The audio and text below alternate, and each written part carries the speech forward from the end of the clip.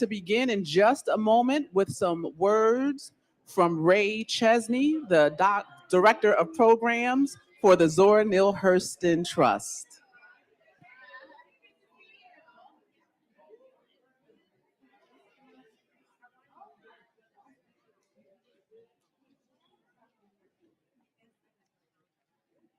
Ready? Right here. Good morning, everybody. Good Zora morning, everybody. Thank you all for being here. If you did not know, we are stepping into history with Zora Neale Hurston 100 years ago.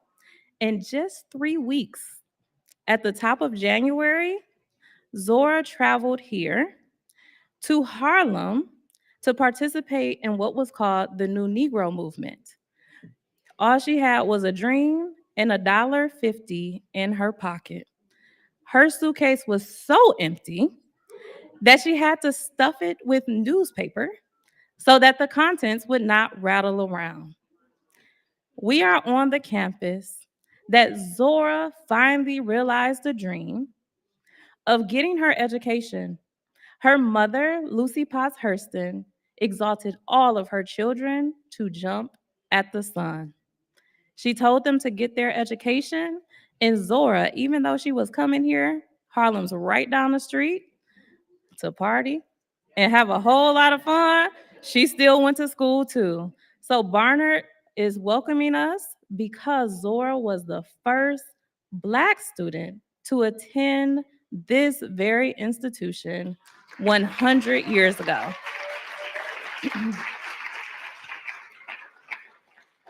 Now, we'll be chit-chatting throughout this whole thing, but I want to bring up a special person next. And I think we're going to bring up, President Rosenberry, are you ready? All right, I'll let you welcome us to the campus officially, and then we'll bring up some more special guests. Step back. We'll just step back here. Right here. Welcome to Barnard.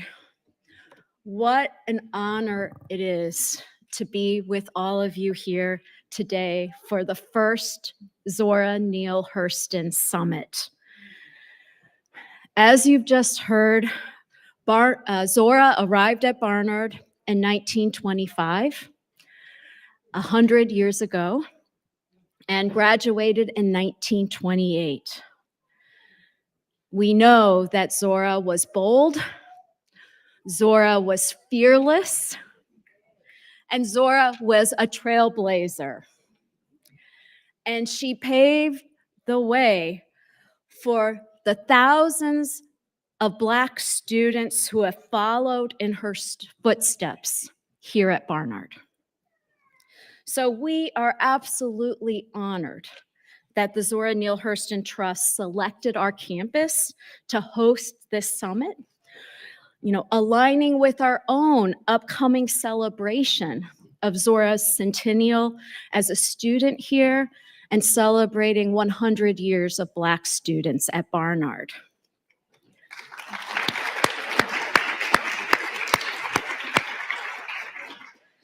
Organizing this summit has truly been a labor of love, and I want to give a huge shout out to everyone who assisted with this event. But in particular, I want to highlight first Professor Monica Miller, the chair of Africana Studies at Barnard. Will you stand? Will you stand?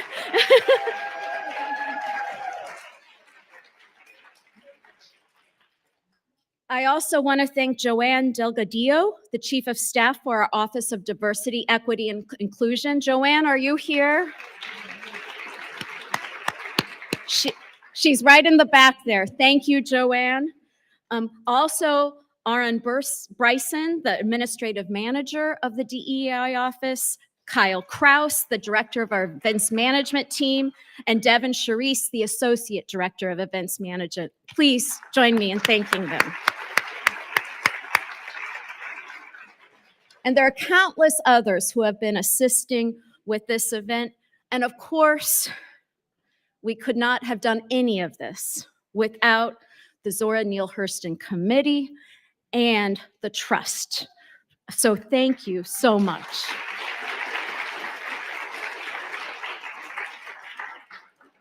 Zora's legacy and impact at Barnard and throughout the world continues to inspire generations.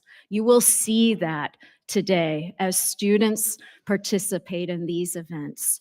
And I hope to see many of you back at Barnard next month when Barnard alumna, author, and MacArthur Fellow Edwidge Danticott will be presenting her own lecture about how she has followed in Zora Neale's Hurston's traveled, dusted tracks. For now, thank you again for the honor of hosting this summit on our campus. Let's begin.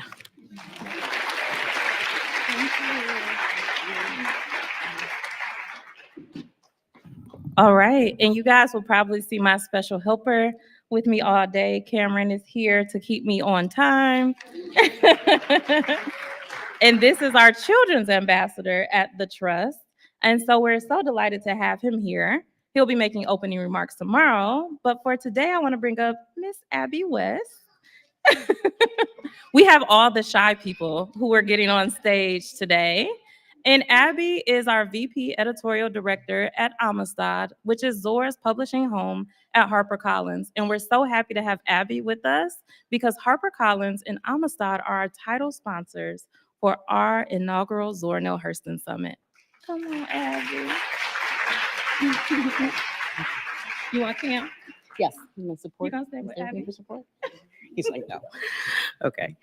I'll be brief. But on behalf of HarperCollins and Amistad, the literary home of Zora Neale Hurston's wonderful books, I want to extend my thanks to the Zora Neale Hurston Trust and the family, to President Rosenberry and our Barnard College hosts, and to all of you who've gathered here today so we can celebrate Zora together. It is an absolute honor to publish Zora's seminal works, including Their Eyes Were Watching God, which will have a deluxe edition this year, and to amplify them and help introduce her to new generations and new audiences.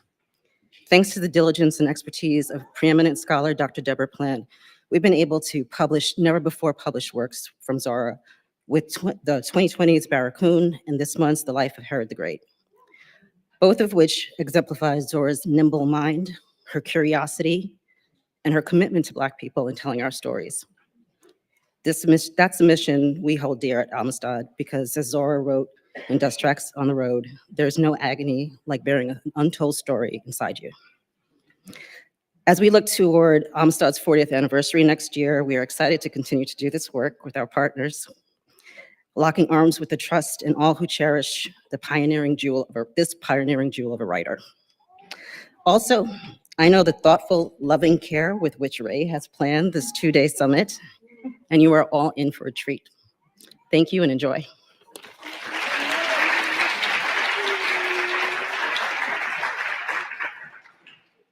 And I think Abby just set the record straight, because that quote, "There's no agony like bearing an untold story inside of you," is often misattributed to Miss Maya Angelou, Dr. Maya Angelou. And I think that's because she wrote the foreword, but good job, Abby.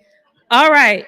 So next, I'm going to bring up two very special people who happen to be our trustees at the Zora Neale Hurston Trust, but they are actually family members of Zora's. And because we have the Queen here, I'm going to ask Harold, can you assist Miss Lois on the stage? And Lysandra, I'm going to invite you both up. All right, don't push this thing. It'll fall off.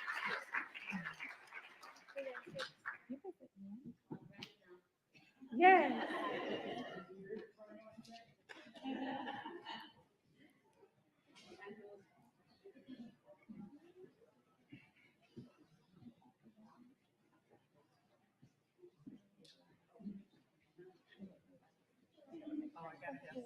Yeah.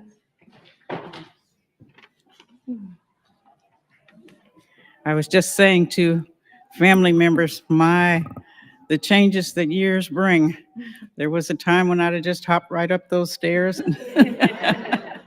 but not so anymore. Good morning, everyone. I bring you warm greetings from the Zora Neale Hurston Trust. My name is Lois Hurston Gaston, and as Ray said, I'm a trustee of the Zora Neale Hurston Trust. I'm also a grandniece to Zora, granddaughter to Dr. Hezekiah Robert Hurston. And notice that I say I am one of these groups because the Hurston Trust family has more than one niece or one nephew, and many greats, great-greats, and a few great-great-greats. Aunt Zora is our ancestral leader, and it is because of her and her wishes that we gather together here today. There aren't many family members who actually remember meeting with Zora, with the exception of our senior nephew, Dr. Clifford Hurston, who unfortunately couldn't be with us today. But there are still so many of you, a part of our family now, who remember her as their teacher or neighbor or years that they spent with her in some other capacity, perhaps such as Miss Margie, if she's out there. She's the one who reminds us. Despite the years separating us from her physical being, the years have drawn us all closer together because during her time on this earth, her light shone brightly everywhere, and it is shining brighter every year, due largely to all of us who became lovers of her works and films, and who came to love Zora, the woman, for the wonderful, charming, confident, witty, and honest person that she was. She knew who she was, and she wasn't afraid to show who she was, no matter what others thought. She was right when she said, "Those that don't got it can't show it. But those that got it can't hide it." She definitely did not hold back on showing that she had it. It was what she had that carried her name through the dark days of near obscurity and on into the sunlight of another century. It was sassy Zora who caught the eyes of Hemingway and Alice Walker and countless others that I'm not mentioning today. It was her sass and her brilliance that caught our eyes. She has stayed with us because she is us. We love her because she introduced us to the best in us. The beneficiaries of the Zora Neale Hurston Trust, created in 2002, believe in Aunt Zora and the legacy she left us. We are dedicated to the idea that Zora's name should be known throughout the world, that her works should remain a mainstay of the literary canon, and that her image of a determined and independent spirit should be preserved and revered. We are profoundly grateful to the fans, the scholars, academicians, researchers, librarians, sorors, volunteers, and others that we today embrace now as members of Aunt Zora's family.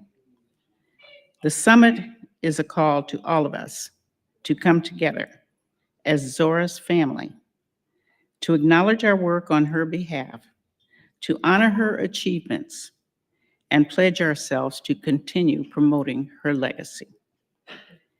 We thank you again for making the journey to Zora's Summit today, our first trust gathering devoted solely to honoring Zora. Thank you all again. Miss Lois, we'll have you stand. We'll have you stand until Miss Sandra finishes. Oh, okay. I'm gonna sit with you. Oh, I didn't know she was.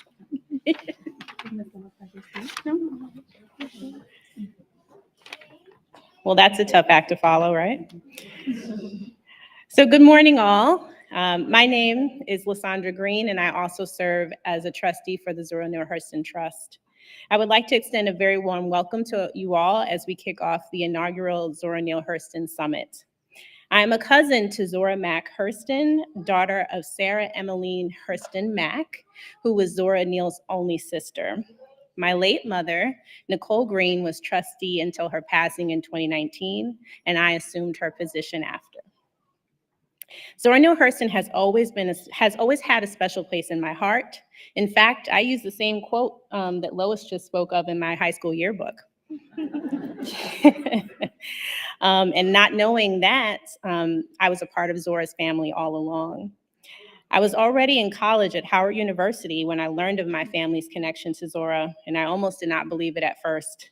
It was just so surreal to know that I could be related to someone who I admired and studied about, and Zora had always been a celebrity in my book. Although I joined the Hurston family late, I've learned even more about Zora during that time and that I have been serving it with the trust. I found Zora to be a vivacious woman who captured all who came into her orbit. I have read that the party did not begin until Zora arrived, and it stayed that way until her passing in 1960. Of course, that was long before I was born, but her embrace of life and faithfulness to her purpose serves as a model to so many young people today, including me. Zora's family of devotees has grown exponentially with time, and I'm proud to be one of the young members of what has become Aunt Zora's family.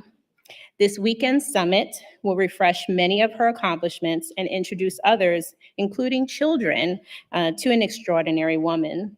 In many ways, this will be a reunion that brings together those of us who want to share our experiences with Zora or discover Zora in the backdrop of today's environment. Before I move off the stage, Lois and I also want to extend our heartfelt thanks to Ray Chesney, our Director of Programs, for pulling this together. It truly would not have happened without her. So.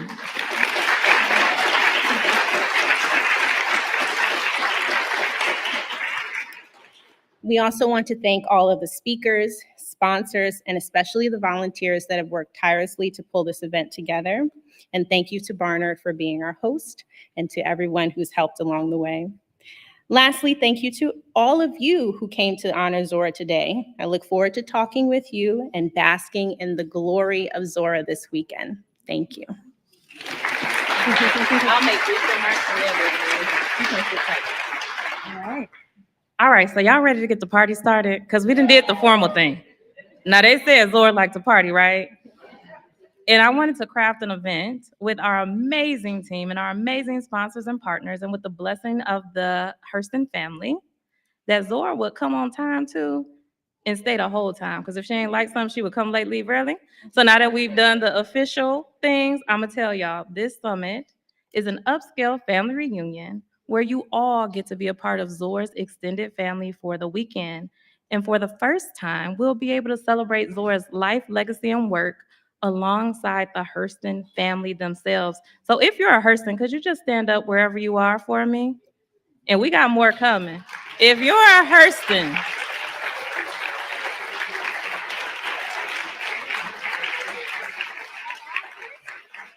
yes. So even Cam is looking because he said, we got a lot of Hurstons here. We do indeed. The Hurstons have come out and they are going to show out. But y'all take care of my Hurston family now. And y'all take care of each other. We're going to move through the program with Dr. Aisha back there. She's going to move us along to our next event. But we are so excited for you to experience everything we have in store because this is officially Zora's party.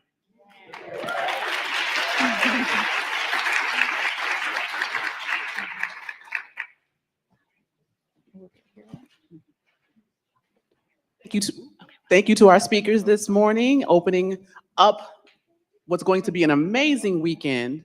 But before you leave this room and start going and wandering around and doing all the things that we have planned and are ready for, we are going to have a blessing of this space. We are going to have a blessing of the altar that you see up at front. And to do that, we have Chadra Dalan Pittman.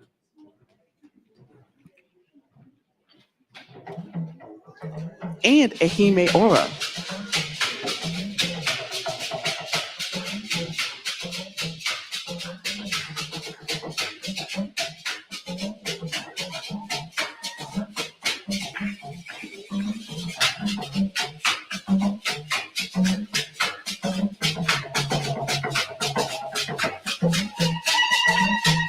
Y'all don't need to stay seated. I know you feel it.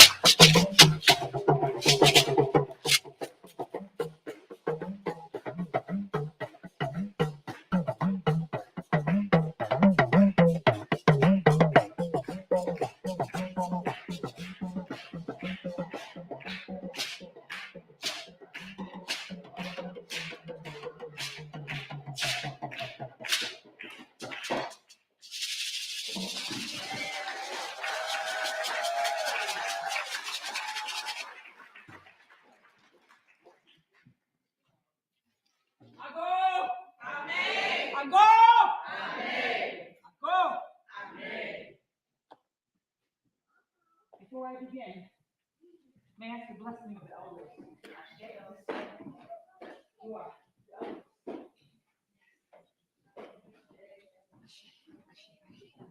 Bon dia, dumele, etesen, idi, ache, salbona. How we go?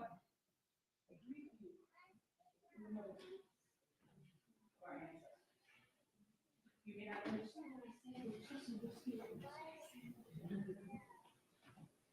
Many things were taken.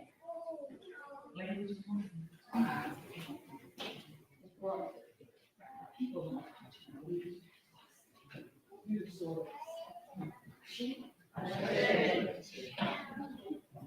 We have created an altar in honor of Zora, in honor of her life, in honor of her contribution. We're going to explain a little bit about what is on the altar. Sometimes when people think of altars, they think, ooh, altar, hocus pocus. All cultures have a place of reverence. Christians, Buddhists, Muslims, Native Americans have sacred spaces. So, beloved, we are in a sacred space. Okay? And so, in this space, there are seats that are not filled, but they're filled.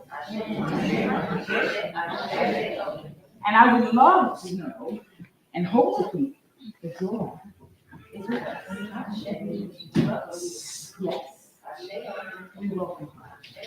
We welcome her. Sankofa teaches us, in order to know where you're going, you have to know where you've come from. Yeah? The feet are forward, the head is pointing back towards the egg. The egg is the future.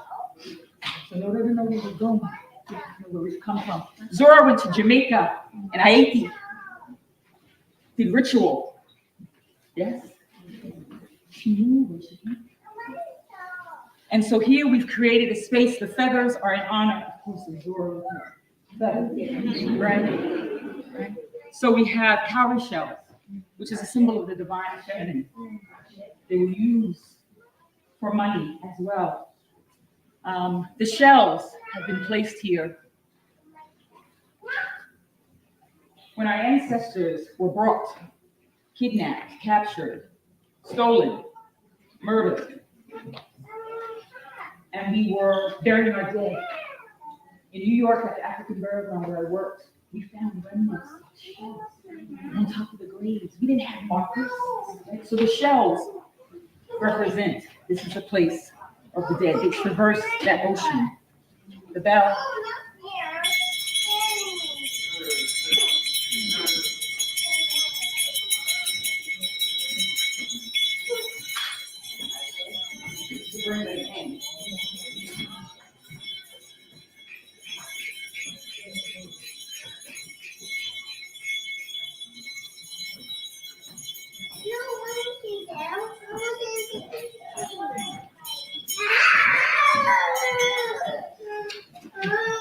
The bell. Can you hear? The bell is to bring them in. To bring them in. The sage is to create, to clear the space of any energy that may not be welcomed. So if you come up to the altar, this is on the side, you can take it, and you don't even have to burn sage. You can smell it and get the effect of what it's supposed to be. Yes. And the cotton is a reminder. A reminder. There were many dancers, poets, musicians, physicians who were first to work in those plantations. So we are alive today. May their dreams be fulfilled through us. Their blood is in our blood. So we are going to my beloved here with me. Who does this belong to? Ah, and she's sticking to me. She did this earlier. You see this? Ashe.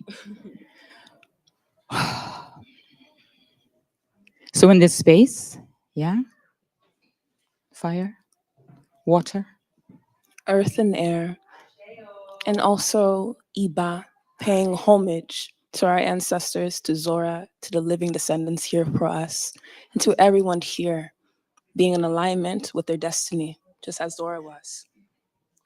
Iba Olodumare, creator of Aye. Iba Arumila. Iba Eshu, Oro Eshu. Iba Osun, Ore Yeye Osun. Iba Olokun, Omi o. Iba Yemoja, Omi o. Iba Erinle Ajaja. Iba Ogun, Ogun Yemoye o. Iba Shango, Kawo Kabiesi o. Iba Oya, Oya Epa. Iba gbogbo àwọn orisha, Iba egungun baba, Iba egungun iya, Iba to all of our ancestors that extend to the beginning of time and space, Iba to our descendants, Iba to the Zora Neale Hurston family, living, those that wanted to be here but couldn't, Iba to them, Iba to Zora, Iba to our Ori, Iba to all of our destinies. May we always walk in alignment with ourselves. And may Zora's presence be with us at this time. Ashel, Iba Shel. Ashe. I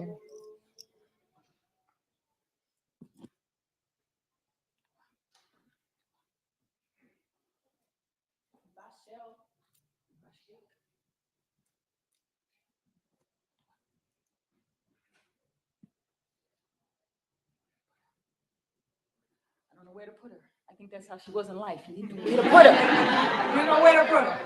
She gets in where she fits in.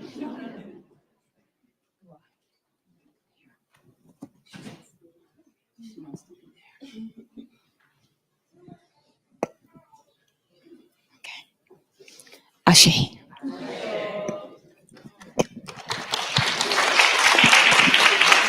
Thank you so much for joining with us. Please, Wale on the drums. And my name is Ahime Ora. Thank you so much. Thank you. Thank you. Thank you. Up next, we'll be having our keynote by Dr. Zelda Lockhart. Do what you came here to do.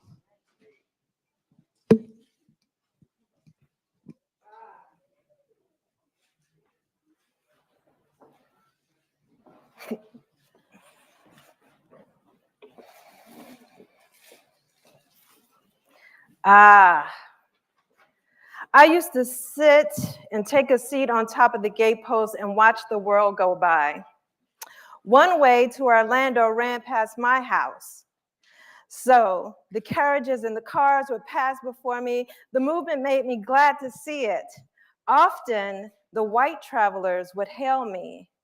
But more often, I hailed them and asked, "Don't you want me to go a piece of the way with you?" They always did.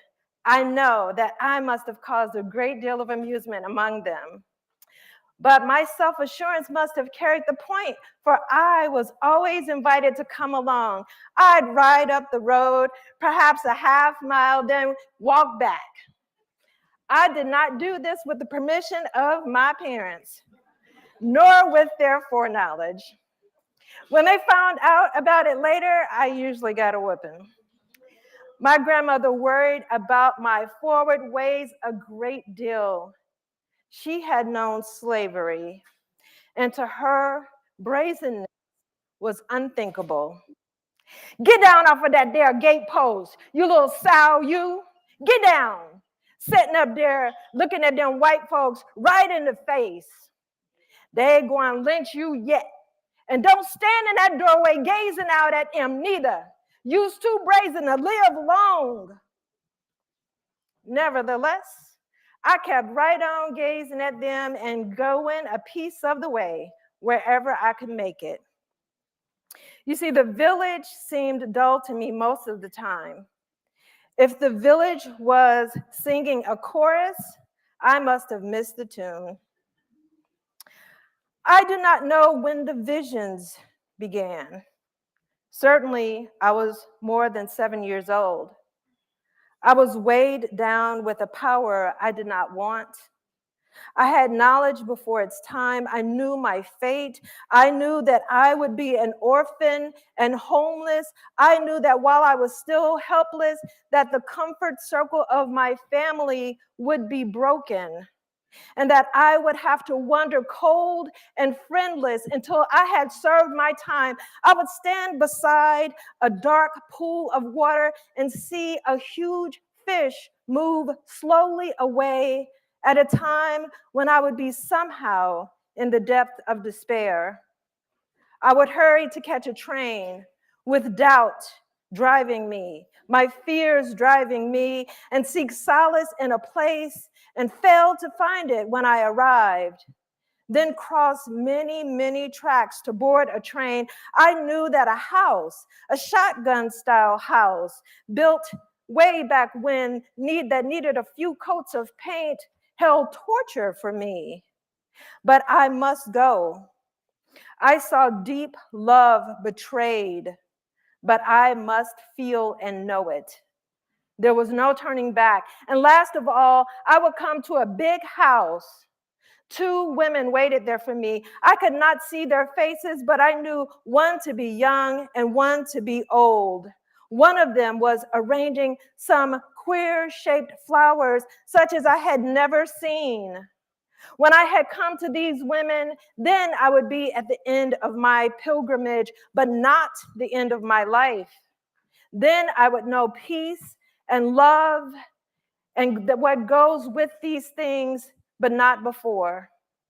These visions would return at irregular intervals, sometimes 2 or 3 nights running, sometimes weeks and months apart. I had no warning. I went to bed and they came. The details were always the same, except in that last picture. Once or twice, I saw the old faceless woman standing outdoors beside a tall plant with that same off-shaped white flower. She turned suddenly from it to welcome me. I knew what was going on in the house without even going in. It was all so familiar to me. I never told anyone about any of this about me, these strange things. It was so different. They would laugh at me as a storyteller. I consider that my real childhood ended with the coming of the pronouncements. True, I played, fought, and studied with other children, but always I stood apart within.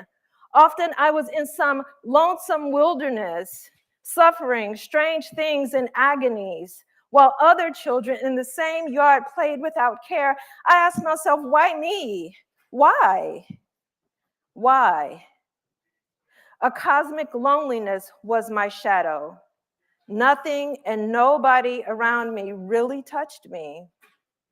It is one of the blessings of this world that few people see visions and dream dreams. One morning, when I was 9 years old, I woke up out of an omniscient knowing space between sleep and awake. In the hallway, I ran to my 10-year-old sister and I said, if we could all be doing what we love to do, everything would be okay. She yelled back down the stairs where my parents slept, just on the other side of the pocket doors that separated our living room from their bedroom in that brick St. Louis turn of the century house. Mama! Zelda's being weird again. I knew what I meant to express. It was a simple knowing, but a complex thought. If I had the words, I would have communicated that the world around me and inside of my house was filled with both joy and strife. If Daddy would go fishing and Mama would sit out in the yard and draw the peach tree and tend to her tomatoes like she liked to do, everything with how they treated us, how they worked every day until they were tired and angry, everything in the house would be harmonized. If everybody everywhere did what they wanted and desired, and what their desires led them to do, the human world would harmonize, each one organically compelled to feel and do, a natural reciprocity of wants and needs. Our human ecology would right itself. At the time, I did not know enough of the words to send those love messages from my mouth to my sister's ears or to anybody else's ears. I did not know about racism, capitalism, and human dis-ease that drives folks with the whip at their backs. One afternoon of that same year, I walked out of my parents' house when I was supposed to be walking just past our dog's doghouse. I lifted the lid of the trash can to put out the trash, and then instead of going back in the house, despite the message of "don't go out the yard," I defied a rule. I walked past the vacant lot where my playmate's house used to be. I walked to the mulberry tree that used to be in their backyard and was now prominent and strong and tall and beautiful and belonging to no one. I climbed high enough for my legs to disappear in the leaves and in the shapes of brown. It was like closing my eyes and disappearing in plain sight. No one knew to look for me outside the confines of Mama's and Daddy's rules. Nobody considered the mulberry tree a place to escape. I saw my childhood home from a distance. In the green and brown camouflage of the trees, leaves, and limbs, I saw who we all were. I saw all 10 of us Lockharts stirring in a life of due dates, bail bonds, report cards, my parents fugitives from Southern lynchings, us kids fugitives from my parents' switches, and each of them fugitives from each other, alternators taken from cars to keep my mother from leaving, my mother hurting herself to keep my father from leaving. I sat in the tree just long enough to split like the part of the tree that is filled with disease, split where I rested away from the bulbous disease part of the tree and reach for the sun. I was split But being split and confused on which way to go was better than being a member of a cohort of siblings or later in life of employees, true to the mission, loyal to the brand at the expense of their knowing. As long as I am split and questioning, as long as I am questioning, there is hope of recollecting my split self into a sturdy new tree trunk of mother knowing.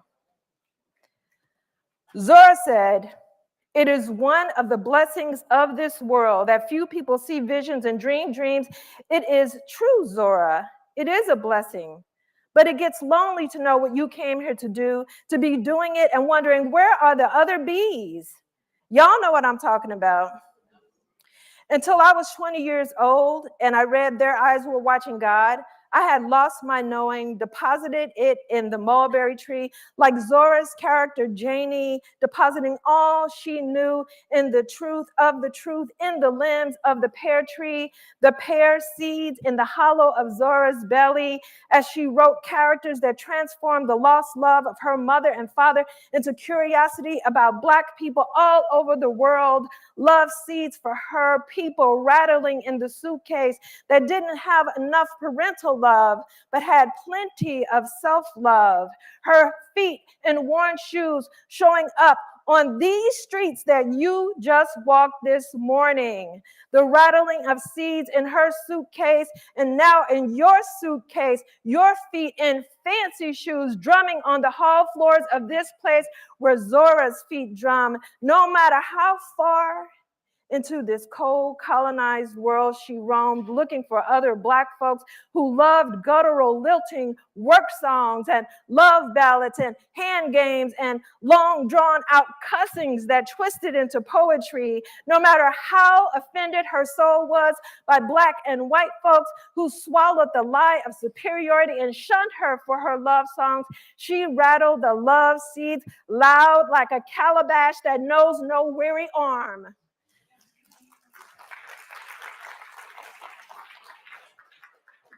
Okay, kind of like Zora, I can poetically digress a little bit. So anyway, with or without funds, Zora did what she came here to do. Folks are worried right now that the current government will take all the money away from anybody working to make art, to teach, to be curious, and travel and go where they need to go to find out about their people. Zora taught me something way back when I was in my 20s and found her via my literature class at my HBCU. Zora taught me to do what I came here to do, even if they shun me, even if they take away the money, even if they don't understand my dreams and call me a liar. Do what you came here to do, because your life extends across all time, extends as far as the wind can blow, and impacts many, many folks to come, not just the fools who think they control your spirit.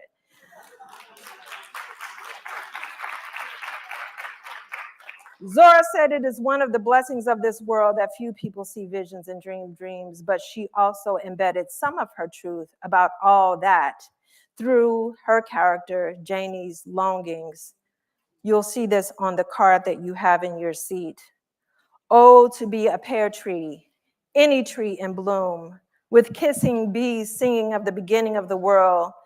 She had glossy leaves and bursting buds, and she wanted to struggle with life, but it seemed to elude her. Where were the singing bees for her?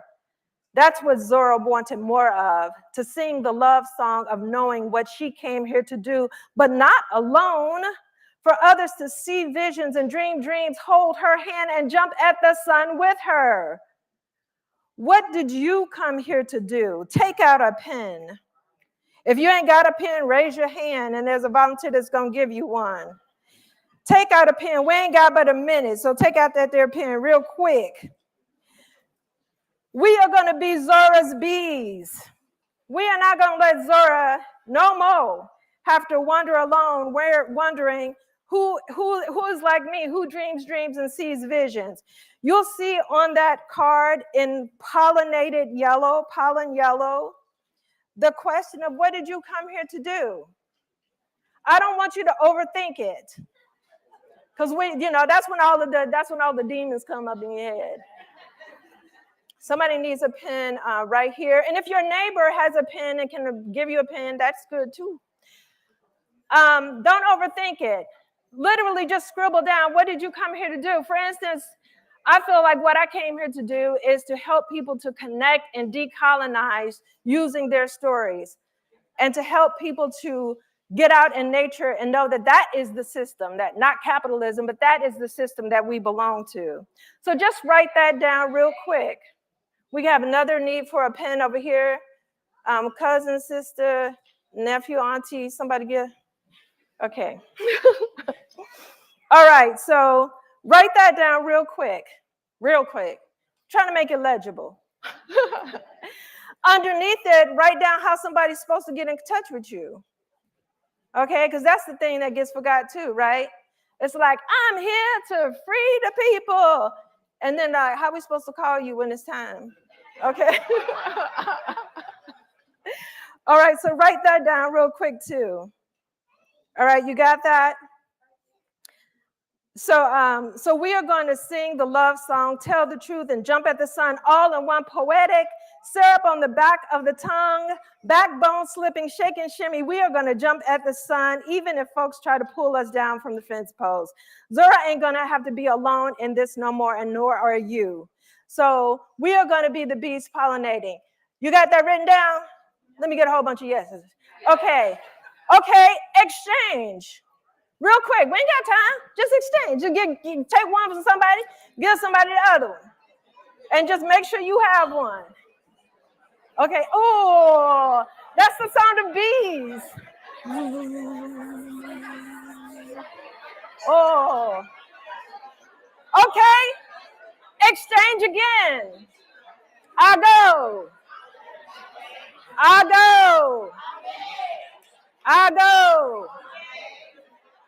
Okay, little bees, one more time, exchange again. Exchange so you don't know where yours is. All right, you got 10 seconds.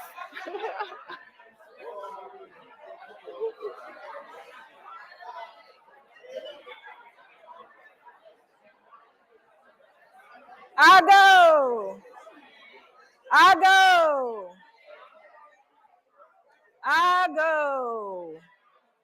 Okay, little bees.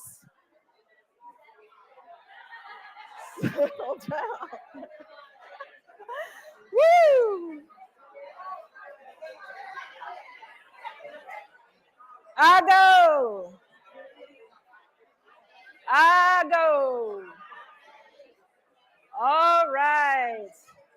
All right, y'all. We gotta end this. So if I could have your attention. All right, so listen, y'all. Yes. Come on, don't make me start singing or dancing. So listen. I was getting ready to start singing because that usually gets people to go, huh? What happened? I was like, don't let your head down, baby. Let's have a natural ball. Okay, anyway. So now you have in your hand the dreams and the visions of somebody that you can hold hands with and jump at the sun. Let's give Zora a thank you. Let's thank Zora for bringing us all here as family together.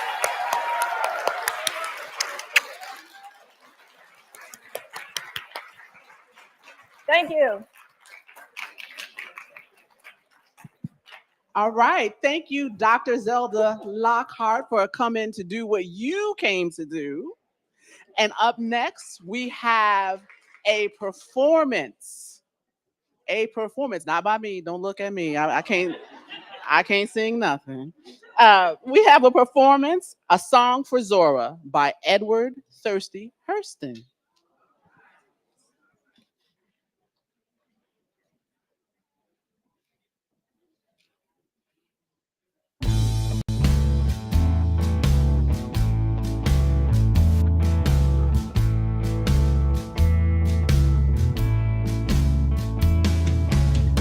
Gonna tell you a story about a lady South. Gonna tell you a story about a genius from the South. She wouldn't stand second to none. Her mama said, Zora girl, jump at the sun. So she jumped. She was cruising down them back roads in her sassy Susie ride. Cruising down them back roads, smoking cigarette, pistol by her side. She wasn't taken to being no bride. Folklore right into the day she died. That's who she be. Say your name, girl. My name is Zora Neale Hurston.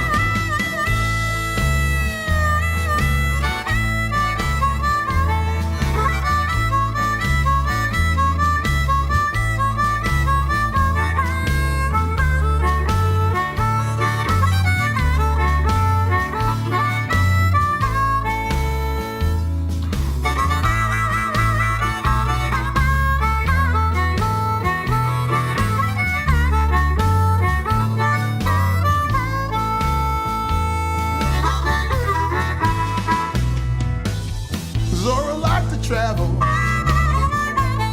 Travel right and have a real good time. Zora liked her music. She liked her good old Southern blues.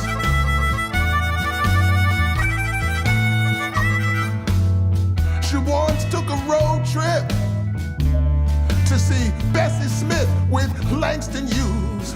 She shown up there.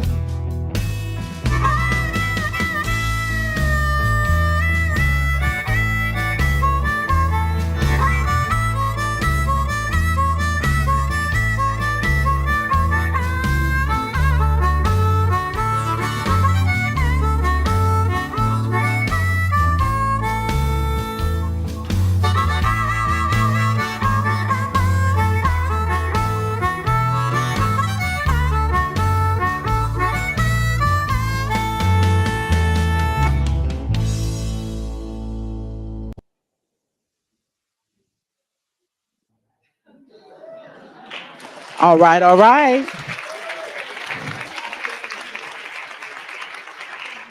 Before I introduce our panel, I just want to remind everyone that our breakout sessions begin at 1 p.m., but there are lovely happenings all over this campus, and they'll be going on all day. So make sure you check your programs so you can move in and out of things as you're going to and from sessions that you are interested in. All right?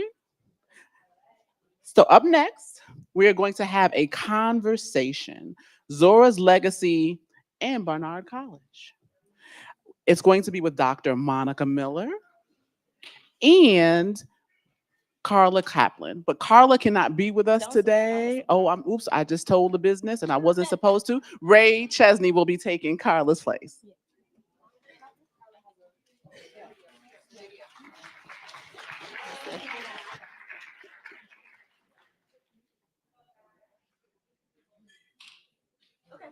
All right, everybody, we wanted to let you know that even though Carla could not join us today, Carla collected and edited 600 letters written by Zora, over 3,000 annotations. She was at the Library of Congress the day that they found these formerly undiscovered plays that let us know Zora was actually a playwright. So Carla, even though Monica will agree, we have tried to get her to rest and recover. She insisted that she would send remarks for all of us. I am so sorry not to be with you in person. Please blame COVID, and if possible, blame 47. Somehow this too must be his fault. In one sense, Hurston came to Barnard and later to Columbia with almost nothing. She had none of the financial resources of her fellow students, no spending money, no tennis costume, no closet full of nice clothes. And she was, of course, Barnard's only Black student, unable to escape constant scrutiny and attention. She was unable to escape the racism, classism, and sexism so baked into American culture as to seem simply normal. It was an impossible situation, and Hurston was, as she well understood, being set up for failure. But she thrived.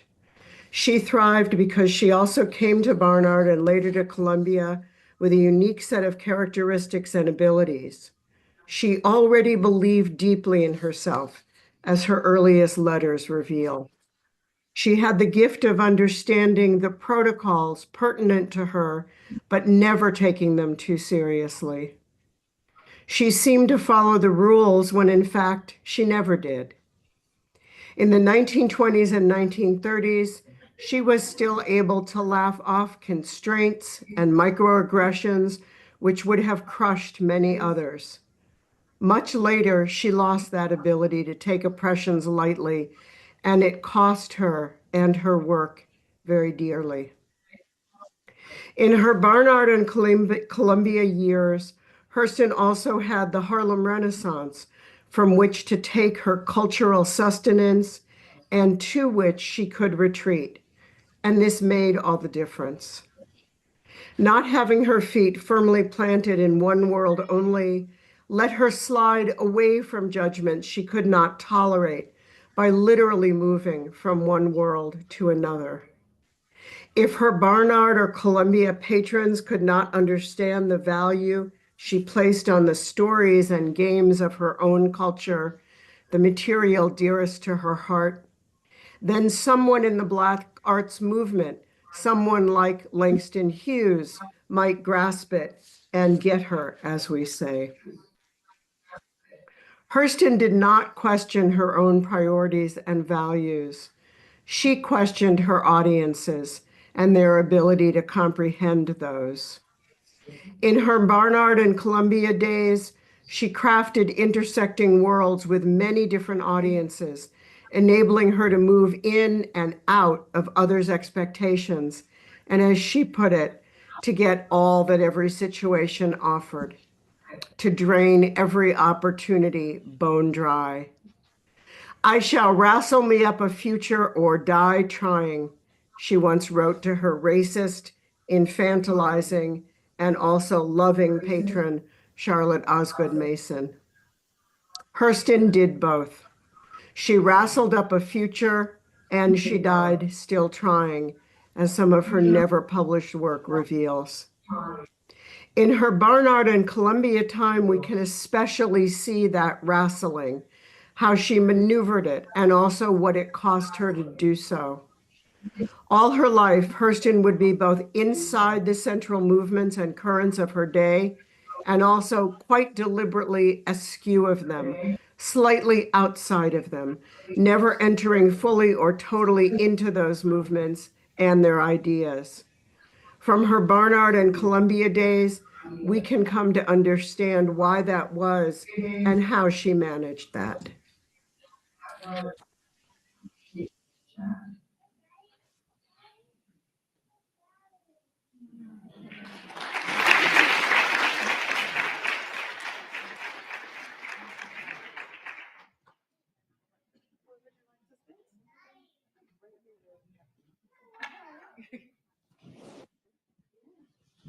All right, so who would have thought that a self-taught Zora Neale Hurston scholar, known as the Zora Girl, would get to sit on stage with the Monica Miller in place of the Carla Kaplan?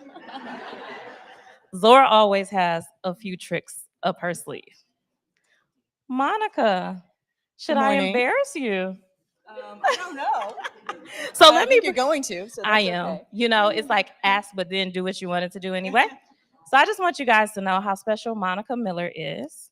She is the resident Hurstonian here at Barnard College, ensuring that Zora's legacy persists. So when we talk about Zora being the first, that she is not the last, in her voice and all the things that she experienced shape the futures and the experiences of current and future Black Barnard students. Absolutely.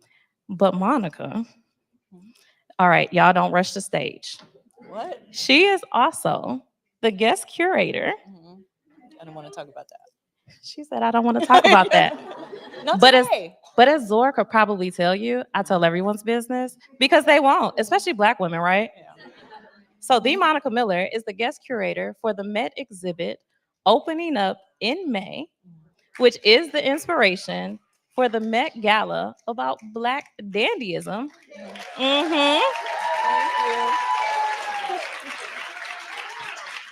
So Monica, Yes. Monica reminds me a little bit about a little bit of Zora right now, because she has been working double and triple duty, teaching here at Barnard, managing the summit, and running down to the Met to curate this exhibit with deadlines yesterday. Due yesterday? Well, today, but I'm Today. not there today. Okay, let's hurry. Let's hurry up and get her off the stage. She has No, stuff it's to do. fine. No, I'm good. I'm good. I did my part. Yeah, so Monica's going to help us understand what it really meant for Zora to be here and what her experiences were. But we know Zora from the Harlem Renaissance. How in the world did she get to Barnard in this Morningside campus? Well, first, Ray, thank you for that. And I just need to say that it is very, very beautiful to see everybody here for this event. We have been planning this for a very long time, but it only makes sense when it's participatory. So I just want to thank everyone for being here. There's no amount of thanks that we can give to Ray. So, well, what we can do, right? What we can give to Ray, I think, is a great weekend, right? What we can give to Ray is this great energy that we have in the room, right? We can give that to Ray, and we give it back to Zora. So thank you, Ray. I also want to say that one thing that I can say, I think, about the exhibition that I'm curating at the Met is that, of course, Zora is a part of it, and I was very inspired, and I hope when you go to see the exhibition, if you do, I was very, very inspired by Hurston's essay, The Characteristics of Negro Expression. So you will see that essay reflected in a couple of different ways in the exhibition. So I want all the Hurston heads to look out for that. So yes. Give them the quote, Monica, from that we always talk about. Which quote? Where Zora said, Black people love to pour beauty. Oh, yes. So it's actually from that essay. One of the things that I've been working with in my mind, right, is one of the characteristics of Negro expression is the will to adorn, right? And that's the love of Black people to pour beauty upon beauty upon beauty. It's never, as she says, too much, right? I agree. And so in deep contrast to Coco Chanel, who says, every time you're about to leave out of the house, take off. One accessory off. Yeah, exactly. Zora's like, put it on. Put it on. Zora. Or keep it on, put it on. Exactly. All right, Monica. So are you ready to tell them, how did she get here? Because how did she get here? Sure. So Hurston's journey to Morningside Heights, which is where we are, really started. I mean, I want to say a little bit about education, right? Many of you, I mean, this is great because it's an informed audience. Many of you in this audience know, right, that that one of Zora's primary objectives, right, in life was, as we've heard already today, to be curious and to stay curious, right? Part of that meant that she was always striving after informal and formal education, right? For many, many years of her life, the informal education was much more accessible to her, right? But when she got the chance for formal education, she took it, right? So after many years of wandering in her early childhood, which I send you to Valerie Boyd's beautiful biography of Hurston for more about that, Hurston managed to, actually, she just kind of sat down. She went to Morgan Academy in Baltimore and sat down in the classroom. I don't think she applied, right? She just she started at high school and she just showed up. She showed up. And eventually they figured out that she was not enrolled, but nobody cared, right? So one of her first formal educational opportunities was at Morgan Academy. But I also want to show you how she entered that space. Okay, so I'm gonna have to read it from here. This is the letter she sent in 1917, 1918, in the very beginning of her Morgan career. Dear Dean, this is the Dean of Morgan Academy, the president. She says, I want to know you and Mrs. Pickens ever so much for many reasons. The first of which is you are interesting to others. Second, you are interesting to me. Third, I want to reverse the usual process and know the writing by the writer. Greatest of all, 30 or 40 years hence, the world will look for someone that has really known you to write your biography. Flattery. To see you as a husband and a father and have you as a friend and a teacher should mean that one would get beyond the obvious, the superficial. I want to do that. I would like to know to what extent a woman of Mrs. Pickens' character and accomplishments would influence your life. Impertinent, isn't it? But I want to get all, capital ALL, that Morgan has to give. I feel that I will have done something equal to the course at Morgan if I have really known you and Mrs. Pickens. Yours respectfully, Zora Neale Hurston. So Hurston enters into formal education, right, impertinently.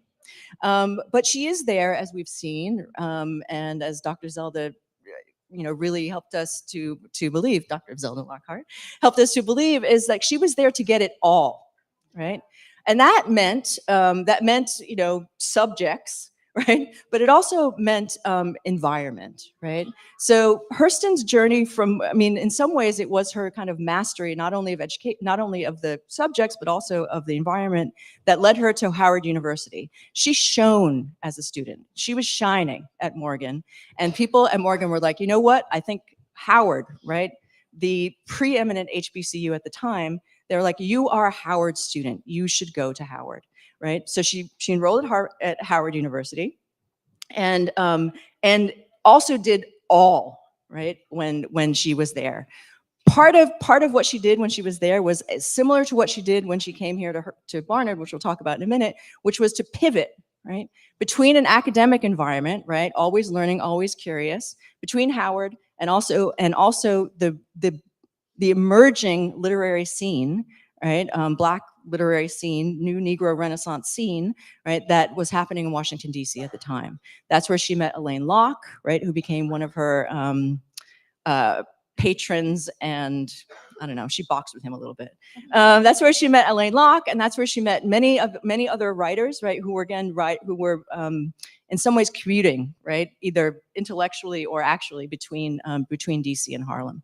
So she starts at Morgan. She comes to Howard. And then about 2 years into her career, something that plagued her then, which continued to plague her at Barnard, is she kind of ran out of money, right? She became ill, she ran out of money, and she had to stop her education. But again, she was always looking for an opportunity, right? So she entered a literary contest here in New York City. She won two second prizes, right? But that still meant that she was the winningest person in that round. Two honorable mentions, right? All of which had a little cash prize. And she moved up here to New York to collect those prizes.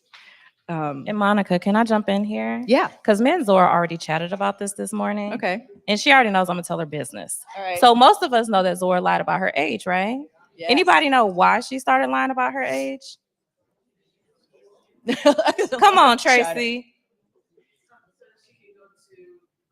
Yes, exactly. So she could finish high school for free at Morgan Prep Academy. She found out, according to the Maryland Code, yes, if you were between the ages of 5 and 20, you could go to school for free. Zora was 26 at the time. Right. She said, well, I developed late. And so we see this maturity in this bravado in her letter, but she's presenting as a 16-year-old. Yes. Yes. 16 at 26. Impertinent. Black don't crack? Impertinent. Impertinent. Absolutely. So what was her experience? We talk about, a lot of times we talk about the first, right? But we don't talk about the ones after. Right. And we don't really consider the experiences. It's just kind of like a headline. The first Black student at Barnard. How did she get on campus, and what was her experience? I think I personally think about this a lot, and one of the incredible gifts that Carla gave to us in her Zora Neale Hurston Life and Letters was actually some of the first documentation, right, from Hurston's point of view of what her experience of being a Barnard student was like.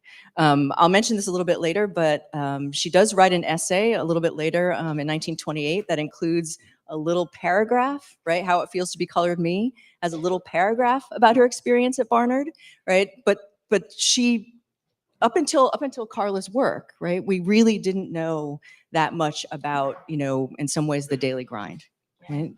So Hurston's experience at Barnard. Right now, I'm showing her transcript. So for students out there in the audience, if you become famous, we might be showing your transcript, right? Like in 100 years. There are no grades here, right? So anyway, we'd do it redacted. And Monica, look, I just noticed.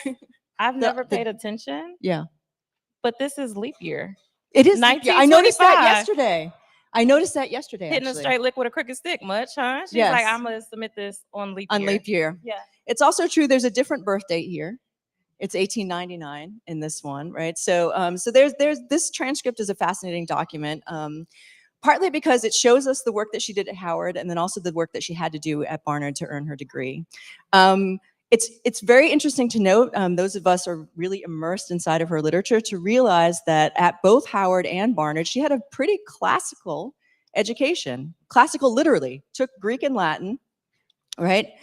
Took sort of ancient civilization, right? Had a very, very standard formal education, right? So I think there are three things that were happening for her when she was a Barnard student, right? There was the confrontation with this particular canon, right? There was, if we go back again to what Dr. Lockhart asked us to consider, there was also her, which is emerging idea of like, what is she here? What is her work? What is she here to do? Right? She's doing that. She's satisfying these particular rules, the Barnard rules up here on the transcript. She's here in some ways to do her own work, right? And she's also here to be a part of the new Negro Renaissance, right? She's doing all three of those things, right, at different hours of every day, right? So as a Barnard student, she was unique in so many ways. Not only the first self-identified Black student, she was also a first-generation low-income student. She was a transfer, right? So she was fulfilling all of these kind of categories of students that I think, that I hope, that Barnard actually sort of tries very hard, right, to support, right? She was doing all of that and having all of those identities without any support. Barnard admitted her, right, but they did not support her, right? But she just pause right there for a minute, Monica. So she was enrolled. She was enrolled. She was admitted, but she didn't get any money. She did not get any money at first. At first. At first, Zora did not have money. She was to attend. She was not considered talented enough for a scholarship. Mm-hmm. I like to tell the tea because this is Zora Neale Hurston we're talking about. Yes. Because she also did not meet the qualifications to enter into Howard. Where I see some blue and white in the audience, where she pledged Zeta Phi Beta, sorority incorporated. But Zora Neale Hurston was not considered talented enough, intelligent enough, qualified enough to attend either institution. No. So they admitted her, but she didn't have the money. And there's a letter that she wrote to the founder of Barnard, Annie Nathan Meyer. I think that's a different letter. Is that a different one? We can go back to that one. Yeah. Yes. So she told her, she was like, hey, founder of Barnard, by the time I buy my tennis outfit, my swimsuit, by the time I buy all the accoutrements that I need to attend the Barnard College, I don't have money for tuition. And you see our Zora become very disheartened. Yeah. And I think if it's okay, I'll tell that story, how she Please actually got the money. Yes. And how she won over her classmates. You love the stories. Dr. Ashley Wade down here is teasing me because I'm always like, y'all want to hear a story? You want to hear a story about Zora? Cam even is like, can you tell me a story about Zora? So it's really interesting because without participating in the Harlem Renaissance, Zora would not have been at Barnard. So as Monica told us, the Opportunity Awards, which launched the Harlem Renaissance, started by Charles S. Johnson, a research director of the Urban League. Right. the first awards ceremony at the Fifth Avenue restaurant on May 1st, 1925. Zora Neale Hurston won 4 awards. The 2 second place prizes. The people who won first place, they ain't even do nothing. We don't even know who they are. We don't know who they are. We don't know their names. We don't know. We don't know. Nothing. And then 2 honorable mentions. But she was the only Southerner, true Southerner, to be there. There was an after party. Yes. 1925, I'm talking about. There was an after party, and Zora walked in and yelled out the name of her award-winning play, Colorstruck. She threw her brightly colored scarf over her shoulder and stopped the entire party. But at the award ceremony, this is significant because oftentimes we think about, even Kim, my 8-year-old is learning about like segregation and racism right now. Right, exactly. And he's like, we family, right? Because y'all don't say nothing to my baby. Don't tell him I told y'all this. But he came home and he said, was Zora alive when white people and coloreds couldn't be together? I was like, could they have prepared me for this at school, that this was a conversation? So we have the right language, but he's contextualizing from Zora's experience. So when we think about this award ceremony, we're probably thinking like it was just Langston Hughes, Connie Cullen, Not at Wallace Thurman. No, there's also white progressive patrons and some who consider themselves progressive at this award ceremony, and they're ready to support these young Black artists. Zora jumped at the sun. She was like, y'all gonna know that I'm here. Right. Annie Nathan Meyer Barnard trustee, was there and said that woman. Annie Nathan Meyer was Barnard was one of the last of the at the time 7 sisters, now 7 sibling colleges to desegregate. And Annie Nathan Meyer, as a trustee, was really dedicated to. She had been doing racial justice work for a while, and she was like, I'm looking for somebody who I think can do it. I mean, in other ways, like I'm looking for somebody who I think can take it, right? And it was Zora. It was that bold Zora at that party, and she was like, huh, maybe, right? Yeah. Maybe. And Zora actually dedicated her first book of, we call it folklore, but I would say her anthropological field notes, right, to Annie Nathan Meyer. Muse and Men is dedicated to her. But also at that party was Fannie Hurst. Yes. Anybody know Imitation of Life? So Fannie Hurst, and I mean, she was a big deal already back then. Yes. It got to the point, Zora was admitted to Barnard, but she still couldn't live on campus. Right. And that's what actually, if we go back here, we will see this letter is actually a letter from a dean at Bryn Mawr College to the Barnard president at the time, Dean Gildersleeve, asking her if there were Black students living on the Barnard campus, because it was in her experience that if you have Black women living on campus, pretty soon you'll have Black men hanging around. So she wanted to know, what the experience here at Barnard was. Gildersleeve could write back very easily and say, I'm sorry, no, because Hurston was actually not allowed to live on campus. Yeah. So, but the cool thing is when Zora didn't have money, she said, well, Fannie Hurst, who was at the award ceremony, seemed to take an interest in me. Yes. I think we should approach her for some coin. Some coin. And did. So Annie Nathan Meyer and Zora approached Fannie Hurst, who took a little bit to get back to them, but Fannie Hurst supported Zora and they became friends. In fact, Zora lived in Fannie Hurst's loft right here in New York while she was attending Barnard. And Monica, how did the students change after that, her classmates? Yes. So I'll just read you what Hurston said first and then say a little bit about that, right? She writes to Hurst a little bit later. This is in the spring of the first year at Barnard, and she says, this is second paragraph, I made quite a satisfactory record for the last term, and partly because you took me under your shelter. I have had no trouble in making friends. Your friendship was a tremendous help to me at a critical time. It made both faculty and students see me when I needed seeing. So Fannie Hurst, as much as Annie Nathan Meyer was really important to bringing Hurston into this environment, Fannie Hurst was critical, to helping folks around Barnard see in some ways Hurston's talent, right? Do we call that street cred, Monica? It's You know, I don't but teach at Barnard, it's so even it's bigger than street that. cred. It's street cred, but it's also extremely complicated, right? Because what Hurston is here, she's saying, thank you for helping me be seen, but I'm also acknowledging, right, that in order for her to be seen in this environment, it has to happen, right, through powerful white women, right? It's at the time, right? So she's Hurston is really aware of that, right? But also taking care of that relationship. She and Hearst were friends, right?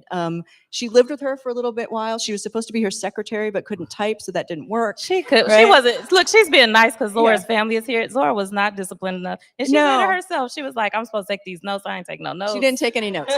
So they became colleagues, right? They talked about their writing together, right? So from what went from a kind of, you know, friendship they had a very deep friendship, and one that was really, really important to Hurston's ability to navigate this social environment, right? Students here loved her after this moment, invited her to tea, as she was talking about. But before this, she experienced what one can imagine are, as Carla mentioned, all of the microaggressions that one might experience being a low income, first generation, first Black student with a strong Southern accent, trying to pronounce French and trying to take both tennis and golf, right? In order, you go back to the transcript, she had to pass gym, and that's what she was taking for gym. So it was not an easy environment, but she found ways to make it work. And she didn't like to work out. Zora was like, "I don't even like to walk." No. So I'm laughing at. She was playing I tennis.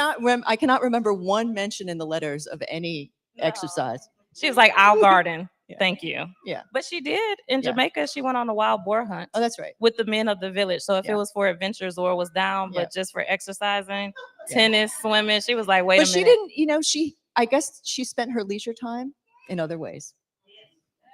We're not gonna talk about that. In other ways. Yeah. Monica, I know you have so much candy to share because Carla and Monica actually prepped for this whole talk. We found out what We did. 6 a.m. yesterday. Yeah, that's okay. I'm gonna give it to you. What do you want to share with us about Zora's experience at Barnard, her legacy here?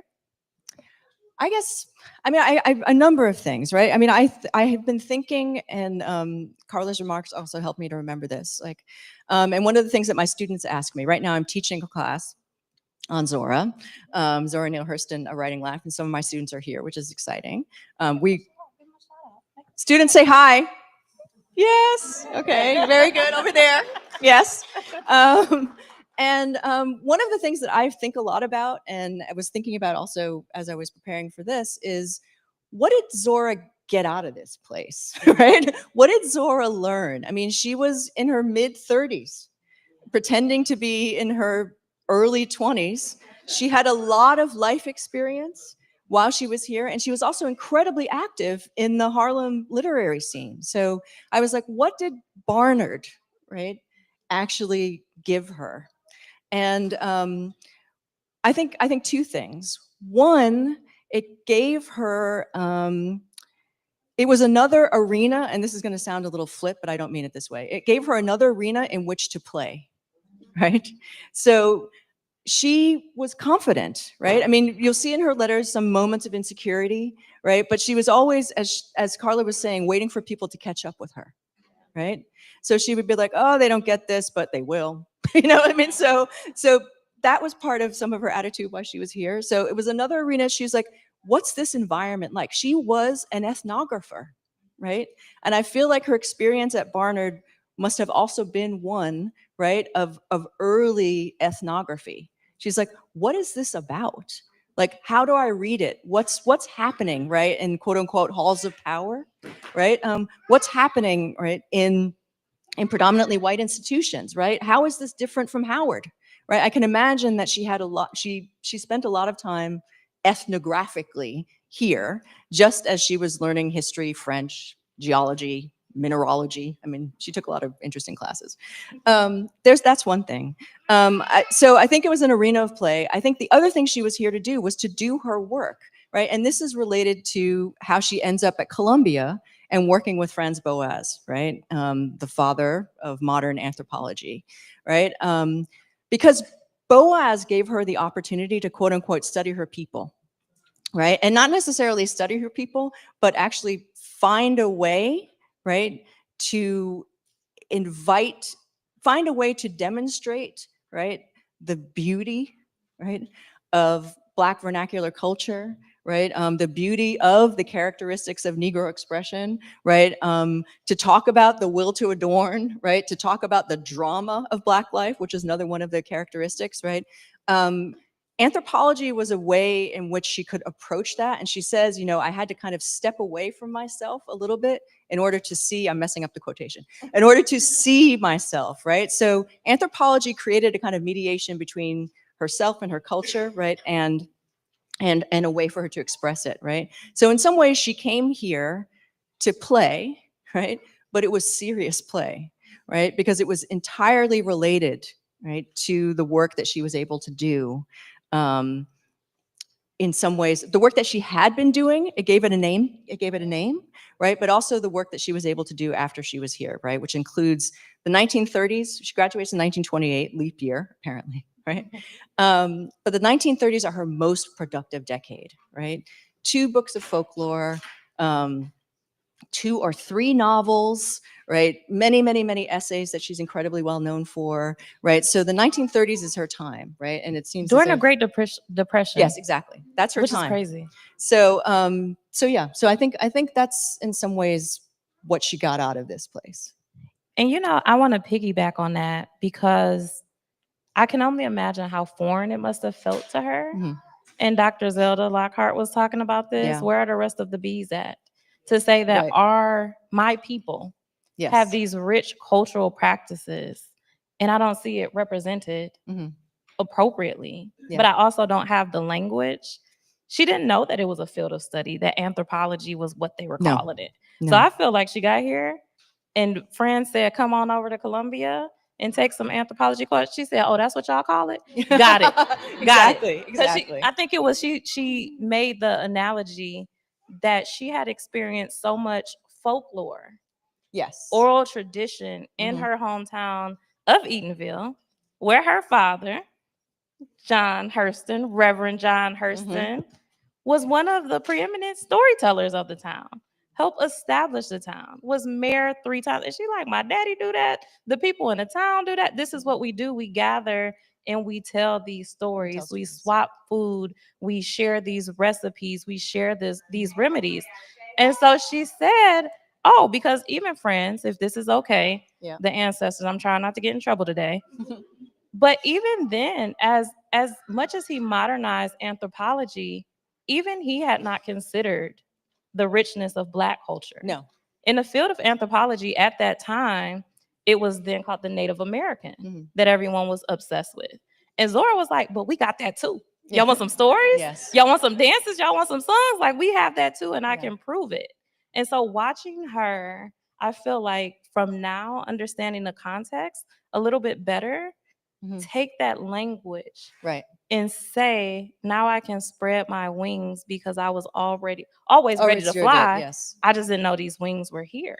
But if this is what you're calling it, Right.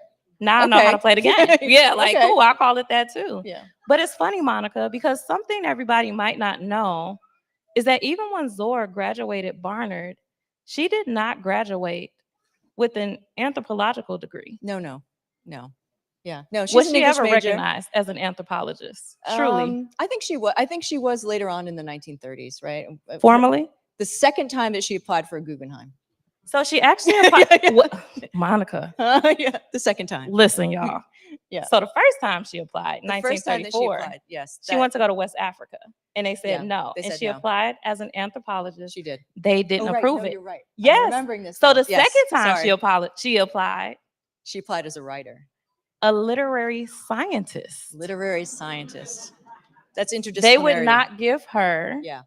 the You're right. title of an Anthropologist. anthropologist, even though, You're right. excuse my language if you have children, damn near every anthropologist sent Zora into the field Yes. to collect for them.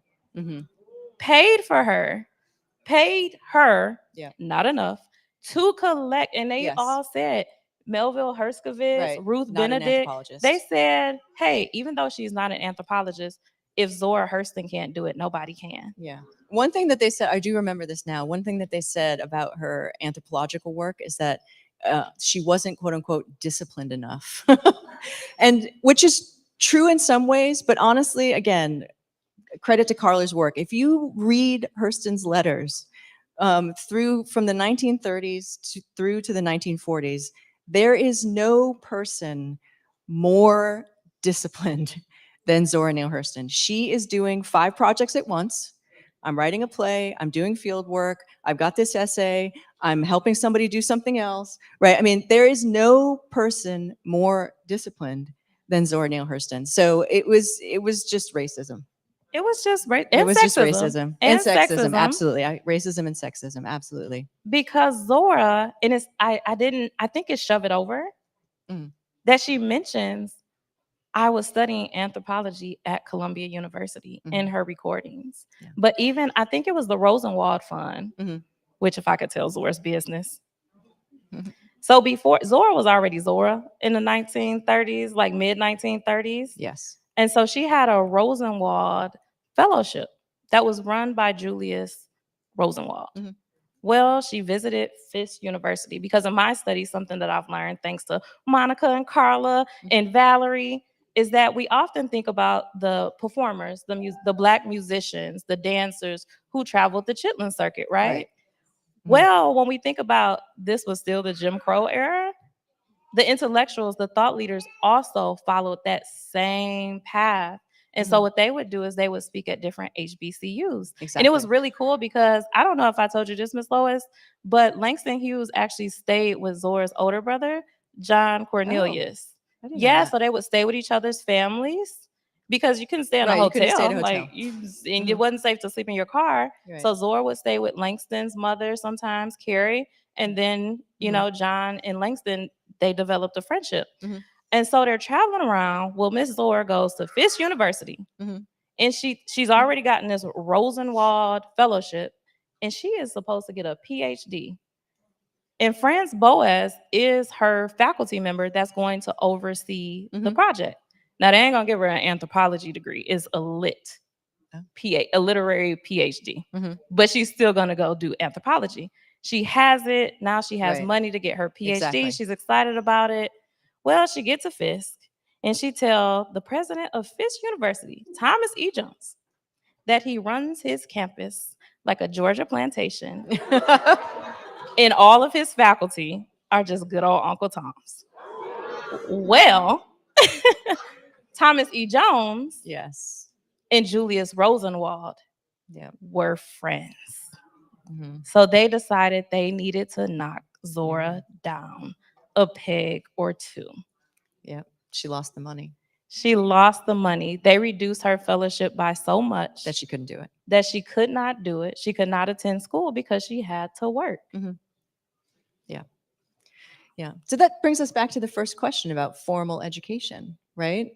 And for her, right, being one of the firsts in many places, right? Like when we think about her educational journey, right, we really do have to think about, right, the formal and the informal. We have to think about what possibilities people made for her, right? And then all of the other paths that she made for herself, right? When she ran up against things like that, or you know, many of the other opportunities that she pursued, right, but weren't necessarily quote unquote granted, right? She didn't wait for all of those, right? She tried her best, and you can see her hustling again and again and again in her letters. She tried her best, right, to keep it moving. Yeah, she did. And I want us to remember, you know, sometimes we try to counter the erasure of our Black figures. Here at the end. Yeah. Monica said we're gonna talk about that at the end. So I do No, have something. that now is the end. Is this the end? I think. Are we Are close we to almost the end? done? You ready to be done? I'm not necessarily ready to be done. Listen, I'm up We have here questions. enjoying my time with the Monica Miller. I know. I'm like, I'm good. But we often counter the erasure by iconizing Yes. our figures, which also dehumanizes them. Yeah. Zora, one of the things I'm so grateful she never knew about, when she applied for the Guggenheim Fellowship, that she did not get? Mhm. Her friend, who she went on a road trip up the East Coast through Canada with, Fannie Hurst, who did bolster her time here at Barnard. Mhm. She asked her to write a letter of recommendation. So many of these people who smiled in Zora's face, stabbed her in the back, and I said, who the hell is Fannie Hurst to be talking about what is scientific? I know exactly. Yeah, and she Anthropology. wrote this letter about Zora not being disciplined enough Right. to qualify for a Guggenheim. Mhm. And so I want to balance that because I don't want us to feel that because Zora achieved everything Mhm. that she did not hurt, Yeah. that she did not face heartbreak, that she was not at times broken. We have Miss Marjorie Harrell. Miss Marjorie, where you at? Is Miss Marjorie somewhere Right here. around here? Over Hey, here. Miss Marjorie. So Miss Marjorie will be on the stage later, but she took English class from Zora in 1958 in Fort Pierce, Florida. Mhm. And what she can tell you about that Zora Neale Hurston, I don't want to freeze her in time. This entire summit is meant for us to understand Mhm. the human Zora, to Yeah. rehumanize her. Because, yes, amazing. Yes, a genius, but she was human. And this is why we are all here to love on her. Yeah. And I mean, this is one thing I was saying before. I really do think that if you study her experience here at Barnard, you see all of those aspects of her, right? You see her humanity when she does really complain and she's hurt, right? That people are making fun of her accent in French, right? She can't do anything about that. I mean, her French is good. She said, I studied up and I got the verbs right, but the accent is the accent, right? This is who I am. We see those moments, right? We see these other sort of iconic moments that we think about, Hurston and the Harlem Renaissance. We see, I mean, sure, at some point this weekend we'll see Hurston standing in front of her car, right? Standing in front of her car, she's about to do field work, or standing next to the car where she's wearing a holster, right? She's got a gun, right? She's going to do this field work no matter what, right? We see those moments of bravado, right? We see these moments of concern, right? She's concerned for herself, right? And sometimes she's concerned for others, right? We see these moments where she's navigating life, right? I mean, one of the things that is absolutely true, one of the things we can say about Zora Neale Hurston that is absolutely true is that she lived a life, right? She lived a full life. What she talks about it, highs and lows and the messy in-betweens, right? And I Yeah. think what's the quote about wrapped in rainbows? I've stood at a peaky mountaintop Yes, with a which we saw sword before. in one And a hand sword in one hand, yes. and Yes. wrapped in rainbows. Yeah. And so I think that is the perfect way to remember her. Mhm. That all, things that happen moment for moment. I remember when I thought that adulthood Mhm. was one thing happening after the other. And then I grew up and I found out it's all the things happening all the time, all at once. At once, yeah. It was true Yeah. for her too. So Yeah. don't think that it was any different. But Zora also teaches us so much about the humanity, the human Yes. aspects, the Yeah. psychology behind the human renaissance. Mm. And I just have to tell you guys, I mean, this time has flown by for me. This is just the launching pad. Mhm. This is truly, we are still just scratching the surface of Zora's legacy. And Yeah. I'm so grateful for Monica and Carla, Valerie Boyd, Dr. Plant, who I believe is Mhm. here. So many of you who are doing the work, even Miss Marjorie, who's making sure Zora's legacy stays alive Mhm. in Fort Pierce, Florida, which was her last community Right. she lived in. All of us doing the work is so that we can Yeah. understand ourselves better, whether we're at Barnard, whether we're down in Harlem, Florida, wherever we are. That is the gift that Zora keeps giving us. And I think I'm grateful because I have to think that she's generous as an ancestor, I think so. allowing us to continue to talk about her and study No her. kidding. Yeah, but Yeah. we're just scratching the surface. Yeah. I mean, also, when I said I would get to it later, you're giving me an opportunity to say this. I mean, as I was reading even the first time, but maybe the third time or the fourth time, Hurston's letters, there is one letter that I think about and I want to just kind of bring into the space because it's very much related to what you were talking about, Ray, in terms of Hurston's humanity, right? But also her understanding, right, of her kind of place in space-time, right? I mean, her understanding of, she was so present, right? And when she was there, she was so present. We've heard this a million times, right? But also, I think of her in other. We don't get a lot of, say, photographs or images of her writing, right? I mean, one of the things I've always been thinking about her as a writer, I mean, she did her writing, as all writers do, mostly alone. She did some collaborative work, but mostly alone, right? So on the one hand, she has this incredible presence, right? Life of the party, right? But we know that she spent a whole bunch of other time, kind of with her own thoughts, right?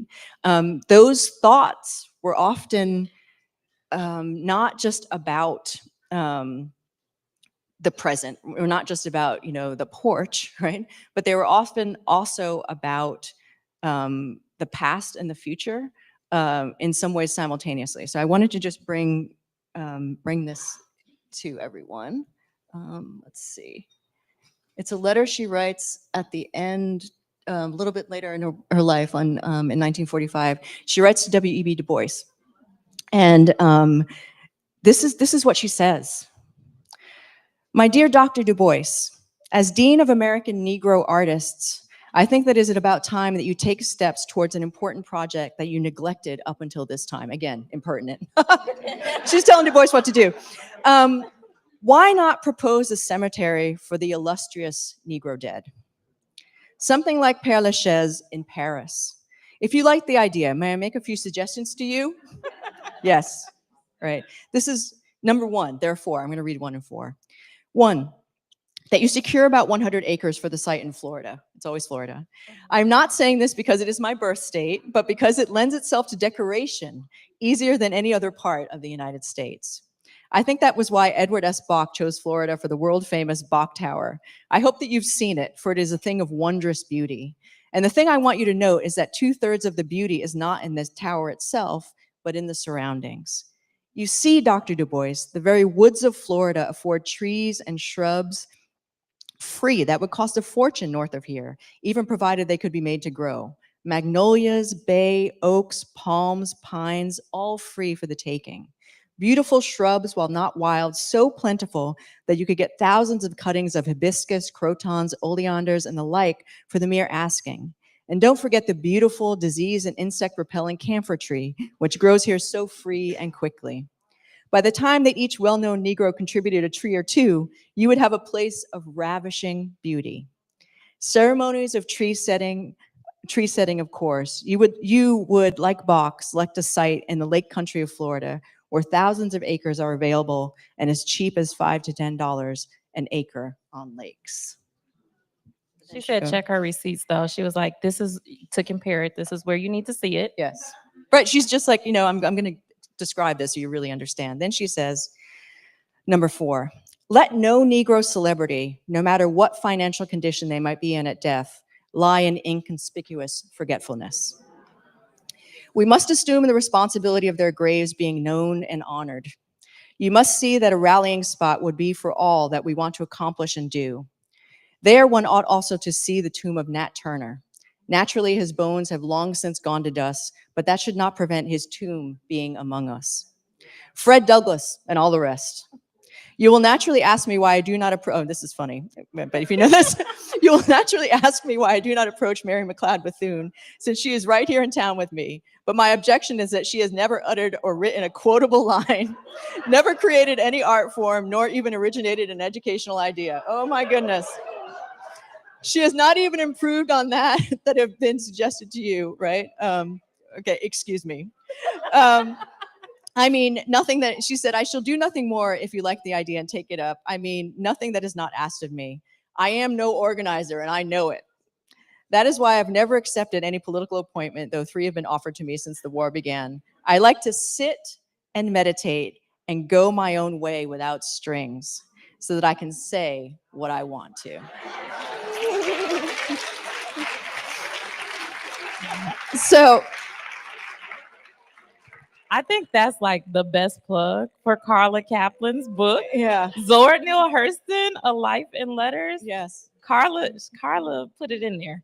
yes. She did not sanitize Zora's words. Absolutely not. And so that I mean, she also a little bit later on, and I won't go into it now. She also a little bit later on that letter talks about wanting a cemetery, but also the possibility of clearing some land for an artist colony, right? So as I was saying, like when she's sitting, right? I mean, we see her walking into parties, impressing everybody, winning scholarships, losing scholarships, right? Depending on what's happening, right? But we also see like this letter clearly comes out of a moment, right? I mean, I like to think it's a moment when she was a gardener, right? When she's sitting in a garden, right? And she's thinking, you know what? We need a place, right? We need a place. And we need a place to, in some ways, honor the ancestors. We need a place like actually close to that, right? That generates, right? That has the possibility of generating new creative work. She's like, it matters to me that those two things are actually close together, right? So, I mean, when I think about Hurston, I think about, again, her education and self-education, right? Her ability to navigate these environments that include either powerful white women or with Du Bois, like the most powerful Black man in America at that time, right? I mean, when I think of the way that she put all that together, I'm just sort of like, that is a person who very early on, right, knew her purpose, even if she didn't have the words to describe it, as you were saying, right? And was willing, right, to be real. Should I close with my favorite Zora quote? Yes. Because I feel like this is the thing. Go ahead. Research is formalized curiosity, is poking and prying with purpose.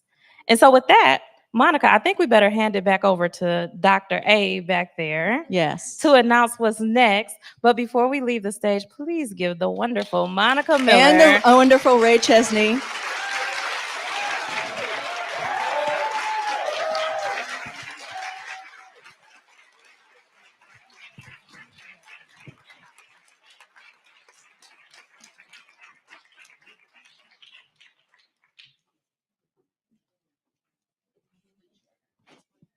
All right, everyone. Thank you. So this morning, right, we've been learning more and discussing more about Zora Neale Hurston, the human, not just Zora Neale Hurston, the writer, the literary scientist, right? The anthropologist who didn't have a designation as an anthropologist, but we know that she was an anthropologist, right? So for the rest of the time that you are here today, you're going to be enjoying, learning, engaging with folks who love Zora from every area: dance, art, music, and movement. We also there's going to be an herbology workshop for those of you who are interested in those sorts of things. So we have about an hour before our workshops begin. However, we also have unplanned events that you can visit across campus, right? And so if you check your program, you can see where everything is. I don't want to run down everything, but find it's a lot. It's a lot. We got a lot of submissions. Lots of submissions, and we were able to, luckily, because Barnard is hosting us, be able to fit that in, right? So see what you're interested in, what you want to do, what fits your fancy, right? And from the library to other spaces in this building and other buildings, there are open things that you can go in and out of. But also beginning at 1 o'clock, there are our scheduled sessions, our breakout sessions that you can attend to. And I know that Ray wanted to tell us a little thing about lunch and what we're going to be doing for lunch. Yeah, so you guys are welcome to check the on-campus spots, but some of our team members, because there were some people that were like really paying attention, you might get tapped on the shoulder and we might treat you to lunch. So y'all look right now, y'all still on the college campus. And before, I'm gonna say Hurston's, if you can stay here for a minute, but I did wanna say that Dad, Edward Hurston, whose song you heard, he was supposed to be here. He had to have surgery yesterday. But that's Zora's nephew from her youngest brother, Everett. So we should just give him a really quick round of applause. And now, except for the Hurstons, everybody can go find them something to eat. Y'all hungry? Yeah. All right. Huh? Who was? It was that was being Nico. She had her she said, this is popular.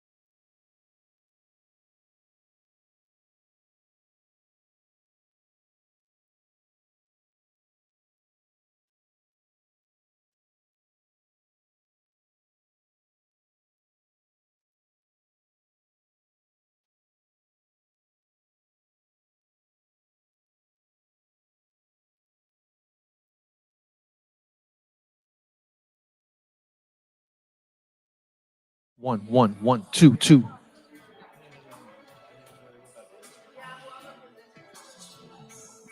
Check, check. One, two, two. Another mic check. One, two, two. Check, check. One, two. Mic check. Cool. Awesome. Was that a Zoom?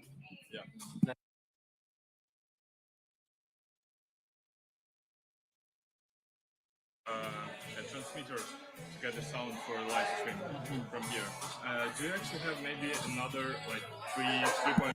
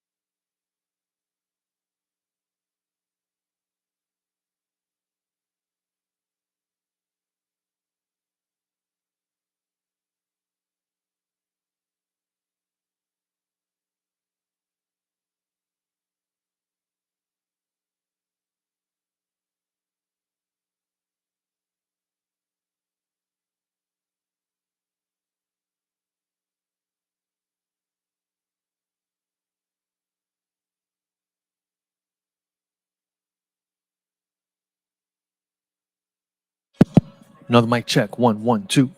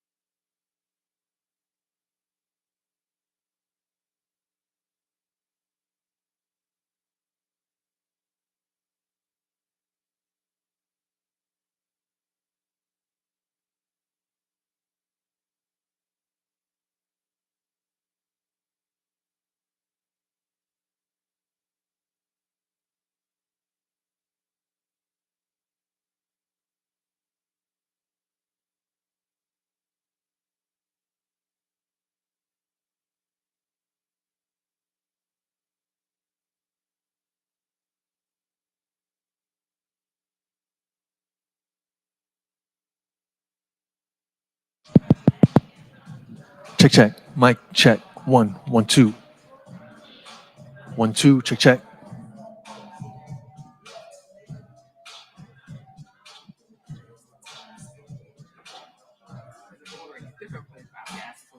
Check, check. 1, 1.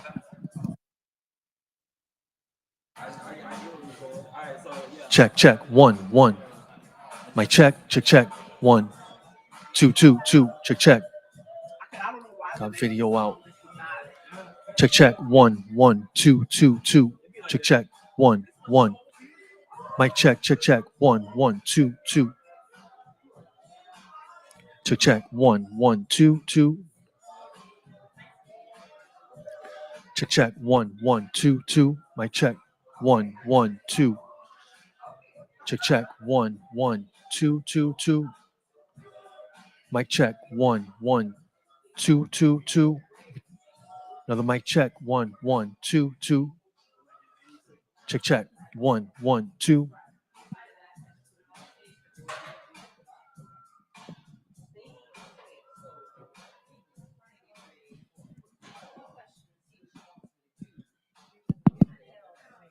Yeah. Yeah, we have the mics on the stage there. We have wireless mics on the stage there. You could pick one off the chair. Yeah. This is what you're going to do when you move.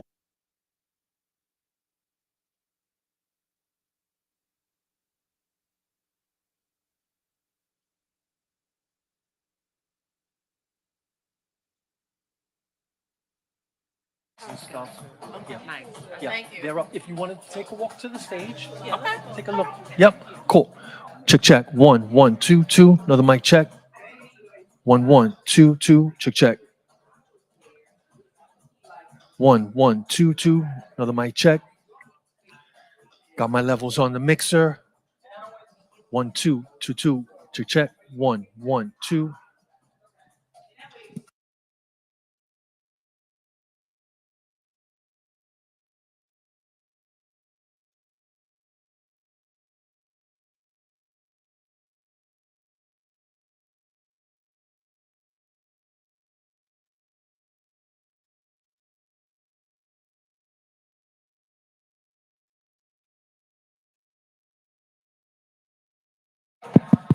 Another mic check. 1, 1, 2, 2. Mic check. 1, 1, 2.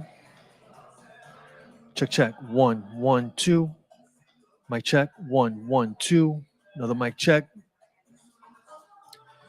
Check, check. 1, 1, 2. Mic check.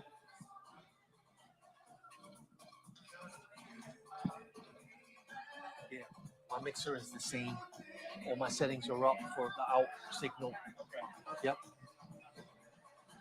Another mic check. 1, 1.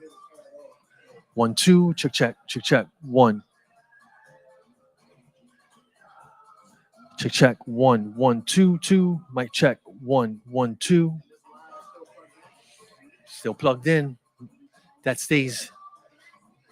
1, 1, 2. Mic check. 1, 1, 2. Another mic check. 1, 1, 2. Check, check. 1, 1, 2. Check, check. 1, 1, 2. Oh. Another mic check. 1, 1, 2, 2, 2. Check, check. 1, 1, 2. Mic check. 1, 1, 2. Another mic check. 1, 1, 2. Check, check. 1. Okay.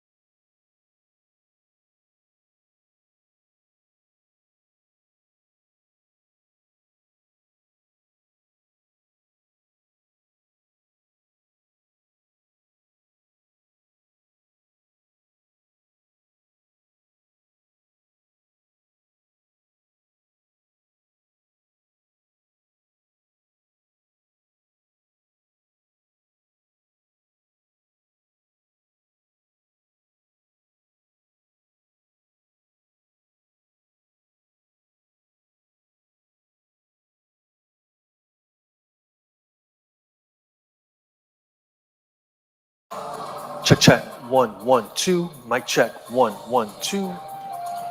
Another mic check. 1, 1, 2, 2, 2. Check, check. 1, 1.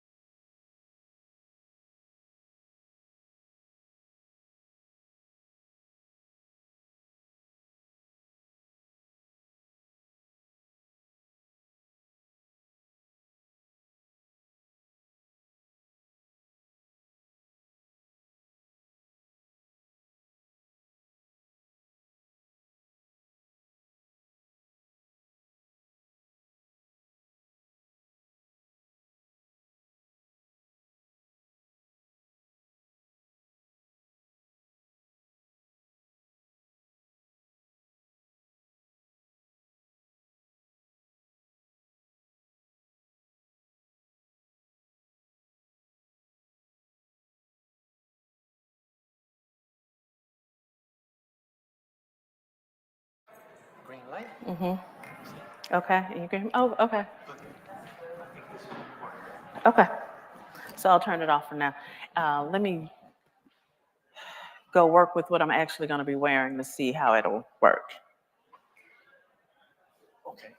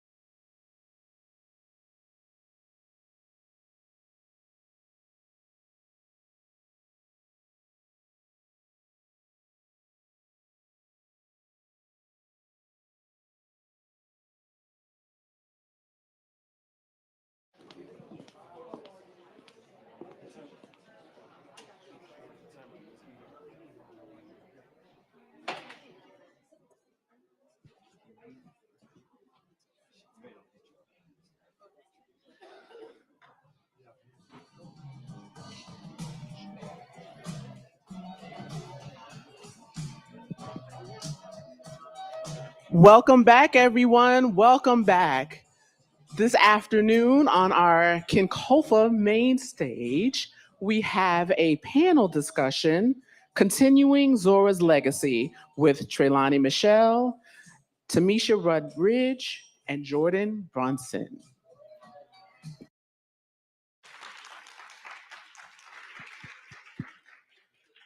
Thank you and good afternoon, cousins. It is so good to be here with y'all at the Zora Neale Hurston Summit. I'm Trelawney Michelle. I'm a writer, I'm an author, I'm a multidisciplinary Southern storyteller, an Afrofuturist anthropologist, and founder of Crack Teat. I refer to my work as Zora Neale Hurston. So I record and share stories of Black traditions in Louisiana, where I'm from, in the Gullah Geechee corridor, where I live. In this panel, We All Cousins is both timely and timeless. It's an opportunity to reflect on Zora's pioneering work of elevating voices and traditions of Black community, her Lucy-approved, trusted instinct of bouncing to the beat of her own drum, all of which has inspired so many writers, social scientists, memory workers, activists, real Southerners, as Miss Tina McElroy Ansa, another Zora girl, would say, and self-emancipated folk in general. Zora's dedication to preserving cultural practices still resonate in our work, from creation stories to cat bones.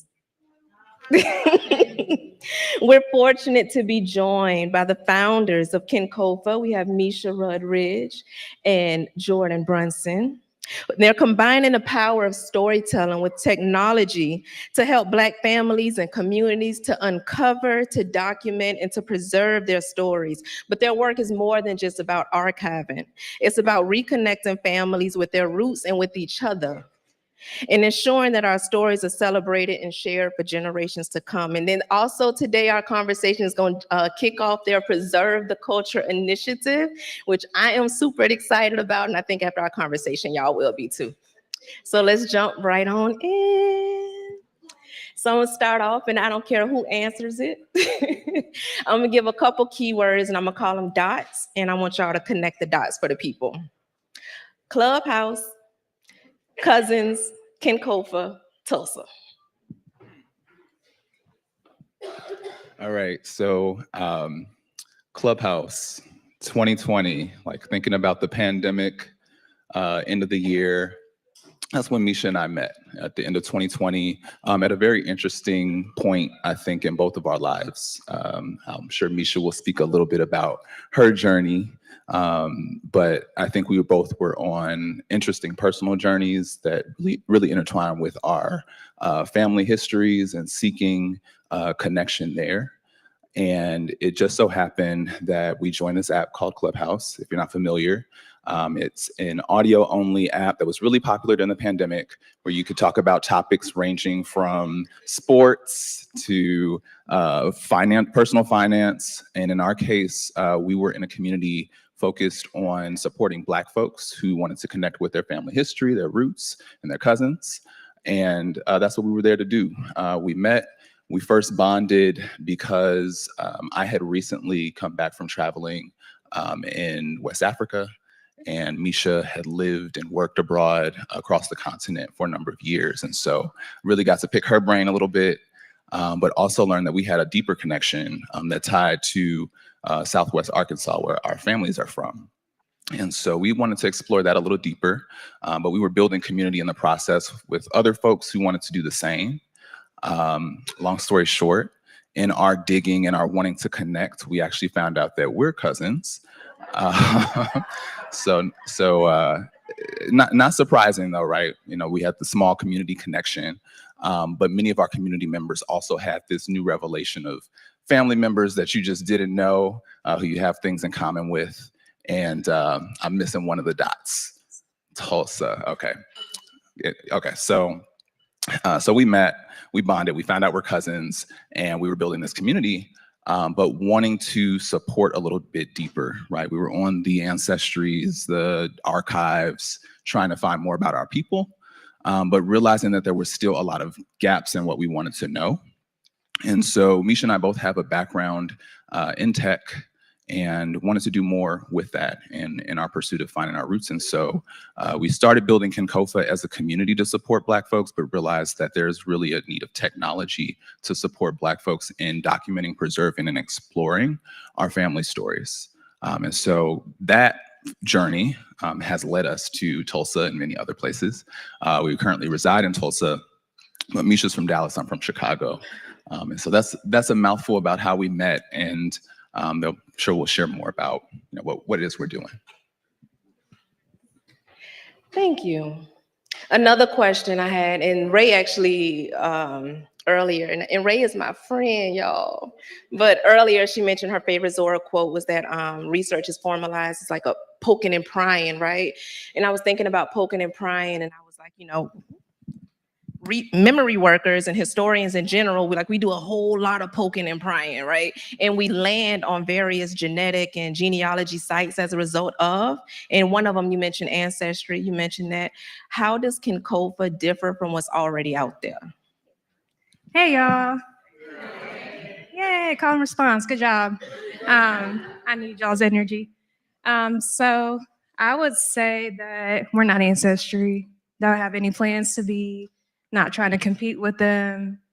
Basically, our goal is to do what Zora did in her day, but use technology to do it so that we can build the largest digital archive of Black history, and in turn help Black families find their stories, document them, add new stories to it. So for us, it's not just about genetics or just about databases of just, I want to say not just focus on just finding records. A census record doesn't tell you everything you can about your family. And so we're really focused on the stories and the things that are in between those pages that they're not focused on and don't care about. Thank you for that. Yeah, and I asked that too, not as to be comparing and seeing, but to give you a better understanding. I knew that we would really get that good answer out of there. Another one, a little bit about authenticity. So Zora, she really embedded herself in the communities that she studied and that she explored, recording its stories exactly the way that people lived them and the way that they told them, making sure for sure that their voices remain authentic, unfiltered, and as much so unbothered. And so she was like an early advocate. Today we would call that community-based storytelling. And so I was like, Zora Ben, right? And then I was thinking about that even with Kinkofa, and I was like, well, how does Kinkofa do that? Even within this platform, because all of us are trying to more so understand this too, myself included. I was like, how do you make sure that our voices are unbothered still? Our stories are as purely told and as us as possible still? I'll take that one. I'll let Jordan join in. So first, because y'all might be wondering what Kinkofa means. Usually people ask, so I'll answer that and then I'll answer your actual question. So Kinkofa was inspired by my journey of living in Ghana. So I used to live in Accra for 4.5 years. And when Jordan and I were thinking of a name, I knew I wanted to combine something that was both African diaspora and Texan. And so I know we say kinfolk. So we put the kin with the ko. Ko means go and tree. And fa means to get or to fetch. So it's okay to, Sankofa, the proverb means it's okay to learn from the past to move forward. And I think that's really important. So we wanted to take that piece of it, add it with kin folks, and it gets Kinkofa. So it means go get your people. And so with that, that's why, thank you. That's really why, the inspiration for what we're building, and to build onto your question of why, and how we preserve authenticity and why we're doing what we're doing. So I have lived all over. I've seen things like handicrafts and just other things be taken away from us, and I've worked in tech. And so for a while, I kept thinking, why didn't somebody build something that we can preserve our own stories and our own voices in the way that we tell stories, in the way that we care about, whether it's recipes or family reunions or whatever it is. And so that inspired us to build a family of apps. And so one of our first apps is actually an oral history recording tool to empower and equip families to be able to document their own stories. We just have question prompts in a safe place that is privately owned. So you can get on, kind of like Zoom, but with question prompts. And then you can choose which stack of, I'm going to call them prompt stacks, that you want to record. And then when you go inside, you can invite a person, you can record on your own and just answer things about your life. So they run a gamut of topics from recipes to what it was like when you were growing up as a child, just different things. And so with that, people are able to record their stories in their own way. And then so once you finish recording, there's basically a workspace of your recordings that you can share with family, keep for yourself. And there's things that we'll build onto with that to be able to connect to the larger family of apps, but it's our first one. And it's connected to our game, Preserve the Culture, and an initiative that we'll talk about. Yes, and we definitely gonna get into that. Now, before we were here today, we actually had another meeting beforehand and kind of get to know each other and feel our vibes out. And it was like, oh yeah, it was like supposed to be 45 minutes and we ended up on there for like 2.5 hours. It was that kind of mood. But one of the things we discovered on that phone call was that like both of us are, well, all of us like really excited about early Black settlements. And one of them we mentioned was like Blackdom, which, you know, it was one of a for us, by us settlement, if you will. But another one that I wanted to shift to today was the one that had 5 lakes, 3 croquet courts, what was it? 300 brown skins, 300 good swimmers, plenty guavas, 2 schools, and not one jailhouse. Y'all know what I'm talking about? Eatonville, Zora's hometown.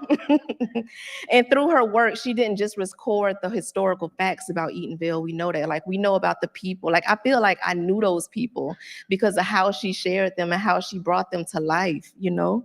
But she also gathered the folklore, or the lies, as they called them. And those lies were shared for entertainment, yeah, but also for tradition and for wisdom. You know, it was a lot of wisdom in those lies, those tales, you know, that so many of us might have grown up with as well. What would you say to someone, because I was thinking about, because both of y'all like were like long-term family historians too, like childhood? I've been listening to stories from childhood, trying to figure out my family. But Jordan has been for a long time. So I'm gonna say long-term family historians. What would you say to someone who might say like, I'm interested in my family history. I'm interested in my neighborhood's history even, but it's somebody already out here, Zora Neale Hurston, and somebody already out here doing that. There's a few things. I think one, what you asked before, and just how we tell our stories in our own voice really resonates with me. When I think about the work that Zora did and what we want to enable folks to be able to do is really tell their own story in their own words, in their own voice, in the way that we tell and keep our stories. And so oral history is a big part, of course, of how Black folks learn and keep our family history. And one thing I suggested earlier is that, you know, there really aren't tools that support the way that we do that, support the way that we tell stories and pass them on.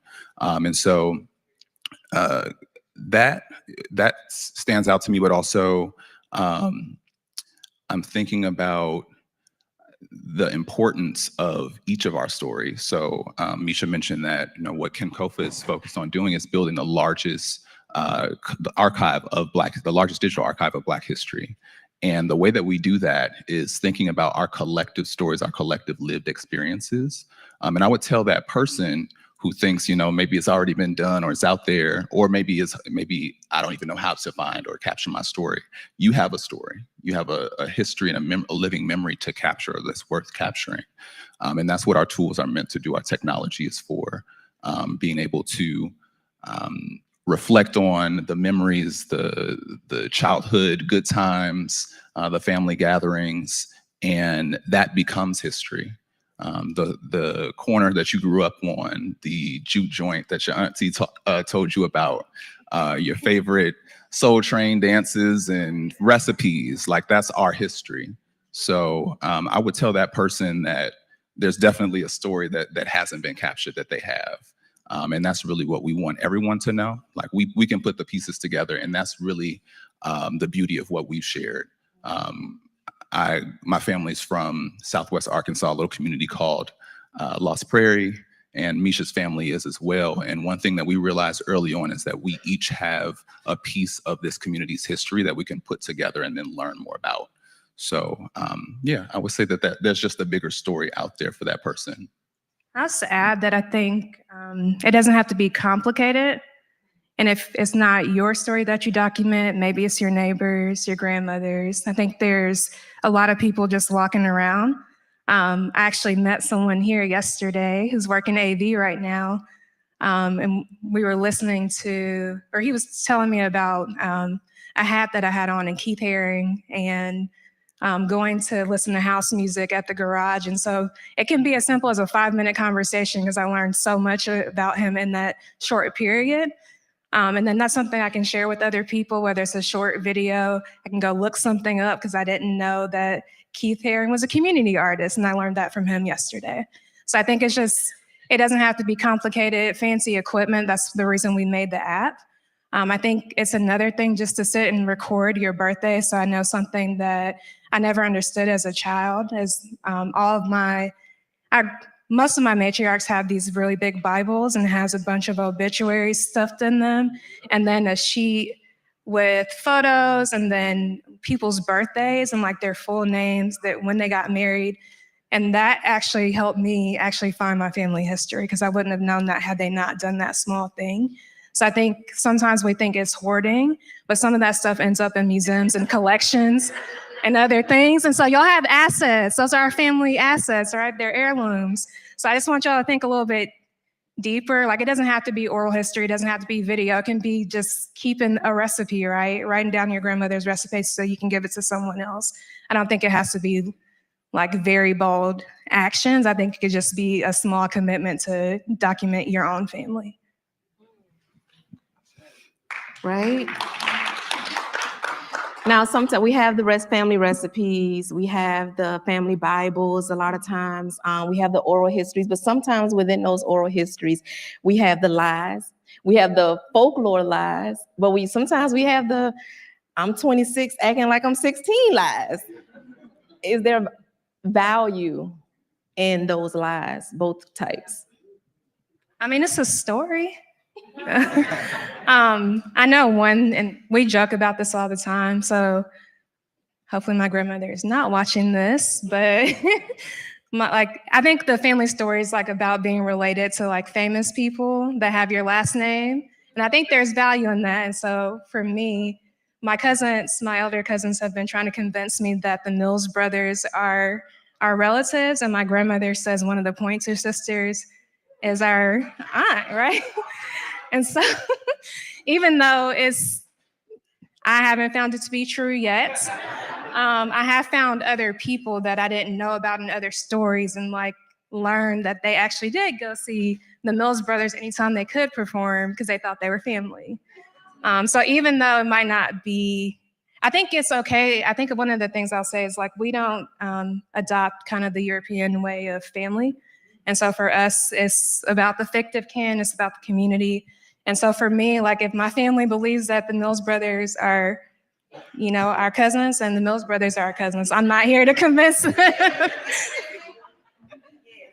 Yeah, I can relate to that. I'm planning my family's first reunion, the Brunson family reunion, in 25 years, first reunion in 25 years. And to get the folks to come out, it's like, come meet your cousin Quinta. Come meet cousin Jalen Brunson at the reunion. So if it takes a little bit of reimagining of the truth to get folks interested, we'll sort that out later. We'll sort that out later. Oh. All right, so Jordan, you're originally from Chicago, but you also lived in New Orleans for a while, which is also where I partially grew up as well and raised my children partially. Zora had a connection to both places. So we know, I think it was between 1928 to 1930. She studied voodoo there, from Algiers to Bayou St. John to the French quarters, but then also in Chicago where she was producing a 2-day folk music production, I believe it was. what are some of the traditions of both cities that you think need to be captured and remembered? Because I think a lot of times we think of history as like a black and white and back then, but not also like archiving what's happening today. But what are some of those traditions and stories that need to be remembered from these communities and others? Thinking of those two cities, two of my favorite cities in the world, food and music, of course, come to mind first. And I think both cities have a very documented history of their impacts there. But when I think about music in either city, I'd be particularly interested in the now, like what's going on now, and how can we make sure that that's documented, that the stories of those who are upcoming and their inspirations are noted now. So I think I bring that up to say sometimes we focus so much on the past and forget to document ourselves in the now. So that's really what comes to mind. But there's so much rich subculture in either city. Being from Chicago, I have a love for house music, and I'm a part of a number of scenes, ball scene in Chicago, as well as Greek life, Black Greek life. So I think that there's a rich like network of these communities and how they've been impacted, especially by things like the Great Migration. So I think there's a lot there. There's my mind is running wild with that, but yeah, I think the now is what we should also focus on. And in the interest of time, we're going to fast forward to my very last question, which is about preserve the culture. And I'm so excited about this. And so just who, what, when, where, how, why. We actually have 15 minutes. Okay, well, let's go there. Okay. I'll say preserve the culture is a labor of love. It means a lot of things. We were thinking about, we are like, I don't know which age. I'm not to age all the millennials in here and the Gen Z, how we're always like the culture, but what do we mean? So we wanted to focus on creating a movement and like just saying like, oh, go research your family history is just not it. And so we were thinking about what are the things that are missing and like thinking about cultural preservation and making sure that Black people exist in the future. And one of the ways that we wanted to do that, so we mentioned, actually, I'm going to take this all the way back. So Jordan and I met on Clubhouse, figured out we're cousins, started this community, connected with our other cousins, ended up deciding at first, like, we didn't know that we were going to start a tech company. We were just going to maybe be a nonprofit, maybe be a community. But after a while, after spending like thousands of hours helping people find their family history or try to, it's just like, why are we spending all this time trying to teach people how to do it, use every other platform, and it's not getting them what they're looking for? And so one of the things that we immediately realized is like, okay, we have all these oral histories that nobody's recording that people can actually use to get back into their family history. And so through, I'm gonna ask Jordan to say something. Sorry, we have a lot of like internal cues to ourselves. I'm gonna try to include y'all in that. But one of the things that came about was we decided that in September, I'll say like 2021, maybe August, like 4 months into our existence, 4 months after having a name, that we were gonna start a tech company. And so we started to apply for accelerators and other programs to like help us bring it to life and to be in the same place together. So that's how we ended up in Tulsa. But one of the things that came from that is we got to participate in an accelerator in Austin, and we were at South by Southwest, which is a big conference. And a friend of ours who's a geneticist, we had been doing some online programming with her, and she happened to see the film Descendant at Sundance.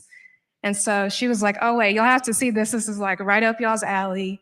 I only saw it. Jordan didn't get to see it. We ended up, like, I saw it and I was like, we have to show this film somewhere and like talk about the importance of oral history. And if you don't know, Descendant is based on Zora Neale Hurston's book, Barracoon, and finding her descendants, not her descendants, descendants of Africatown and their stories today.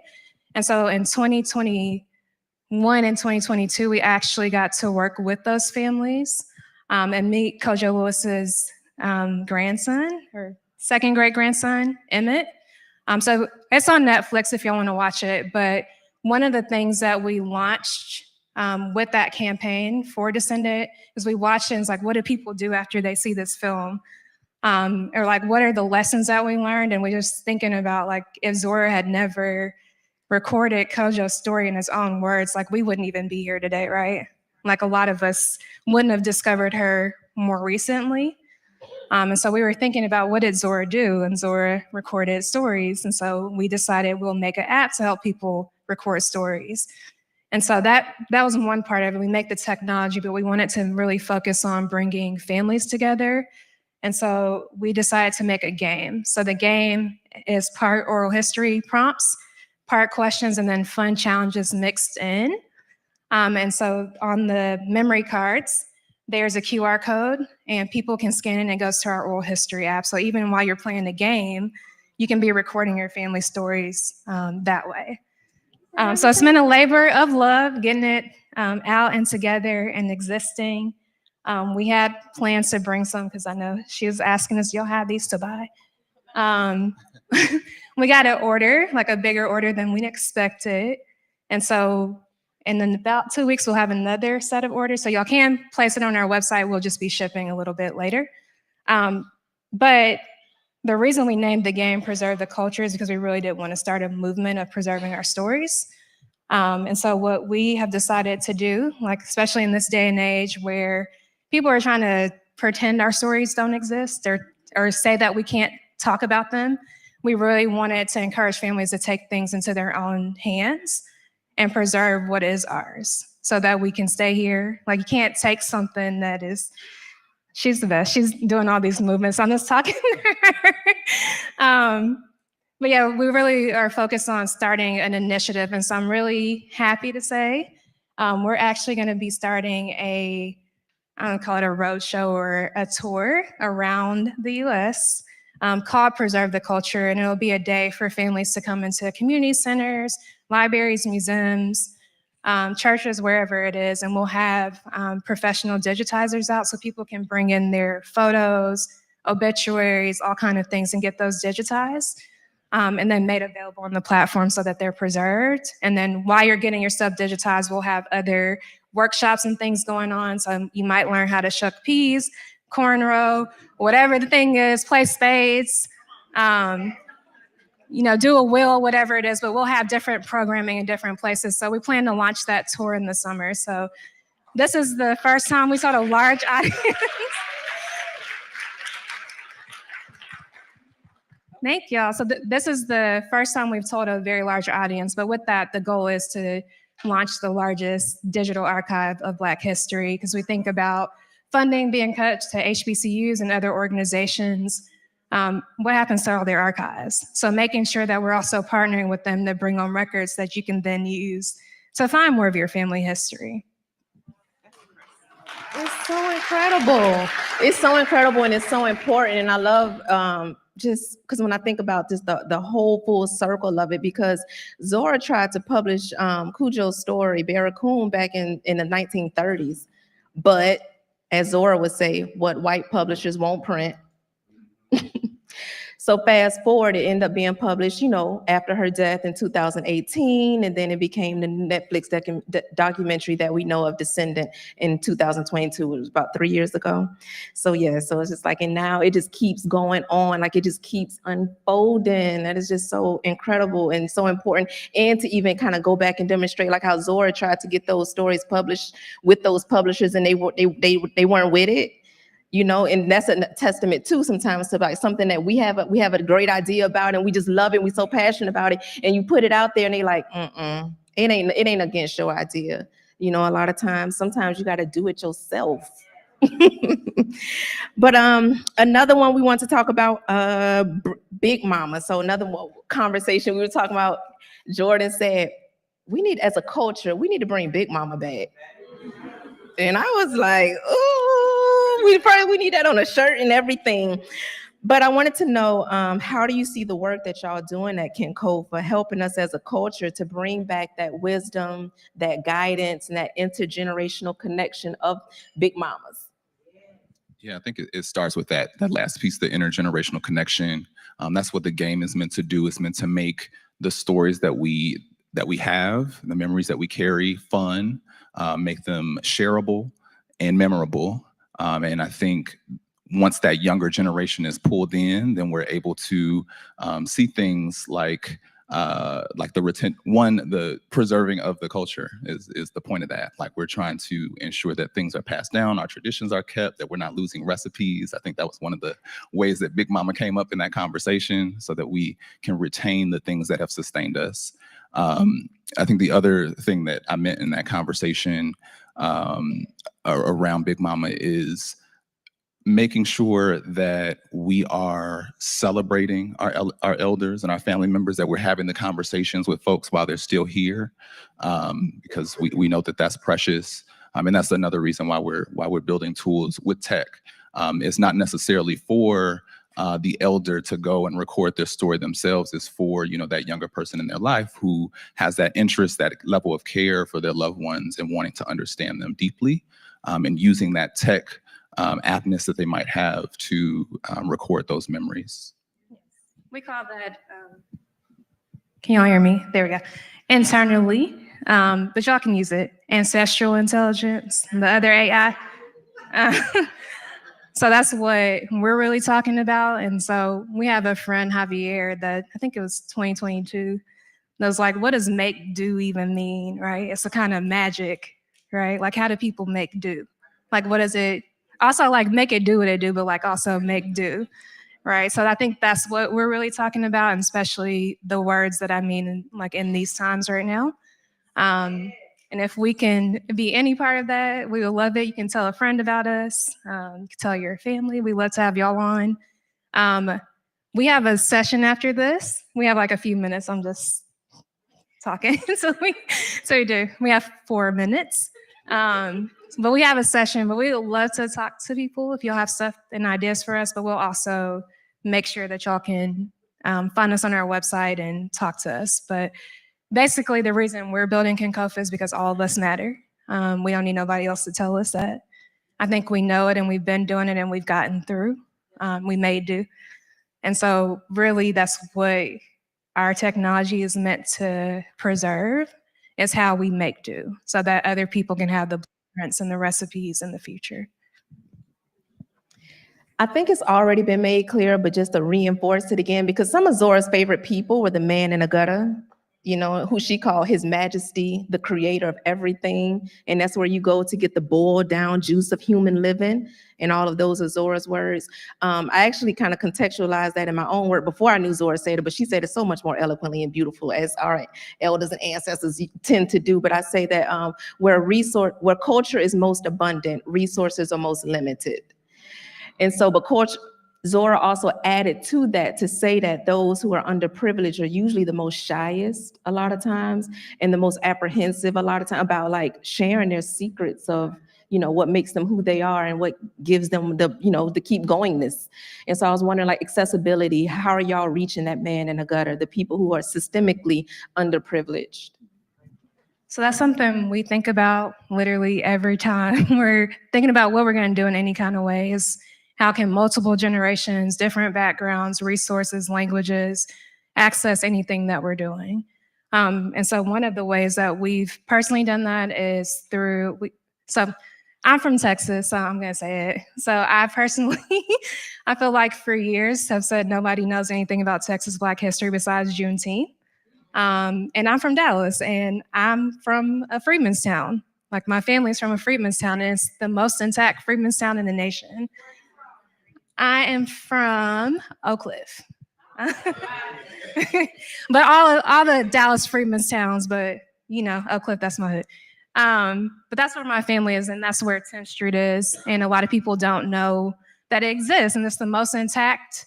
And by that, it means it just has the most structures that's still around. A lot of freedmen's communities only have, maybe an old school or church existing. It has the school that's been there 100 years, the graveyard, the houses, the everything else. And so one thing that we did is actually, we had a Library of Congress project that we did. So for the last 2.5 years, we've been documenting the stories of elders for 10th Street with the goal of doing a bigger project. And so one of the things we did was make sure that we did a field school. So we actually taught young people about the history of like where they're from, but also show them how to use our tools like that they're using for TikTok or just other things. So like show them how they could actually preserve and document history. So we thought about how like both young, elder, wiser can participate. And so one of the things that we do is make sure that we bring things out to the community. It's never just about being on a laptop or doing everything else, which investors will say like, why are you just doing that? But for us, like the wealth of what we're doing is actually bringing things out to communities.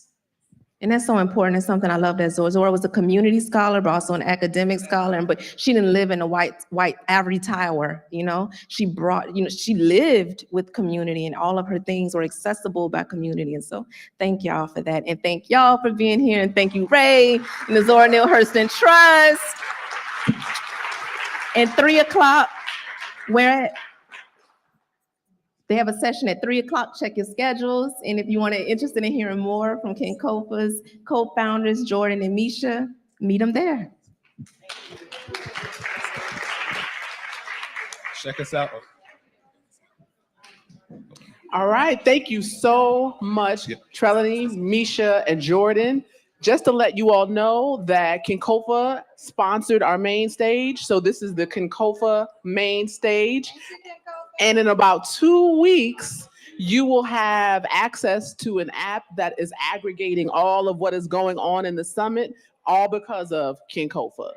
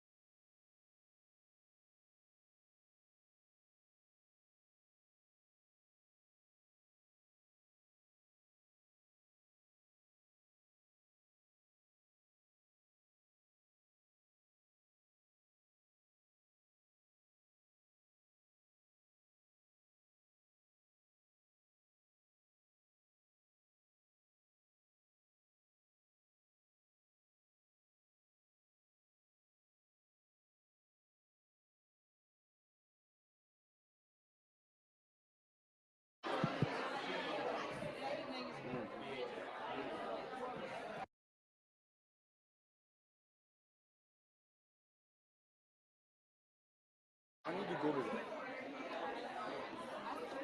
You need me?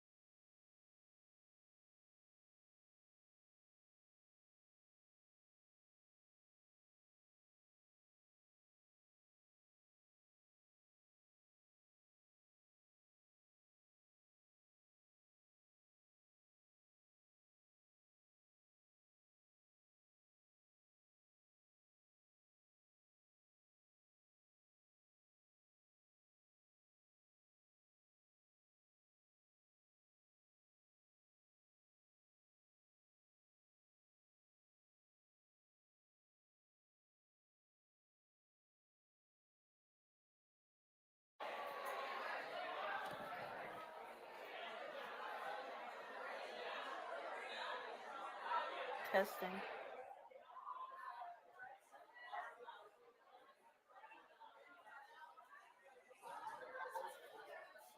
this is part of it too. This goes on the table too. Yeah, take those out and put them in the cigarette lighter. Oh, you gotta take them out. Yes.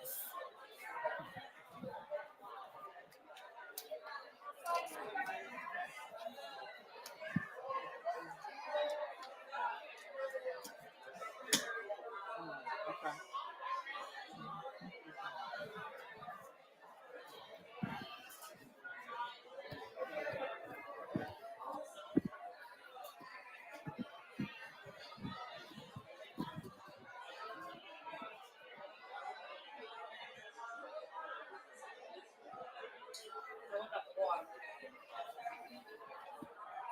Tell Kim to turn that radio facing the audience and put the water behind the radio. Like it needs to be up close to the edge.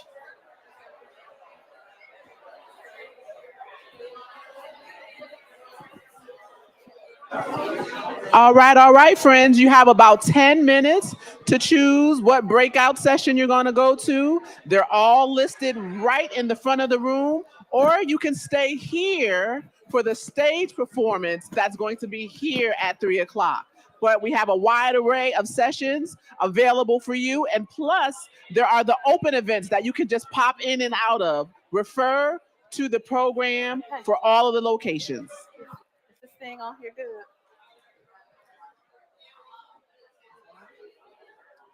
Clipped. Is it clipped here? Okay.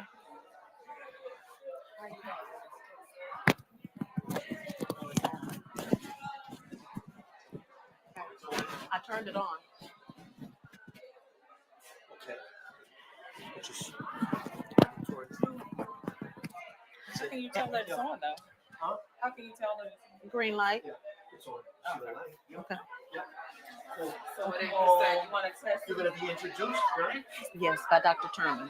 What? By Dr. Turman. And so I can't hear you. by Dr. Turman is introducing me.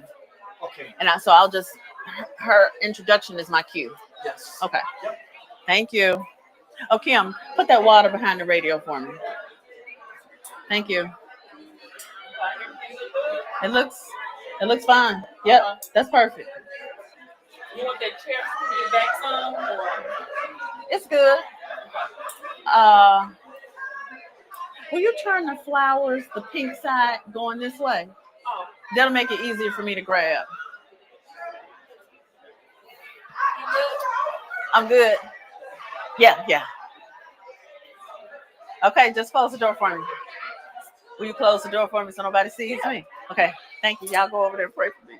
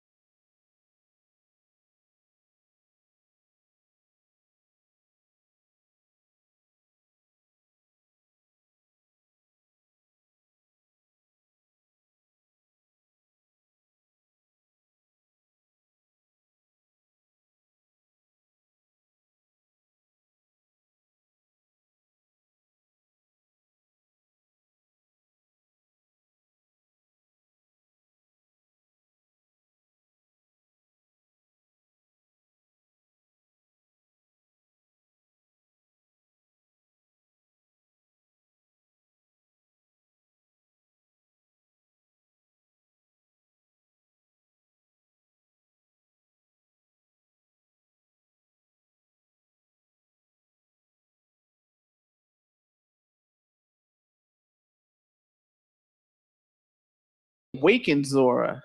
That is where our story starts. Welcome to Live Rich, Die Poor.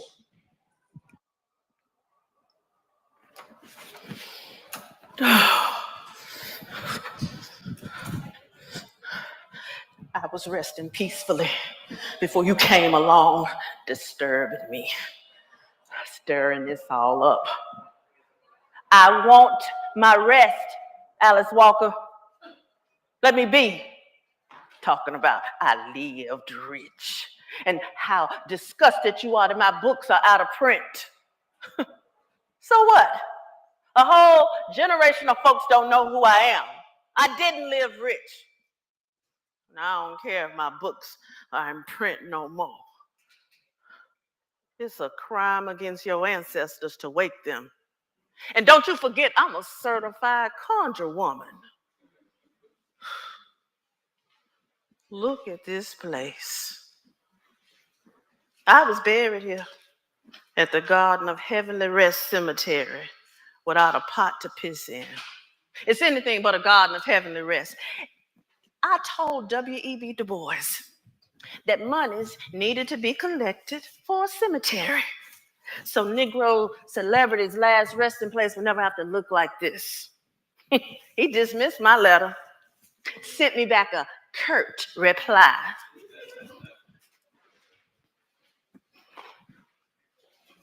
Gardenias. They should have planted gardenias. I wonder whatever happened to Sport. My sweet little dog, Sport. I'm guessing he's long gone by now. They were burning everything I had left when I died. My personal things. You know, if it wasn't for that deputy, Patrick Duval, who stopped the burning of my things, folks wouldn't know half of what they know. And this Alice Walker woman around here pretending to be my niece. Talking about I lived rich. She barely found my grave. Well, how did I get from Notasulga, Alabama to Edenville, Florida to an unmarked grave? Do you know what it's like for a woman out here trying to create something, a Black woman, and make a living at it? Well, Alice, I better be the one to tell you. I'm going to take you back so you can see. But they're not giving me a lot of time. She trained her eye on the sky, and with sheer womanly strength, she summoned that blue sky to her bosom, summoned it from the hem of the universe, and threw it over her good shoulder. And she told her soul, well, would you look at this?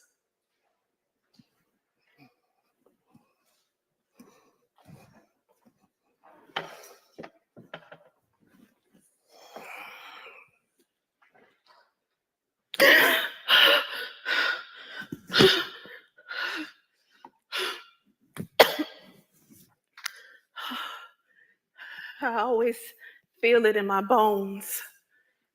3:15 a.m. on a cold, cold morning, the time my mama died. I'm sorry, Mama. Sometimes it wakes me from my sleep. It wraps itself around me and freezes me. Sometimes I catch it scampering out of the room. I can't catch it or kill it or bury it. But other times, I'm waiting for it. I'm wide awake. But it's craftier than me. It's stealthier. And before I know it, it's on top of me. And I hear it is whispering, failure, failure. I'm sorry, Mama. And then it's like I hear my mama say, it's okay, Zora. I shouldn't have asked. Nope, Mama, I'm gonna make it up to you. That's right. I am gonna jump at the sun. I'm going to work on that letter to Harper's Bazaar. Dear editorial department, I am hard at work on my latest book. This story tells the journey of Herod the Great. He has been maligned by hearsay, just like they did me. 1 year and 12 days later, I was dead, barely buried, penniless, books out of print, forgotten. I ain't lived rich. Sometimes I feel like a motherless child. Sometimes I feel like a motherless child. Well, I wasn't always motherless. In fact, life in Edenville, where I'm from, the first Black incorporated town in these here United States, it was mostly beautiful. The food was plentiful and the people colorful. I spent most of my time under the Chinaberry tree. Oh, it was my transporter. It was the place I learned to dream, where I let these stories just run amok in my head. That tall tree spread expansively into the blue sky, giving shade and protection. The stories and the characters, chivalry and treachery. Longing and desire, heartbreak and sadness. I would lay sprawled beneath its watchful eye while the story of the Iliad and the Odyssey played out in my mind. It was my refuge. Now, the local folk used to use the Chinaberry tree to cure ailments. So did I. I used to say, Chinaberry tree, what does this world have in store for me? Chinaberry tree, where will this life take me? Well, I bet you're wondering where I get my spunk from. My mother's love. And Edenville, of course.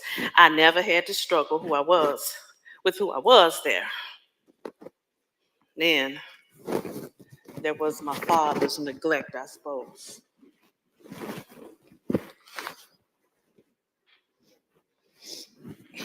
Didn't nobody neglect that gal. She just thinks she's better than everybody.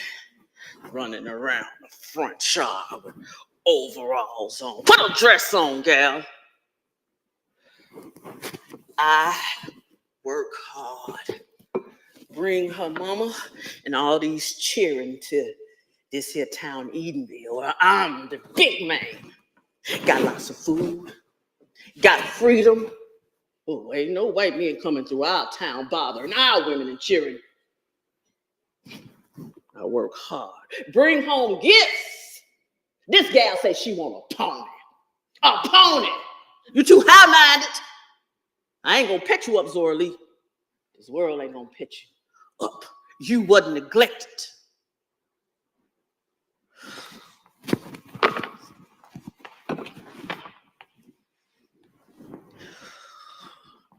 But you sure love sister. Sarah. Sarah could do no wrong.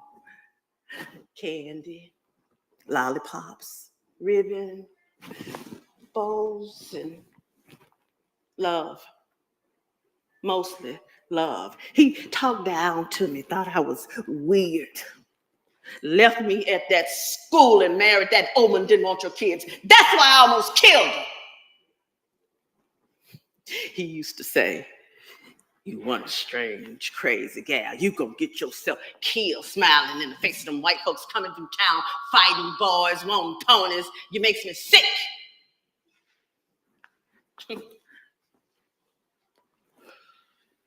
When he is hit and killed by a train in Memphis, Tennessee, 1918, I do not attend the funeral.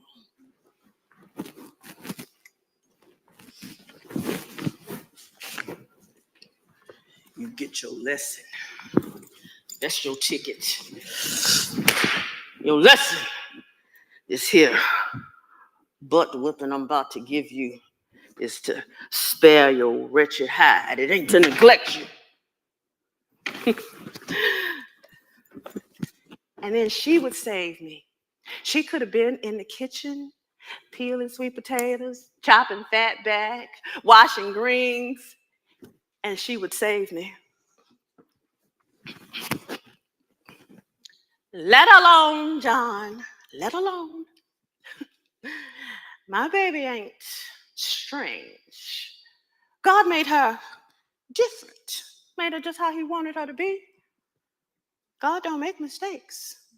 And my baby ain't no mistake. Come here, baby. Look at me. Zora, when I'm gone, I want you to jump at the sun. You hear me? Say it, baby. Jump at the sun. You see? Get my spunk from my mom and my daddy. From that moment on, I would spend every waking moment jumping at the sun. But there was this foreboding that had always been speaking things to me. 12 premonitions since I was a child, and it wasn't long for they all was true. Jump at the sun. I will, Mama. I hear you. I will jump at the sun. But you just stop talking that when I'm gone stuff. You ain't going nowhere. Right, Mama? Mama, why is she talking like that?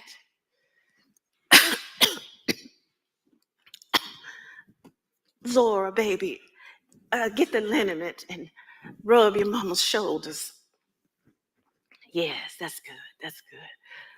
Oh, Zora, sweetheart, I'm sick. Listen to me now. Would you do something for your mama, honey? Good. When I take my final breath, oh, baby, don't cry. Keep rubbing, honey. When the time comes, don't let them cover that mirror or that clock. And don't turn my feet facing no east. And keep my pillow under my head. I don't believe in that stuff. And I don't want it. You hear me, honey? Yes, Mama. I had one job. Make sure they know her wishes and make sure they happen. The day my mama died was a scary day. It was mind-changing, life-altering, earth-shattering, all the things that you can think of to describe how your virtually idyllic life changes in an instant. I was having the most exhilarating dream. I was in a field. It was all alive in color. There were purple flowers and yellow birds were flying in the air. Dandelions blew themselves apart and the most perfect wind with the most perfect temperature dashed all about me.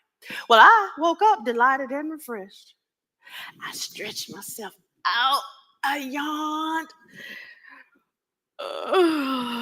And I opened my eyes. And there in a dark corner of the room was my sister, perfectly still, trying to speak, her mouth shaped as if to say mama, but it was stuck. So I said it for her. Mama? Mama? And I got up and I ran to my mama's room. Mama, I got there. Mama!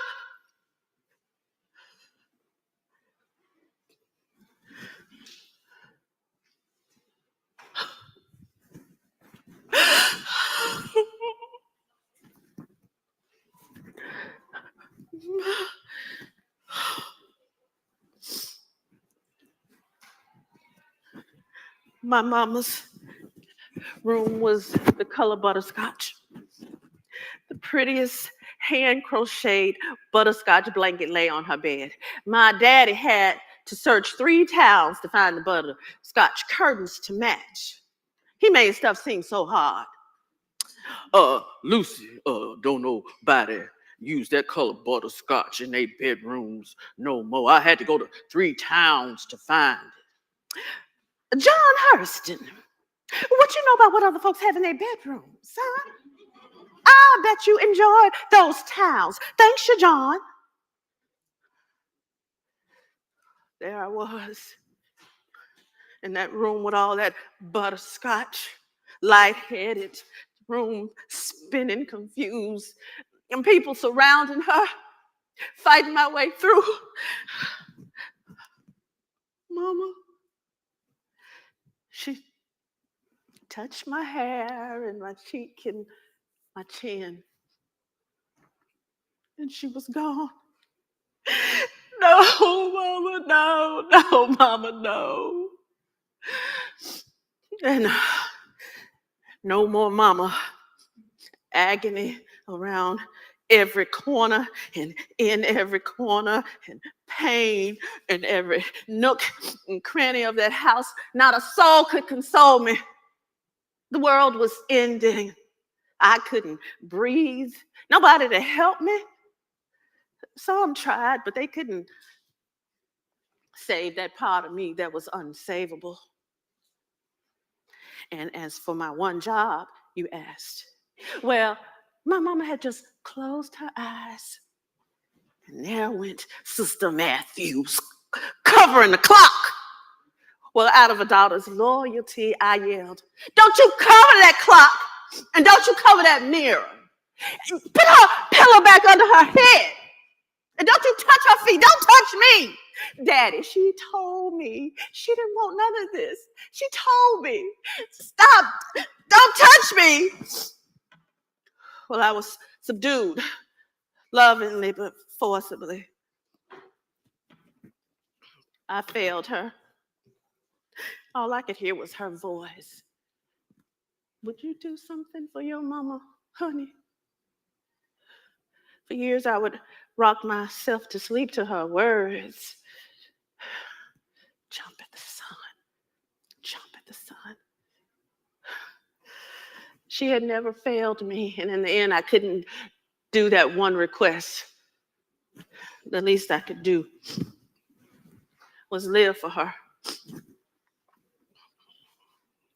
On the day of her funeral, we walked down the road to Macedonia Baptist Church, a home church, as we had every Sunday. But that church looked different. It was just down the road from Mr. Joe Clark's store up on the hill, surrounded by a big plot of land. The steeple announced its holiness. Those pine wooden benches that held the parishioners' hopes and fears held our soul-tearing grief. The pulpit sat way up on high because my father, the pastor, liked to sit high and look low. The names on the wall were the tithers from the Sunday before. My father did what he always did. He preached fire and brimstone, washing the front row of their sins with his B's, his P's, his T's. Preach, Pastor, preach, they said. Our bellies growled with hunger because our mother was dead. House full of food, and we hungry for our mother's cooking. The world not steady nor secure anymore. Daddy preached Mama's funeral like she was larger than life.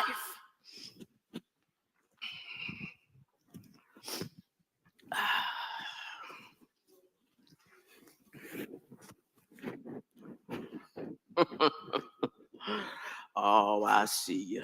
I see y'all. Y'all so sad. Well, I am too, church. So am I. Look at my little children's. They's heartbroken. And I am too, saints. And even though I loved Lucy, God knows I did.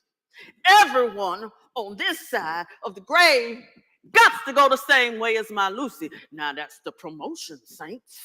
But it's only a promotion if you're ready to meet your maker. Now my Lucy, My Lucy was ready. We's all living to die. Only its difference is how you gonna do the living part. Now, Lucy lived rich. She loved rich. She loved fierce and hard. She was poor.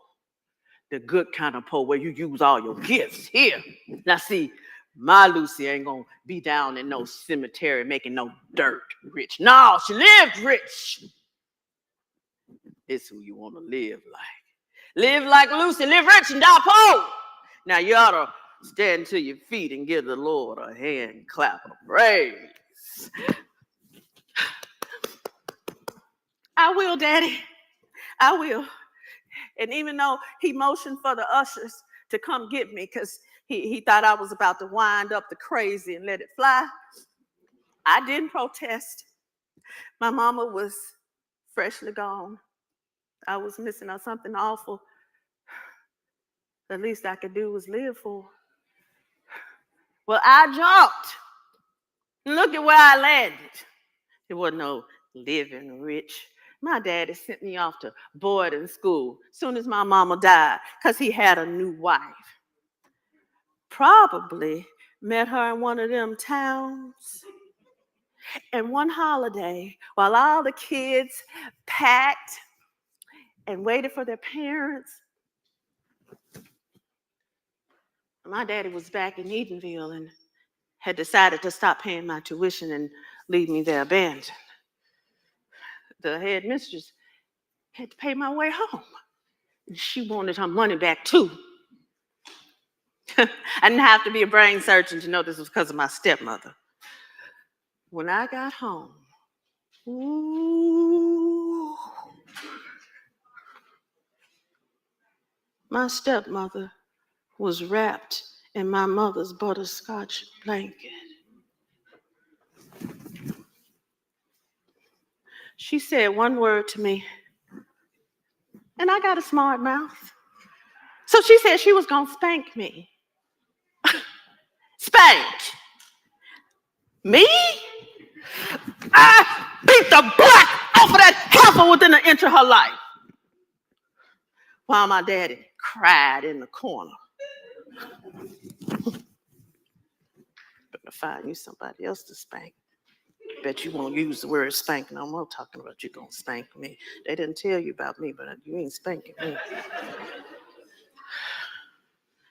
Wouldn't mama be so proud of you? I said, still raw from being abandoned. You get out. Get out and don't you come back.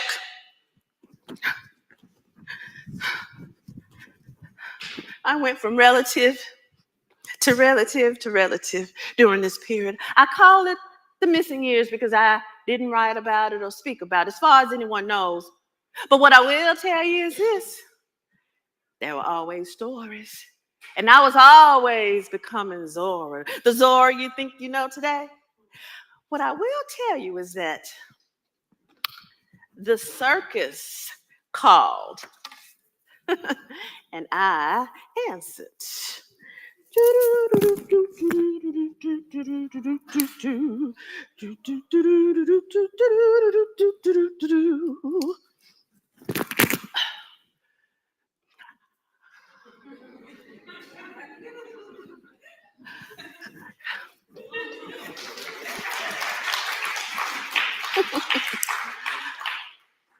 Who is this girl?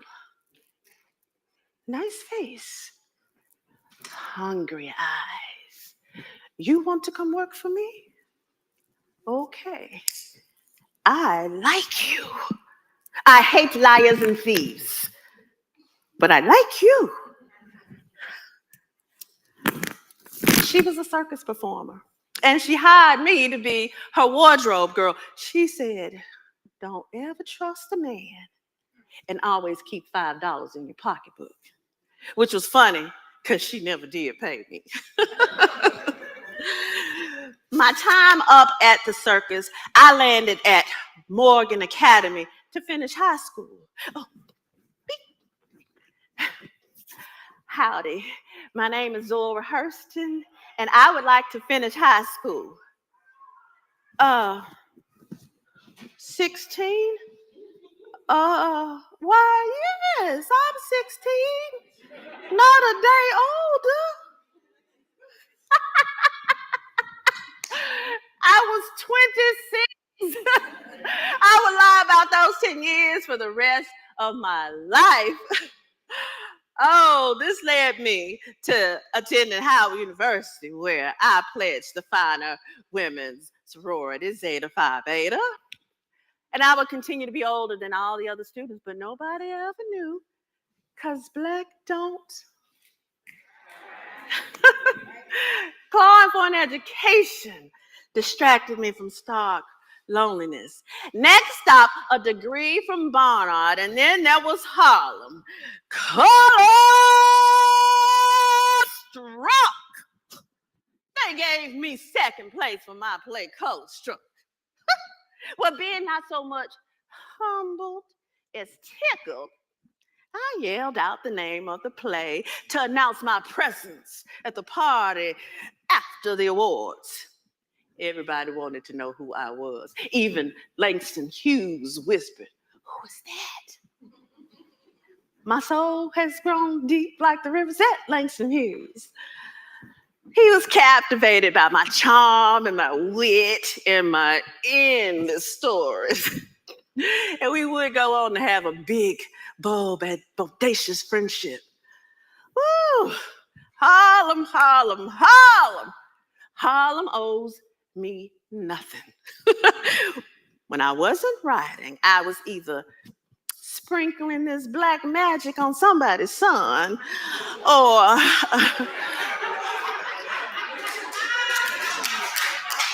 fried chicken for somebody's rent party. Now ask anybody if Zora Hurston didn't feed her share of Negroes, or I was hanging out with the niggerati. That's what I call my black writer friends. Or I was trying to impress the Negrotarians. That's what I call the legions of whites enamored of the black artists of the time. Oh, the Negro was in vogue. I published my first stories in Harlem, and many more followed. Then there was John Redding Goes to Sea. There was Night, Passion, Journey's End, Drenched in Light. I had become a writer. In truth, I was always a writer, but now I was becoming a recognized writer and anthropologist. Some of my favorite moments was down in those work camps, collecting those stories and those songs. I was never gonna just be an observer. One of my favorites was Hallam Effect. Now that goes something like this. You may leave and go to Halifax, but my soul drag will bring you back. You may leave, but this will bring you back. I've been in the country, but I came to town. I'm a dolo shaker from my head on down. You may leave, but this will bring you back. You like my features, but you don't like me. Don't you like my features? Don't you shake my tree? You may leave, but this will bring you back. Oh, my people. My people all over the world have my same heartbeat. What a crazy life. It was an exquisite life, really. This crazy life also gave me a few husbands.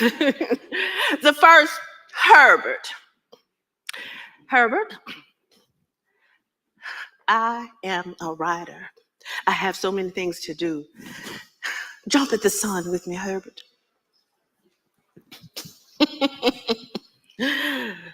Zora, Zora, Zora. I love you. I am going to take care of you. I am going to be a doctor. I need you by my side. Doctor and Mrs. Herbert Sheen.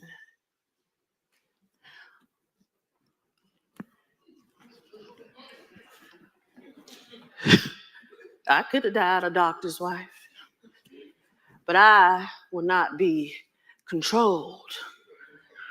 Freedom is rich, so Herbert got his divorce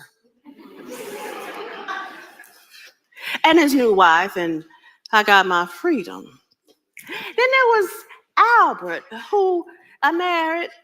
Now, Albert was a man who could watch paint dry with no complaints. And then there was James. Now, James was, never mind. I gave myself freely to all of them, and then I gifted myself with my freedom from them. I was never going to be my mother. God rest her beautiful soul. Well, jumping at the sun regularly and being a free woman meant I had to be subject to the roller coaster of my white benefactor, Mrs. Charlotte Mason Osgood, the Park Avenue dragon, the ups and the downs. Langston and I lamented many a day about the fortitude needed to keep Godmother happy. Well, I just wanted to write. I had to write. I was helpless to stop the overflow, so perhaps a mask or 2 or 3 was appropriate. I just wanted these stories to be able to visit me without me having to worry about my next meal. Well, clearly Langston didn't understand this. My best friend. We wrote a play together, Mulebone, and he tried to give a share of the show to the typist. Well, maybe Louise wasn't just the typist. And I wrote and edited most of it. You don't give the typist a share of the show. You pay her a wage. Langston would say, you don't ask a flame if it's hot. You just look around and see scorched earth. That Langston thing hurt for a while. I would wake up crying about it. Reminds me of my Percy, Percival Punter. Oh, the love of my life. Ooh, Percival Punter.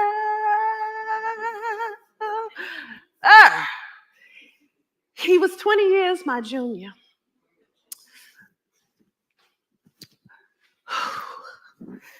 Gorgeous.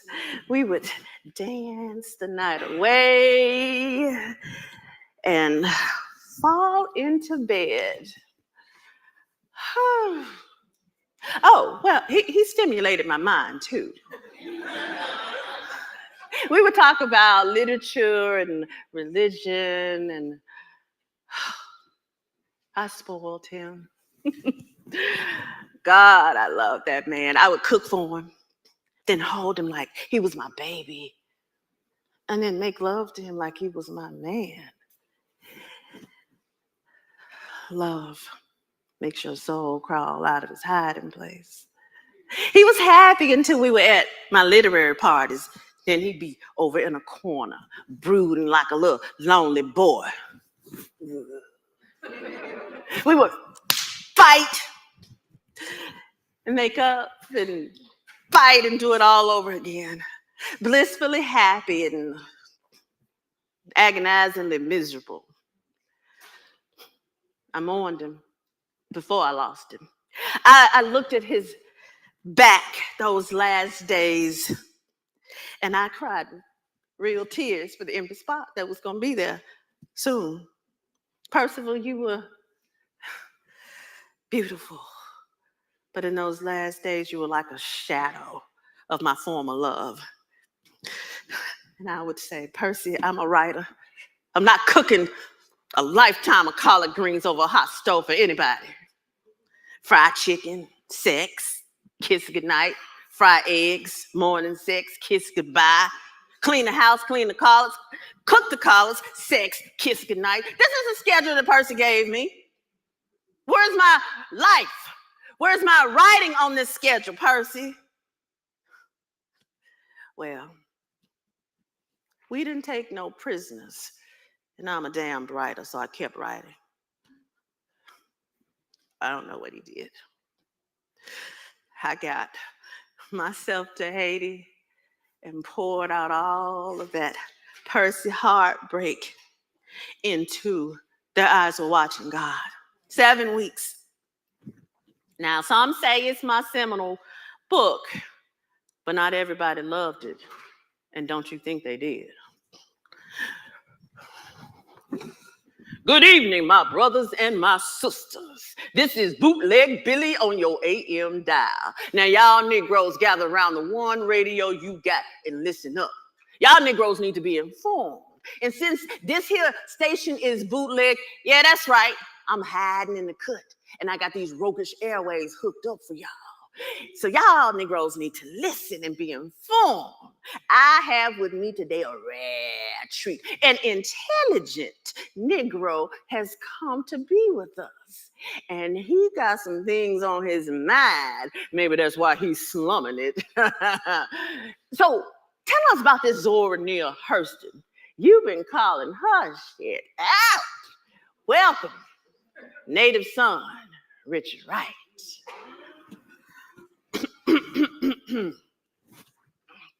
Clever, Billy, clever. I will say that I'm not slumming it. Whenever I'm with my people, I'm never slumming it. But thank you for having me. Now, I will address Ms. Hurston briefly, but I do not intend to spend my entirety on her. She is one of our own. Her particular brand of Negroism is nothing new, but this kind of thinking is a danger to our people. She waltzes into town freshly educated, still smelling like the hogs of Edenville, and wants to throw country folk in our face. Now, you're looking at me, Billy, like, what's wrong with that? And I'll tell you everything. You are well aware of what is happening to colored people in this country right now. It is 1936, and we still have to endure a level of hatred that is unrelenting. Well, is there one contemporary writer who is not dealing with these crimes against humanity? Allow me to answer. Zora Neale Hurston. These characters, Billy, she writes about is nothing more than buffoonery. Now, I do not begrudge her these stories, but I do begrudge the platform. Why does this woman get the platform that many more intellectuals of our time do not have? And this clown squanders it, bursting into rooms, yelling, color-struck, pulling back rocks to reveal the squirming underbelly of our race. It grieves me, Billy. It grieves me. We need folks to see us as human, not as vile things. There is an all-out assault on our people. So this public flogging is warranted. We are dealing with barbarians who want to kill our sons, rape our daughters, steal our land, our time, the little money we have. And this woman wants to write about unfulfilled women and unrequited love. I ask that she stop being a party to this country's genocide against our people. Oh, Mr. Wright, man, that's all the time we got. I have to move around a lot so I don't get caught. But I think we get the message. Snake.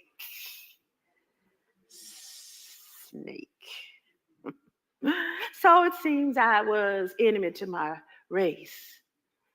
There's always going to be snakes. You just got to watch where you step. Well, Jonah's gourd vine was my first published story. Cudjoe's story was supposed to be my first, but the publisher didn't like his voice. So then there was Janie's story after I received a Guggenheim. And then Tell My Horse that I was a full-fledged published writer. It wasn't a lot of money, but I was free. What would my sweet mama have thought to see books with my name on it? Then there was Moses, Man of the Mountain, Dust Tracks on the Road, Seraph on the Swanee. I could not have known that that would be my last published book.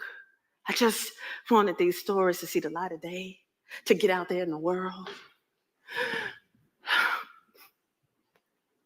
They're calling me back.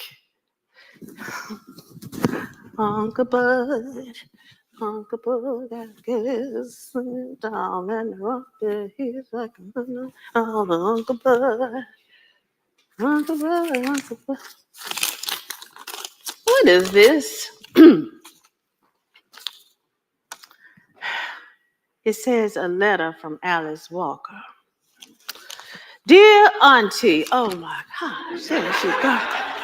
There she goes with that auntie stuff. I am because you were. Your writing changed the DNA of my writing. The way you saw us as whole people, big, wonderful, intricate, dynamic, fully human, worthy of literature. It shifted the earth of my writing. I won't let you slip away into the ether where your other nieces cannot find you. You are a black angel with a tiara on your head, a sword in one hand and a pen in the other, fighting so I could be authentically Alice. If there were no Zora, would there be an Alice? Spoiler alert. What you don't know is that in the fullness of time, all your books are back in print. Your story of Casala, Inherit the Greatest, published. You are required reading. There are biographies about your podcasts, plays, ballets, one-woman shows.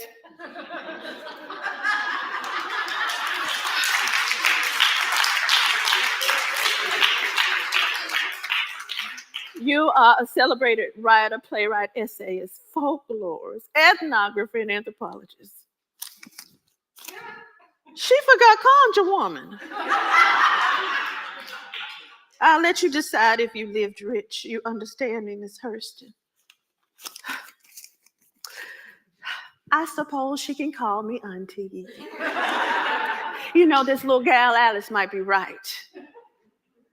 Alice, my niece. I have had the nerve to go my own way no matter how hard. I rejected comfort. And sometimes comfort rejected me.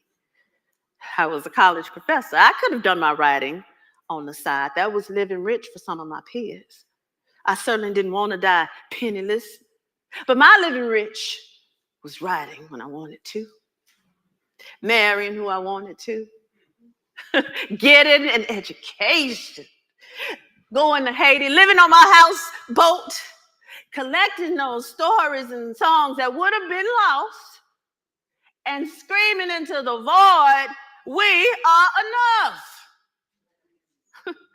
All of this meant dying the way I died. Free. I died free, but it cost me. It cost me dearly. My tombstone now reads, Genius of the South. And I am inclined to agree. The primal urge to do what I was called to do was fulfilled. I did. I poured it out. I emptied myself. Those stories bobbed and weaved themselves through my tangled web of pain, emptying me of hurt and longing and regret. Some of it drained from me, some of it leaked quietly and quickly, but most of it fought its way out, tearing and grasping and leaving me a bloody mess. Azaleas. That's what this place needs, azaleas. And there was the joy and the laughter, the fornicating and the fun. Bliss came blissfully through my pores and poured itself all over my words and all over my worlds. Every syllable freeing me the more. Each word a life-giving energy went back into me. I didn't choose these stories. They chose me. What a life I led. I didn't die rich, but I lived rich. I didn't die rich, but I was rich. I didn't leave gold in the earth where my body lay. I spent it on this side by design, leaving you a legacy to find the shade of your own China berry tree. So you too can be free. So you can die poor, the good kind of poor, where you use all your gifts and it ain't no more. That's the garden I've been looking for. Go on out there and bloom by the light of your own Edenville moon. Sport, I'm coming. I am drenched in light. And from the very grave, I'm shouting, live rich, die poor.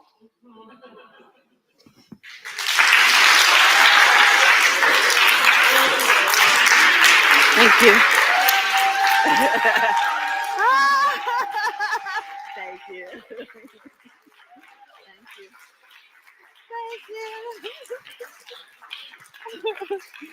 Thank you. Thank you. Thank you. Thank you.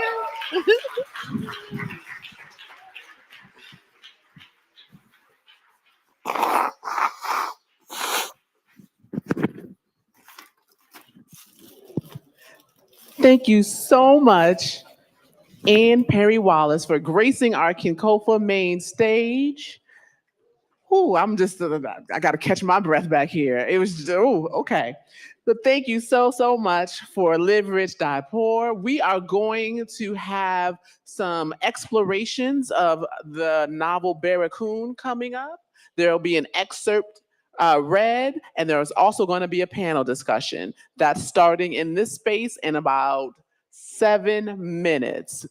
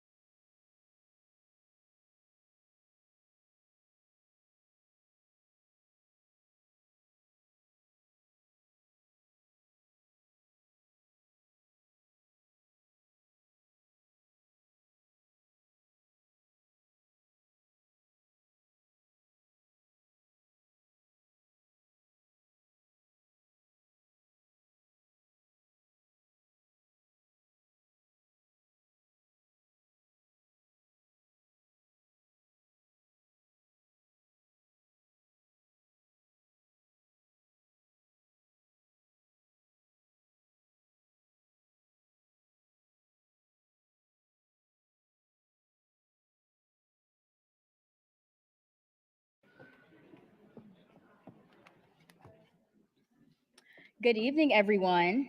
Again, sorry. Good evening, everyone. Again, my name is Talia Ford, and I am here to read an excerpt from Barracoon.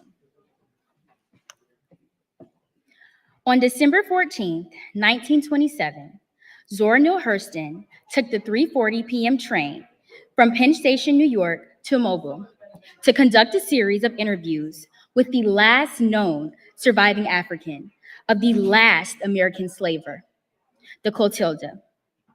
His name was Kosola, but he was known as Cujo Lewis.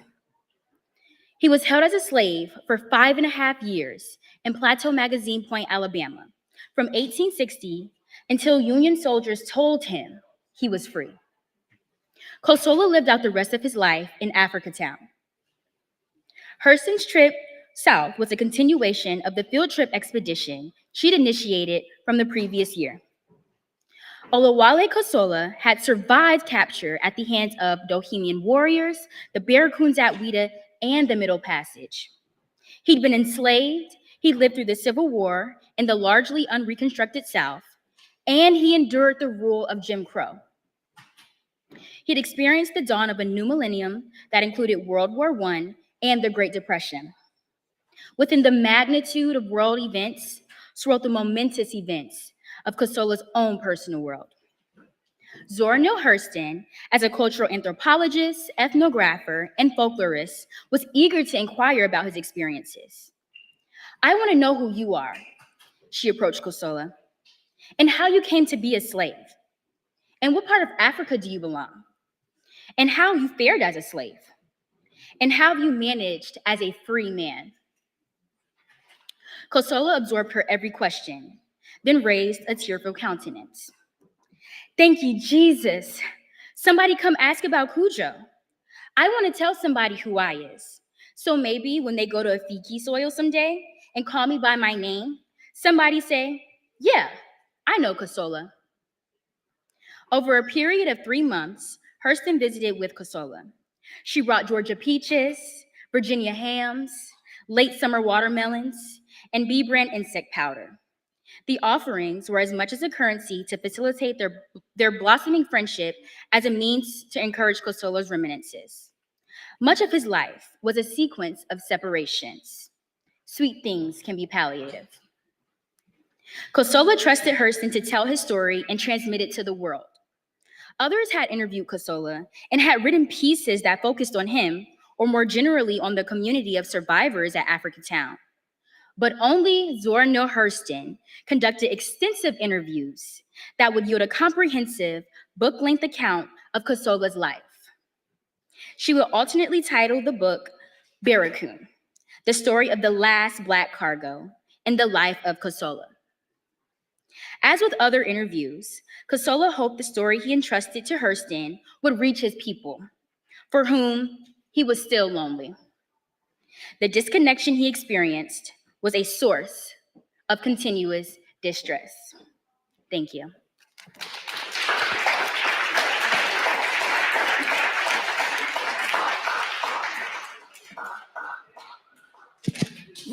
Thank you, Talia. Up next on our Kinkofa main stage, we are going to have a little conversation with Dr. Marvin Hobson and Dr. Deborah G. Plant. Barracoon, the last Black cargo.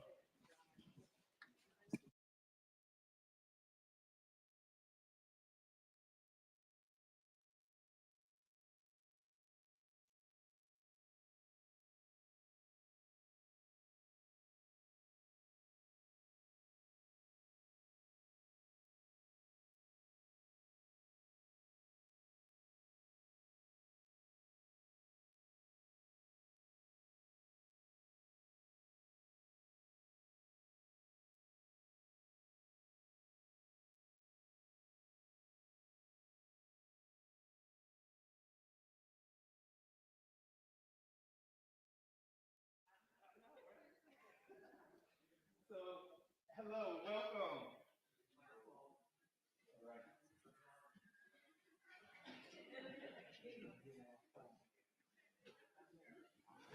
So forgive us because this is like family here. This is family.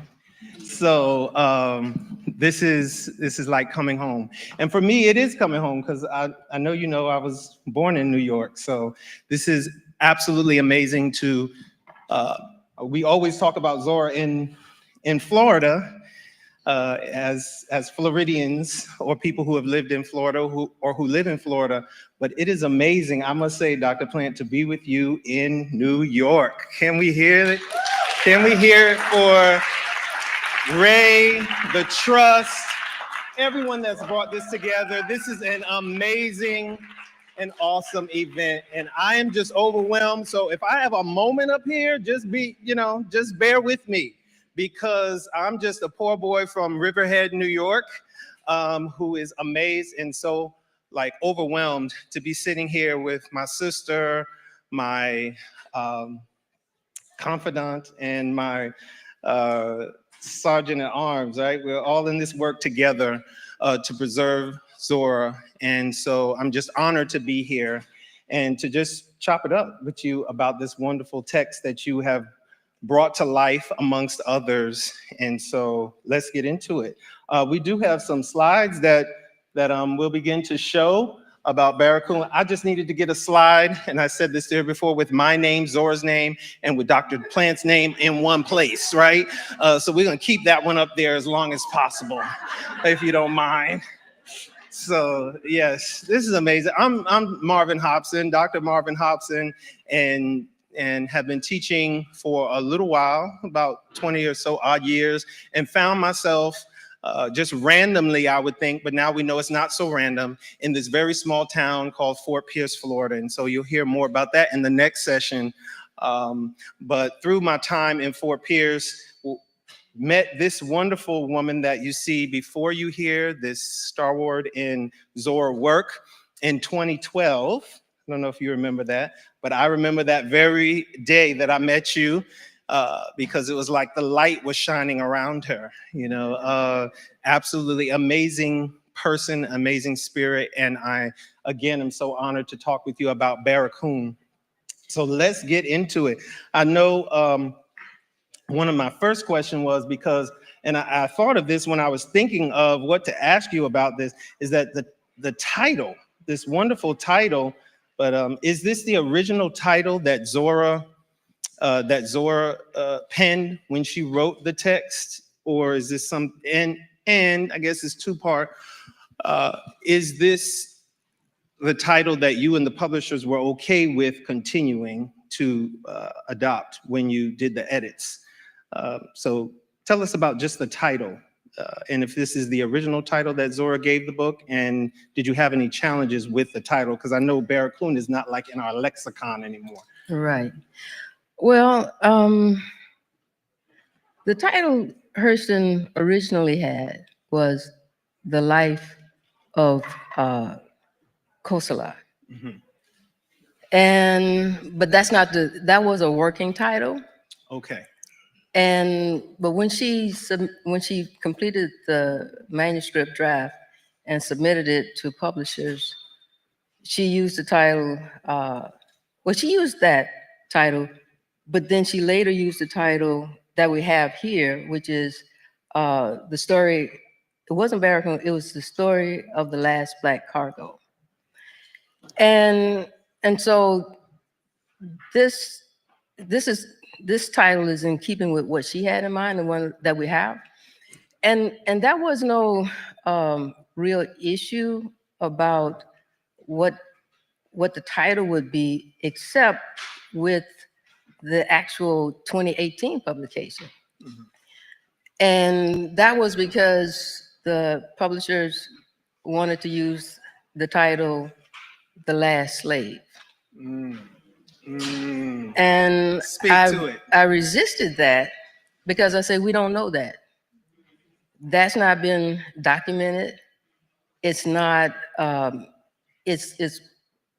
it's something that may be, but we can't say for sure.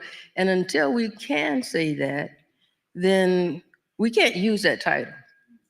And we went back and forth a lot. I said, don't put my name next to that if you use that title. Wow. Well, Wow. I'm kind of you know, but anyway, but the thing about it, unfortunately, and maybe it's fortunate too, because the U.S. publishing house of HarperCollins didn't use it, but the United Kingdom branch did. And that actually triggered Hannah Durkin to say, was it? And then we have more information from Hannah Durkin, who found that he wasn't he was one of the last, but not the last. Whenever, I mean, it's like, you know, those trick questions that they put on a test, and they will use only or never. And you know, like, that's always wrong, right? And like, we can't say that because we're not sure about that. And so they said, oh, they gave in, or like, please don't do that. I cannot support that. And they used the title that we have. Wow, wow. That speaks so much to Black excellence and authorship and the challenges that we face in this space, and still having to kind of deal with publishers and issues like that, that we know Zora had those concerns in many ways. Talk to us a little bit about Zora's experience with this book, because we know that it took 80 years or so for this book to come to public light.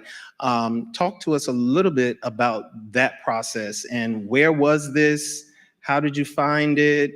You know, how did you get chosen to by the hires and by everyone else to write this book, or to edit this book rather? Well, Hurston completed it in 1931. And you know, she wrote Charlotte Osgood Mason, who was supporting her efforts, and to say, I now have this manuscript ready for your eyes. And so that's when she completed the first draft and began to submit it to publishers. But publishers, they were interested in it. They wanted the story, but they told her, we want this narrative, but we want you to write it in language rather than in dialect. And Hurston refused to do that. Hurston was just the consummate social scientist. And as an ethnographer, she knew that language was a defining feature of a people, of a person, of a community. And to change that would be to actually create a fiction. We're not talking about the authenticity of someone anymore. And language is one of those authenticating factors. And so, knowing this, she refused to make any changes. And more than one publisher said the same thing. And so it just sat there. And from there, it became part of the Elaine Locke collection at Howard University in 1956. And it's just been there. Well, I won't say it had been sitting there and no one paying attention, because other writers had. Sylviane Jeff, for one, the historian, was interested in having it published, but she couldn't get anyone interested in publishing it. And I'm not sure about the details of that, but it didn't happen. And the trust, the Zora Neale Hurston Trust, was in the process of having Hurston's unpublished material be published. They're, establishing the canon and getting all of her works in order and in place, and the unpublished published. And I can't tell you why I was chosen to do it, because I don't know why. And even if someone could tell you, I would say, well, they're giving you some details from some conversations or whatever, but mystery is what it is. And I can just say that for me, it was a blessing and a grace that it came to me to do it. And I got an email because I hadn't connected with anyone. I hadn't made any proposal. I didn't know they were doing that actually. And I got an email asking me if I would be interested. I'm like, are you kidding me? It's like, yeah. And when are we gonna have that first conversation about that?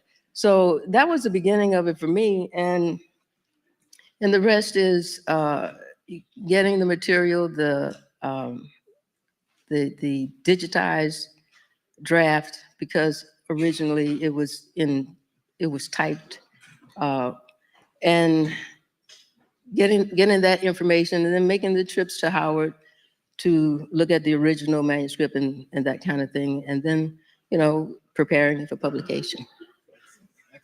And so then we have Zora Neale Hurston capturing this information from Cujo or Kosala Oluwale during the 1920s. Is that correct? Right. And so we want to show and maybe even talk about a little bit about his experience that Zora Neale Hurston captures.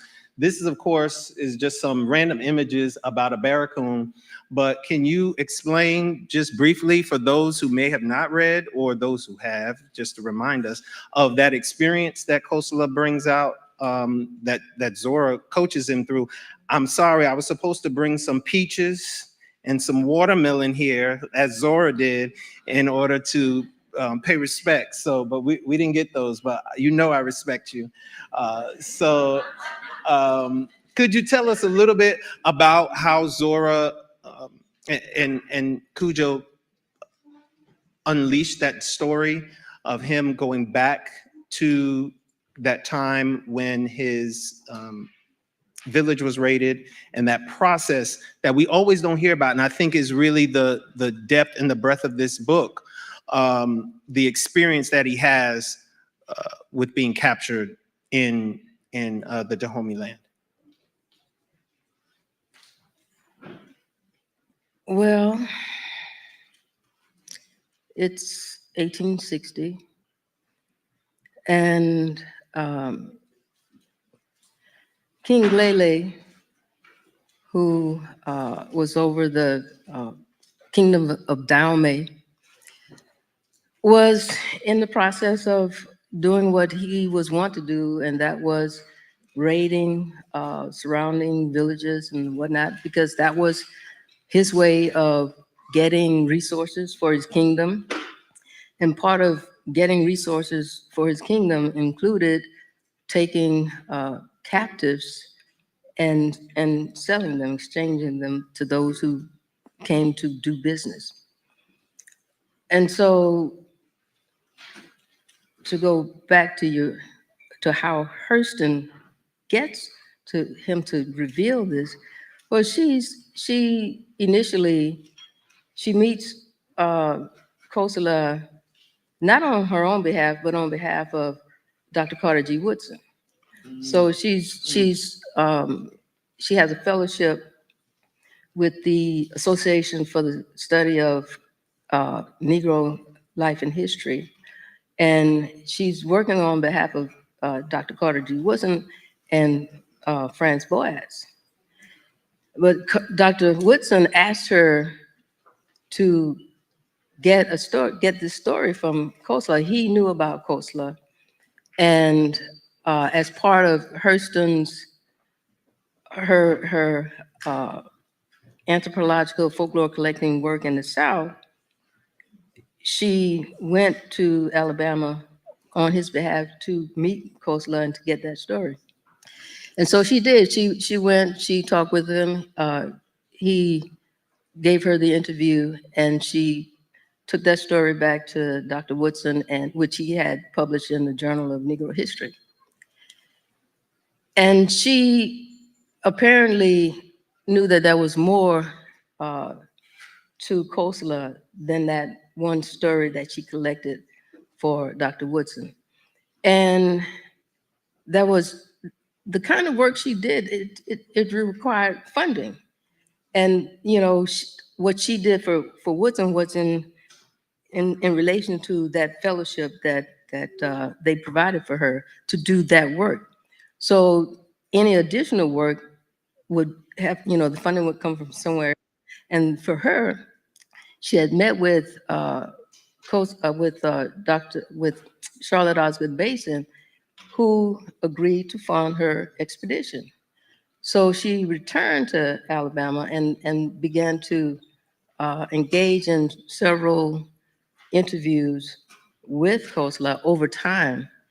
And it required time because Khosla was he was so full of memories and also the pain of those memories. And so she could not just, you know, have him sit down and spew everything because number one, he wouldn't do it, right? He had things to do, you know, and also she had to learn how to get the story from him. And this is so important about Hurston, how she was able to capture this narrative from this pretty reticent older man. And he basically taught her how to do that. Right? And for instance, she wanted to do what, you know, most Americans do, her and give it to me. Right? You know, and so she's asking him to tell her about his life, and she's impatient. She says, "No, I want to know about you." And because he's telling her about his grandfather, his great grandfather, everybody in the village, and all of this kind of thing. She said, "I want to know about you, Khosla." And he says, "Where is the mouse that rules the house?" So he let her know that that was a protocol. You give reverence to the ancestors. You give reverence to the elders. There is no you without them. Right, right. And he taught her these things and how to wait and how to respect the natural order of things in that traditional understanding, that traditional worldview, and how to breathe and pause. Because she would, you know, he'd be telling her something and she's, you know, taking it all in. And he says, "Come back tomorrow, I'm tired." And she wanted that narrative, so she would go and come back tomorrow. And sometimes she... And not come empty-handed. You know it. So, right, it is, and you know, one of the things I suggest is like when she's bringing clean peaches and watermelon and all of this is because what his story was so heavy. Something sweet would help to have him bring it out. You know, to release that, to bring it out. And so, and with laughter and food and camaraderie, he could relax and open. And when he would open, and he would tell her about that, the daybreak, when they broke the gate, the warriors, the Daomian warriors broke the gate and came through before people were awake and just started slaughtering. And, you know, he was just trying to run, trying to get away. He said he couldn't. There were warriors at the door. At every place that you could exit, there was someone to stop them, either to kill them or to take them into, you know, as captives. And so, and when he would do that, and he would then be there when all of this slaughter is happening. And he remembered calling out for his mother, but she didn't hear him, and he didn't hear her respond. All of his family were gone. And just people just, lying everywhere. And when he's reciting this to her, he's there. And when he's in that space, and then he becomes silent, and then she just very quietly goes away. And so in this way, she learned to respect him, his woundedness, this really heavy memory and living memory, because it was never over for him. And she learned to respect that, and she learned to move with him rather than trying to get him to follow some agenda she had. Wow. And because she learned how to do that and to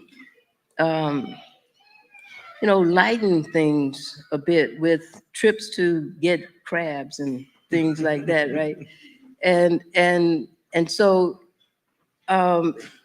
she's learning how to do her work, and she's also practicing from what I've read, and the anthropologists in the room can also, tell you whether, to what degree this is so, that she practiced what she called participant observation, collecting. That was her approach, rather than, seeing the person you're interviewing, rather than seeing them as some objective, I don't know, specimen that's giving you what you want for your research and your ideas, your theories that you're trying to support and whatnot.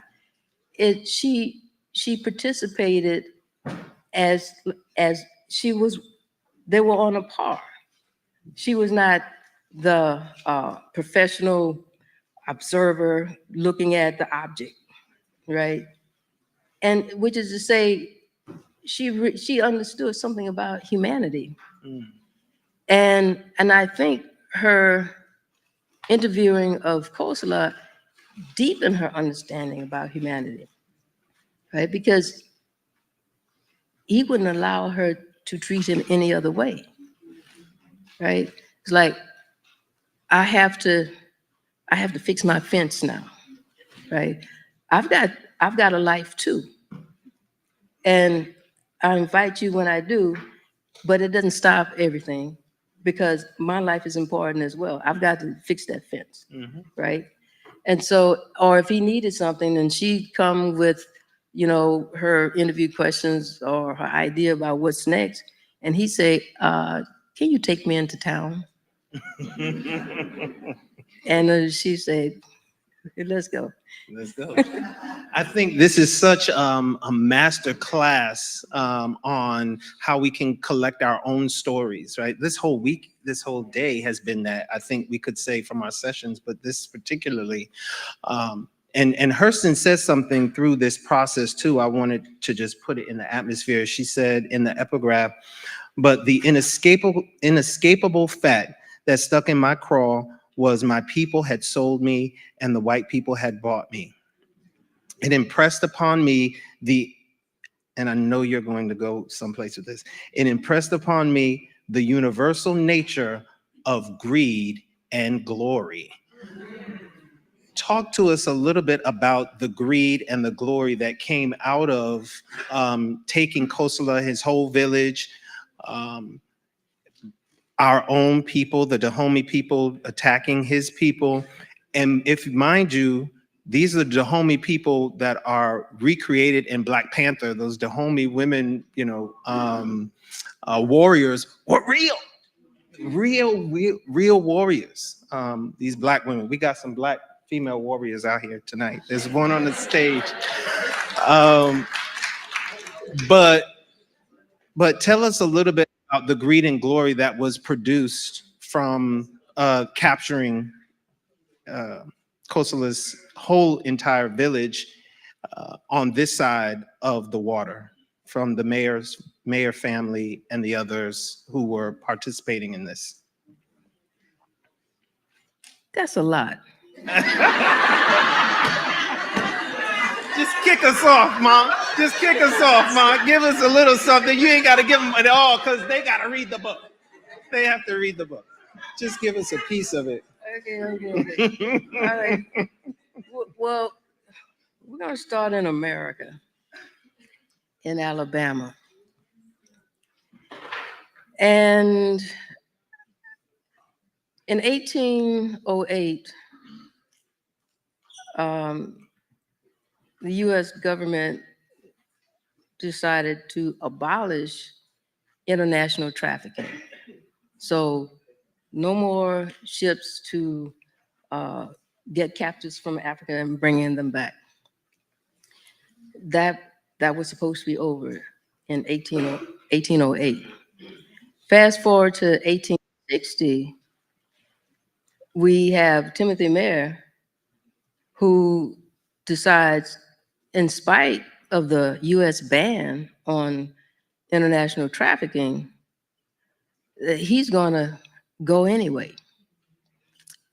And so he's with his associates and whatnot on some riverboat, and he's boasting that he bets he can go to Africa, get a boatload of Africans and bring them back and not be hanged for it, because this ban stated that anyone who actually went to do this, to continue this international trafficking, that they would be considered as pirates and they would be hanged. And Timothy said, I'm going to do it and I'll not hang for it. And so he decided to defy the US Constitution, as people are still want to do today.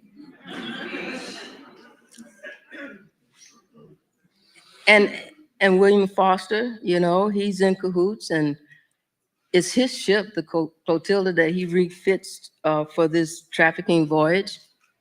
And so they would be perfect candidates for president.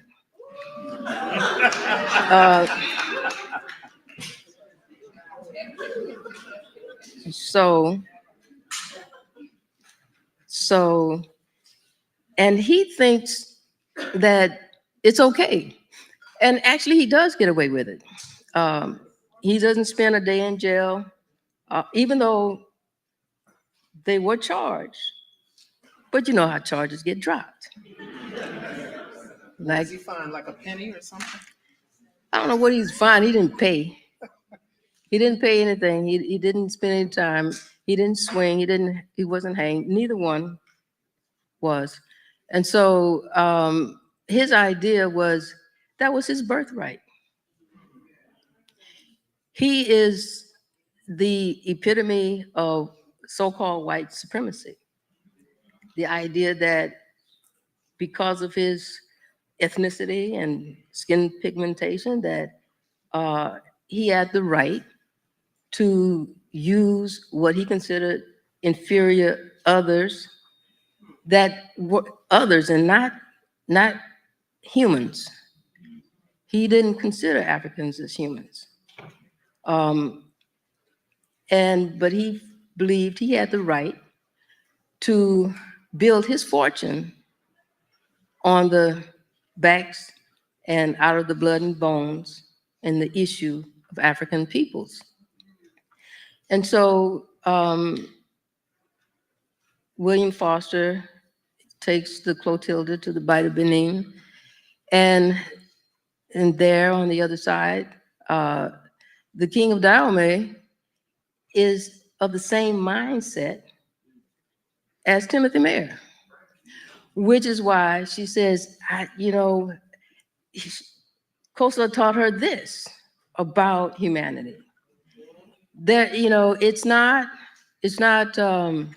any specific group, any specific nationality, any specific, demographic that is ambitious blindly.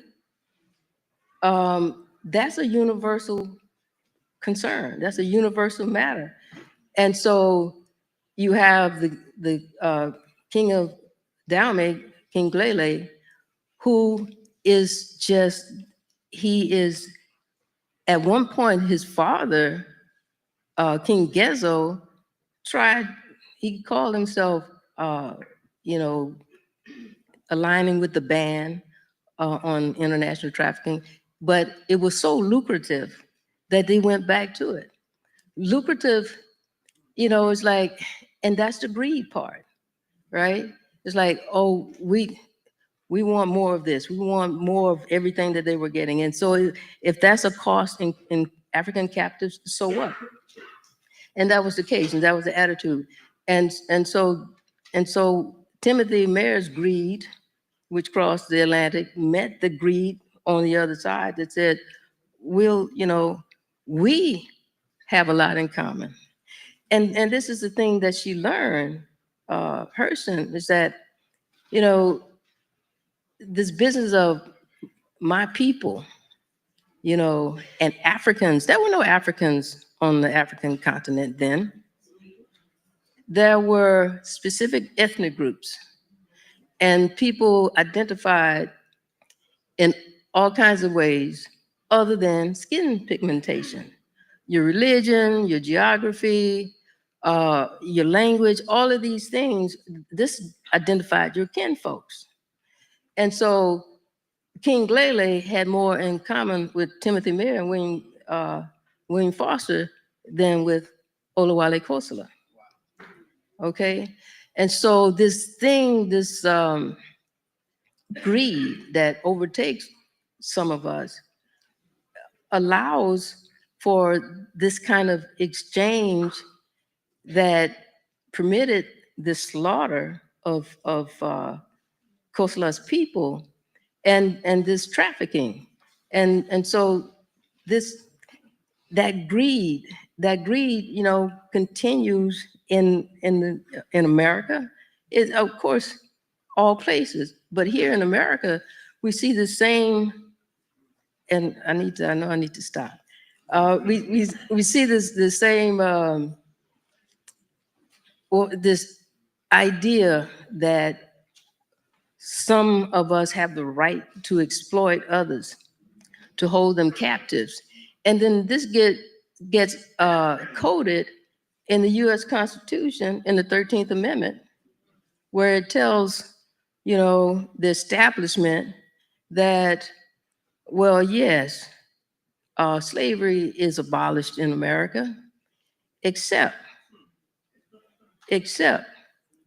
when it's used as a way to deal with those who have committed a crime for which they have been, quote unquote, duly convicted. And we know how folks get duly convicted. And so this begins that's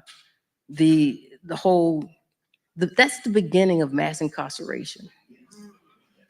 And so I'll just say this and I'll leave it, and don't you take it up. They have to read your other book of Greed and Glory to get that piece. Well, so we'll let them do that. That's what I'm saying. So because incarceration in America is another form of enslavement. And so this is what I deal with in my book, which is titled Of Greed and Glory.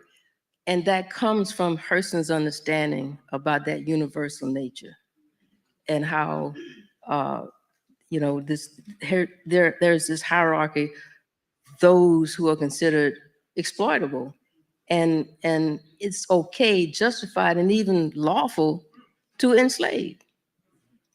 right? And so I'll leave it at We'll that. leave it at that. Well, let's dig just a little bit deeper because I have a few minutes. I want to read this other quote because reading through the book, I've read through the forward and everything again, but this quote always stuck with me, and it's like a knife that digs and turns and almost like twists to stay forever, and it's called Kosala's Lament. When we talk about how Kosala's family is treated, what happens to his whole family as a result of them coming to Alabama. Of course, Kosala survives, but most of his family, immediate family, does not. And one of his sons has a major issue, and he says this statement. He says, "My poor African boy that don't never see African soil." Speaks to the displacement and the African descended peoples. Talk to us a little bit about what happens in Africatown, and then let's get to the great part of what's now happening in Africatown as a result of them now finding the ship that was lodged in the Delta, and now finding and trying to preserve spaces and build spaces to honor those 110. But first, talk to us a little bit about what happened to the family, and then what's happening now in Africatown, because I know that you're also a part of that, and also went to Africa. So it's so much. Let's deal with first Kosala's family. I'm willing to follow your lead as Zora did. So I'm willing to follow your lead. Just.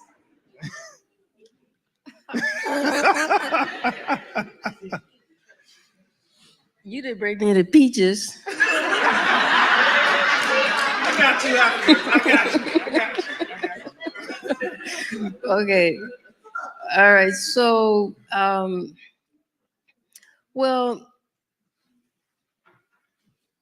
when the son he's talking about, the one that's in your quote that he's referencing, this is Cujo Lewis Jr. And his son, he had 5 sons and 1 daughter. He had 6 children. And he lost all of his children. All of his children died. And only one son who lived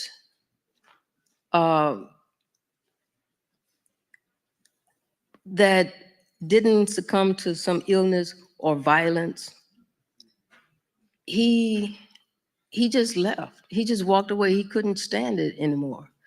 And all of the pain that the family suffered, not only was Kosala hurt by virtue of an accident with the railroad company, the train hit him, and this whole legal battle that actually he won, but he never, yeah. And then this other matter with another son who, I don't want to use harsh words, but that was another accident.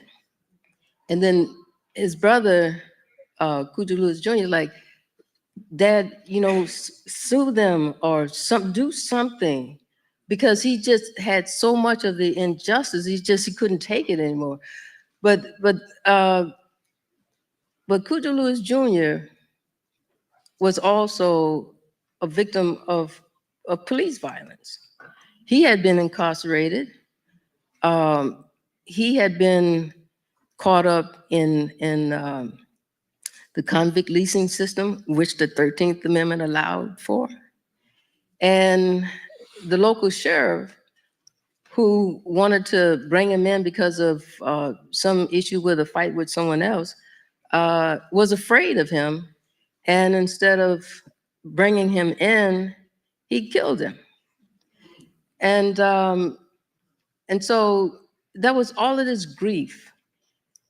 And Kosala, not only did he lose all of his children, he also lost his wife, who I think died of a broken heart. I mean, there are other medical conditions, right?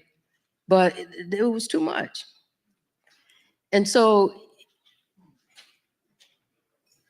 not only could Khosla not get back to Africa, none of his children could get back to Africa. One wanted to go, that's Kuja wanted to say, oh, can we go home? We want to go to Africa, right?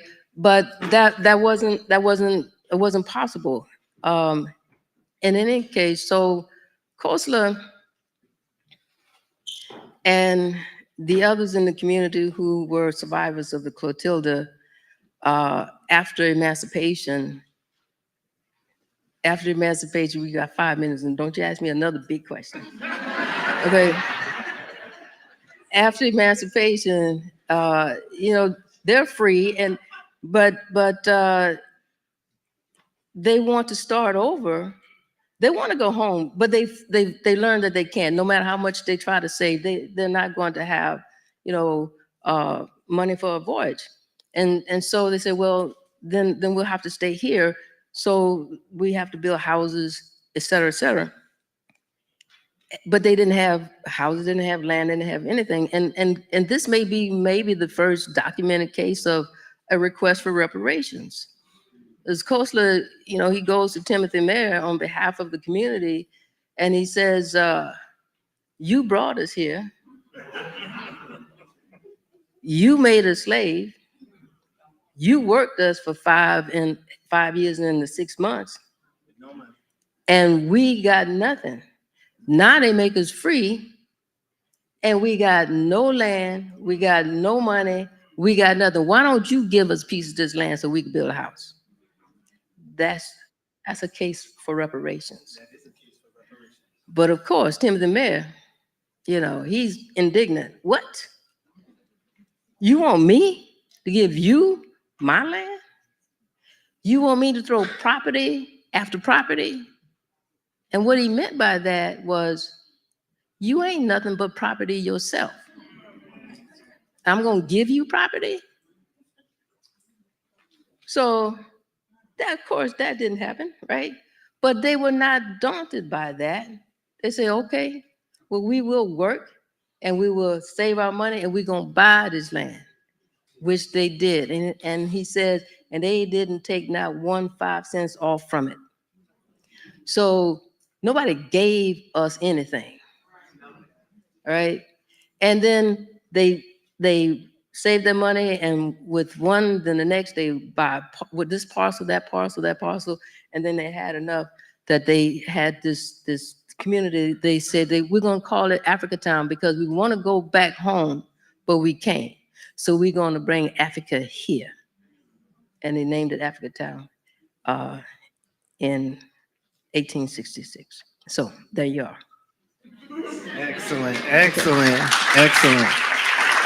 And that is Africa Town. So there's so much going on now in Africa Town. And I know that they are revitalizing the town and the city. Could you just leave us with that here about what's going on? What have you seen going on in Africa Town? There's so much going on there. I know, that's what I want to know. What's going on in Africa Town and in Africa? Hands of people who've been to Africa Town? Oh, that's not enough. You gotta go. You have to go. You have to go. Miss Marjorie, hey, Miss Marjorie. So, yeah, it's the descendants are just, they're just wonderful. And they know their history, they know their legacy. They have ties with people in Benin. And there's the what's the museum? What's the museum?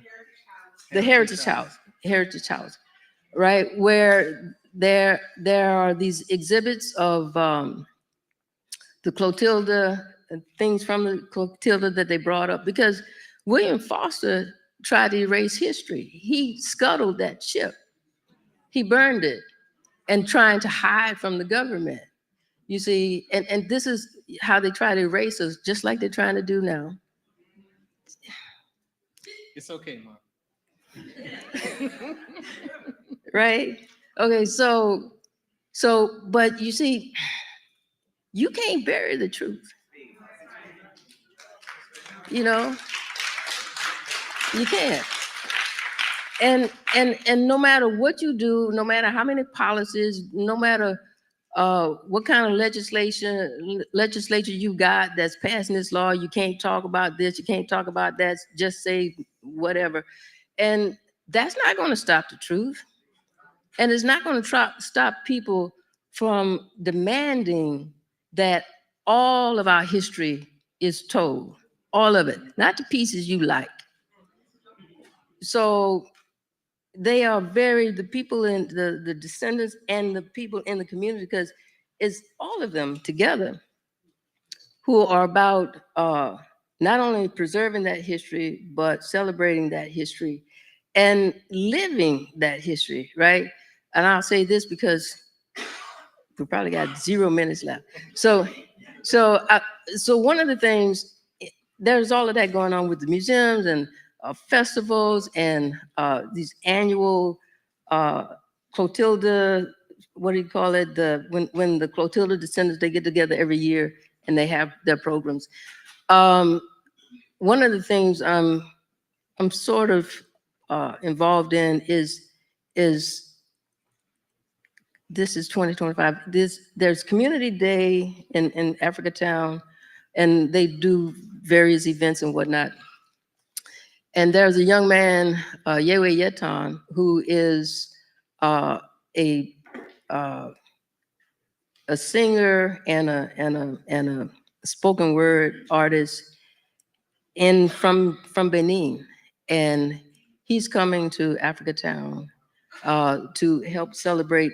They are creating this cultural exchange, and so the history of Benin is alive and well in Africatown, and so this helps to just really enrich and deepen those connections. That Atlantic, it didn't stop anything. Those ties, they're strong. And I'm going to be quiet now.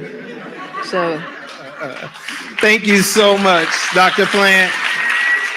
Give her a wonderful hand. Do we have time for questions?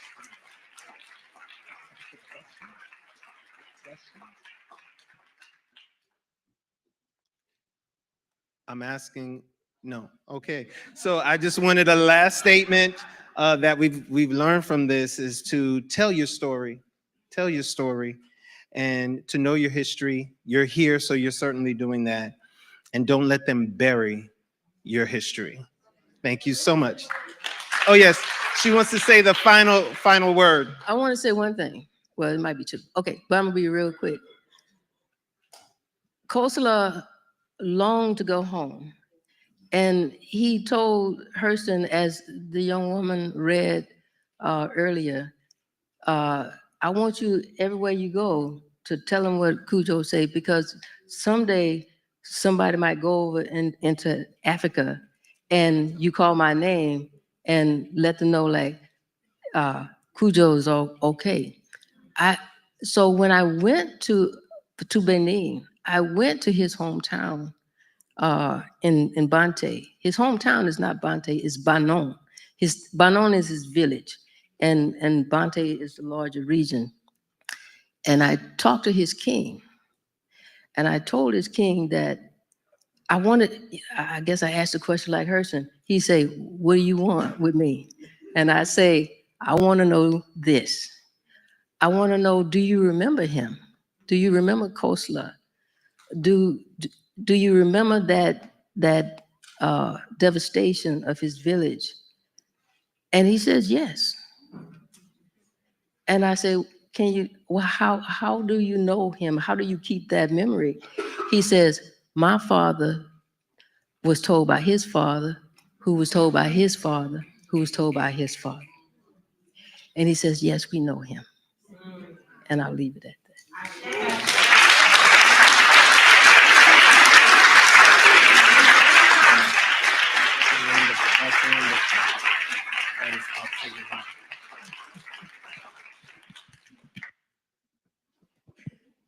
Thank you so much to Dr. Deborah Plant and Dr. Marvin Hobson. We're going to move right into our next panel, which includes Kai Dickerson as moderator, Dr. Marvin Hobson, Marjorie Harrell, and Julia Lee, discussing Zora Neale Hurston's Fort Pierce legacy.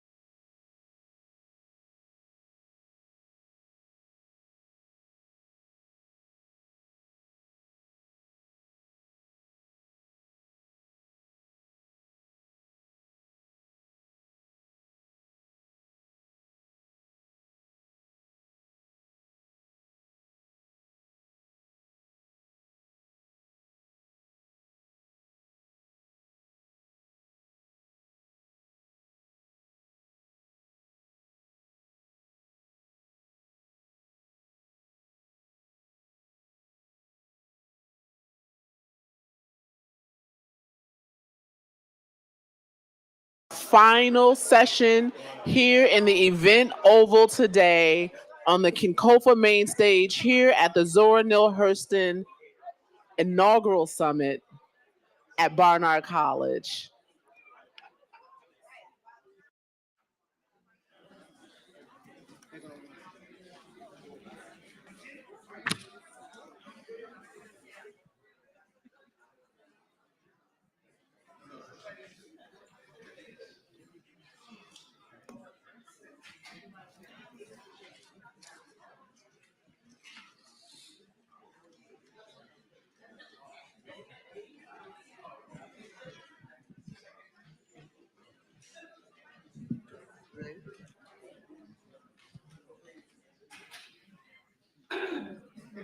Good afternoon, everyone. Good afternoon. My name is Kai Dickerson, and I'm moderating the panel today. And I'm so honored to be here. Let me just say that I am the granddaughter that lays at the feet of my grandparents and love to glean from their insights and their life experiences. So to nurture my curiosity in a formal capacity is such a blessing. So I'm so happy to be up here with you all and to learn from you and your lives and your legacy. So just thank you for allowing me to moderate this panel.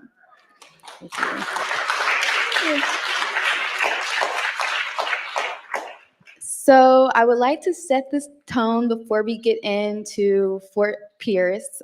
So my first question is to all of you, and I want to know, when did you first encounter Zora, and whether through her work, her legacy, or her presence in general, and then at Fort Pierce? I guess that's my first question. I met Zora in school.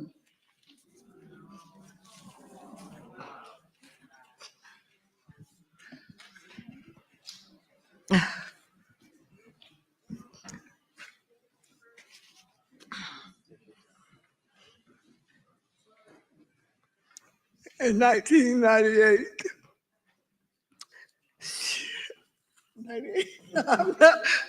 Let me get myself together.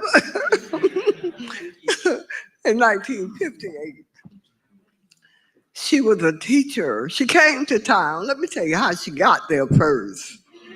Mr. Boland had the black newspaper in the black community. So he would print the paper and give it away because we couldn't buy it. We didn't have money.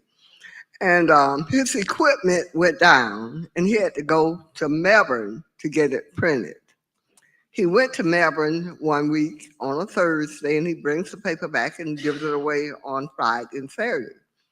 He went to Melbourne and the man who was printing the paper, white man, says, "Let me show you something."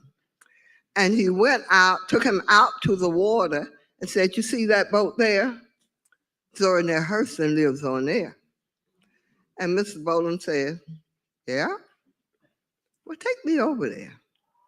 He went over and he said to Zora, "Hey girl, come on to Fort Pierce and help me write this paper for these black folks so they can know what's going on." Zora didn't exchange words. She packed her things. She wrote a letter to the white folks that owned the boat who were out of town and said, "I've gone to Fort Pierce to help write a paper for the black folks." She locked the boat, left, and came to Fort Pierce. So that's how Zora got to Fort Pierce. How I met her, she was working for Mr. Boland, but he couldn't pay her. So he knew he wasn't going to pay her. So he got her a job at one of the schools, the black middle school called Lincoln Park Academy on Avenue I and North 17th Street. That school is still there. It is still matriculating, and it goes from 7th grade to 12th grade now. It has been one of the top schools in the country with sports and academically. It is not still a black school. When integration came and white folks saw how good we were doing there, they wanted to come. So we had to let them come. And now the school is having all kinds of problems because you can't do anything with the white kids. I shouldn't have said that, but it's true. It's true. And how I met Zora, we had an elementary school on 13th Street. And when you got to the 6th grade, you went 6th, 7th, and 8th at Lincoln Park Academy. They eventually took Lincoln Park Academy and made it go all the way through to high school. And that's where I met Zora. She got the job, didn't have to get no certificate at the time, but it was supposed to come. And she did have a certificate because she went to Bernard, and so she had a certificate. She just didn't have it with her because it was not important to her that she have that certificate. So they let her teach for a year. She did not go to the teacher's lounge. At lunchtime, you go and you sit and you talk and you relax. She didn't do that. She didn't have time for that. She would we would go into the classroom, and she was my homeroom teacher. She would tell us what our assignments were. She would read something out of the book, then would tell us, now do the work at the end of the chapter. Once you read it, do the questions. And we would sit there and do it, but the boys would play marbles. They would shoot them against each other in the back of the room where she couldn't really see them. And so we didn't know she was an author. We didn't know she was a writer. She was telling us to do our work, and she was sitting at the desk writing and writing and writing, and we thought she was just taking care of us. But but she was writing her stories, and we never knew it. All for a whole year and a half, we never knew she was writing. She got sick and she died, but before she died, she would walk in the evenings and on Saturdays and Sundays after she had dinner at the Benton's house. She would walk to US 1, on one street over before you get to US 1. Beanie Backus was a white author. And he would have her come. He found out she was there. He would have her come, and all of the white folks would gather, and they would have wine and stuff, and she would go in the front door. She was one of the only Black people who could go in the door. Dorisa Hare, husband, was an author, and Beanie Backus worked with him some. And he could come to the house and come in the front door, but nobody else Black could. We had to go in the back door if you went there, and you didn't. Many of us go. The maid went, and her children went to babysit and to take care of whatever. But Zora went in the front door always. She would walk there, and sometimes they would come and get her and carry her there. On Sunday, she spent Sunday evenings at the Backus house listening to jazz music. How I knew her, I didn't know she was a teacher, was an author. Nobody knew she was an author because nobody talked about it. The head of the English department was Mrs. Pierce. She never told anybody that she was an author. So I don't know whether the adults knew, but the kids never knew. When I graduated from high school, we used to go fishing. A teacher used to take us fishing, and we would go fishing and catch the fish, and we'd bring back some to Miss Zora Neale Hurston, because she was a nice, quiet lady. But I doubt if she ever cooked the fish. She didn't cook. No, she didn't even have a stove because she didn't need one. She had a hot plate to heat up the water to make the tea, but the neighbors fed her and took care of her. And that was the kind of community it was. Fort Pierce, everybody took care of everybody else. Even the Dr. Benton, who was our first Black, okay, I'm gonna let her talk. Our first Black doctor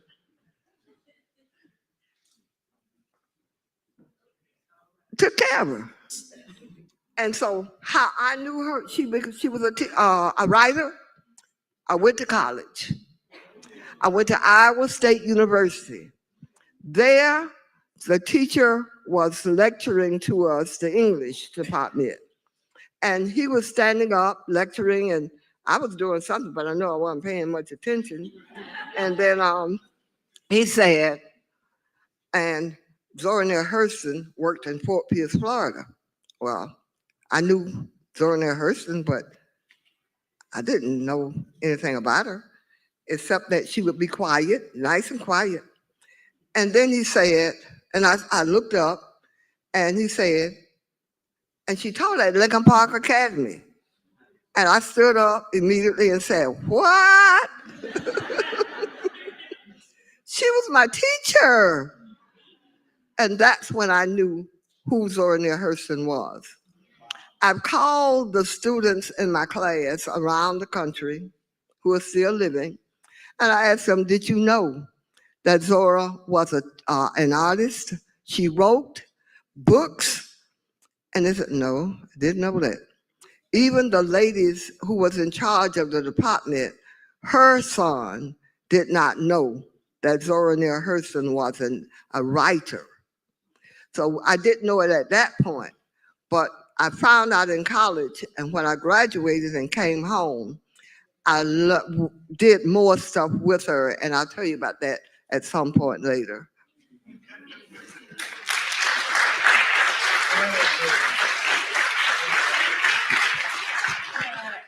The question was how did I find out about Zora Yes, Neale what was Hurston? your first introduction? It was a mixture of my mother, Arlena Benton Lee, Dr. Benton's daughter, and my aunt, Margaret Benton. And then I was in college in the mid 80s in upstate New York. And that's how I heard about, that's the first I heard about Zora Neale Hurston. So it's from two different sources. Awesome, thank you. All right. Well, I heard about Hurston. Well, I grew up in New York. I'm from Long Island, New York, and went to school upstate, taught English, and never heard of Hurston. Taught English and never heard of Hurston. And I relocated to Palm Beach, Florida, and there was an honors English class, and no one else would teach it. And so they asked me to teach it, the new guy on the block. I said, I'll teach it. And the requirement, one of the required texts was Their Eyes Were Watching God. I'm like, okay, this is this looks like a good read. Had never heard of Hurston before. And at that time, that was 2003. This isn't even on the list here of things to talk about. In 2003 in West Palm Beach, I don't know if you know, at the end of Their Eyes Are Watching God, Zora talks about that recreation, where she talks about the hurricane of 1928. So in that year that I moved there, they committed and found through geospacing the grave site where those Blacks were buried in a mass grave. Of course, you know, the whites were buried properly. The Blacks found, they had Black people, like how Tea Cake is commissioned in the book to find the white bodies and give them a proper burial. And then the Black bodies were dumped into several, not just one, several different mass graves around the state of Florida.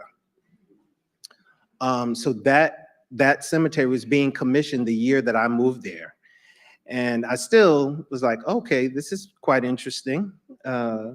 But then I just happened to get a job in Fort Pierce, Florida, and then started teaching there. And someone said, well, don't you know, I had mentioned, oh, you know, is anyone teaching Zora here? Is anything going on with Zora here? They're like, no, we used to have a person who would do that. But don't you know that Zora is buried here? So that evening after I got off work, I was there. We didn't even have phones. Well, I didn't have a phone with a good camera. So I had one of those flip phones, those flip videos. I don't know if anyone knows what those are. I took my flip video to all of the different sites around Fort Pierce related to Zora. So I was out there almost at dusk trying to find her grave. Telling my wife, look, I found Zora's grave in the middle of the night. Almost, not in the middle of the night, but you know what I mean. So it's a place that most people in Fort Pierce would tell you not to be after dark. But yes, but it was an amazing thing for me to find that. I almost wept when I found that, to know that we had such an amazing author, African-American author, right in our backyard, and I had no idea. And that she wasn't recognized as much as what I'd seen in other places in Florida with other authors who, of course, are white and are significantly recognized in public and with funding and with money and all sorts of things. So that was in 2010. And in 2012, I received a grant to do Zora research. And so I actually went to every place that Zora did, where Zora did research. So I went all throughout the Caribbean to the Bahamas. That one was easy because my wife's family is from there. But we also got funding to go to Jamaica and Haiti. So we were in Haiti for a good stint of time with a photographer and with a translator, trying to find all of the local places all the places where Zora did research and worked in Haiti. And so that, of course, was an amazing, amazing trip. And that's me in a tap tap. I don't know if there's any Haitians in the house. Sak passe, nabule. So this is us in a tap tap in 2014, trying to find people throughout the Caribbean who had either stories or history of Zora Neale Hurston throughout the Caribbean. And it was absolutely, absolutely amazing. But that was the first time I had heard of Zora in 2003. And then learning of her connection to this wonderful place, Fort Pierce, that you're hearing about today. Thank you. What a blessing it is to be able to hear varying perspectives, but each and every one of them are so rich. So thank you for all of your responses. My next question is for Ms. Harrell. As a former student of Hurston at Lincoln Park Academy, what was it like attending school during segregation in Fort Pierce, Florida? And how did Zora interact with students in the broader community during her time? Like I said, Zora was quiet. She didn't tell us she was a writer. So I graduated not knowing she was a writer. I knew she died. And we went and sang songs and went to the funeral home and had her funeral and put her in the graveyard without a headstone, without a headstone. But when I came from college, they built the library in the Black community on 17th, 18, 19, 20, 25th, 26th, and something, 29th Street. They built the library and they were dedicating it to Zora Neale Hurston. So I live right around the corner from the library, and I see all these cars going to the library and wondering why. And I went up and it was being dedicated. Her niece, Lucy Hurston, was here dedicating the library in Fort Pierce. And so I asked her for her dissertation. She did, and I told her, you have another one at home. So she gave me that. But you have to understand, I'm the kind of person who says what needs to be said, asks for what needs to be asked for, and then thank you and move on. And we did that. Then the library, the house that she died in, and I'm gonna let you come back and talk about your family and Hurston. We dedicated the nursing home where she died. She died in the nursing home, and I wonder why everybody was born at home. We were all born at home. And I wondered why. Because we couldn't go in the hospital. The hospital was right up about 4 blocks from me. In the Black community, really. But we could not go there. If you were very, very sick, you could go in the basement, and then Dr. Benton would have to come and see you. So most time, if we were sick, we went to Dr. Benton, and he gave us medicine, and we came home. But anyway, they dedicated the nursing home. The lady died, and a Black lady, she died, and she gave us a nursing home because they took care of her. So they turned it into a senior citizen center. And then when they were a county commissioner, white, wanted to take it from us and turn it into housing for military men. Yeah, yeah, a military shelter. And the lady who was running the program had died. She called me. Her daughter called me from Tampa with Deborah and said they wrote me a letter and they want the keys to the building. They're going to take it from us. And I said, take it from us? And she told me why. That we didn't own it, and they decided they're gonna turn it into military housing. And I said, no way. And I called she sent the key. No, I told her, don't send the key. You come and bring the key. Tell them you're gonna bring it. And I went to the county manager, and I couldn't get to him, but I got to his secretary. They were having a meeting that evening, and she told me the meeting is about the Zora house. And I said, no, we can't do that. They can't take that house. And so I told her the story about the house and Zora and everything, and the lady gave it to us. And she said, I'll call him and I'll tell him. He was at home coming back for the meeting. And she called him and told him, and she called me back and he said, don't worry about it. They won't take the house from you.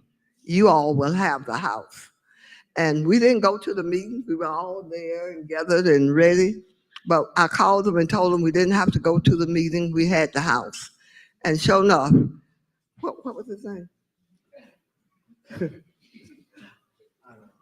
Okay. Anyway, he had her call me and tell me that we had the house. They were going to turn it over to us, and they did.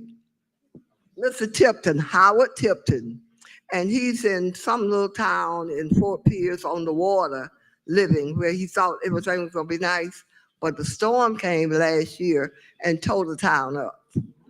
But he still sent us some money when we had the festival. So I thank him for that.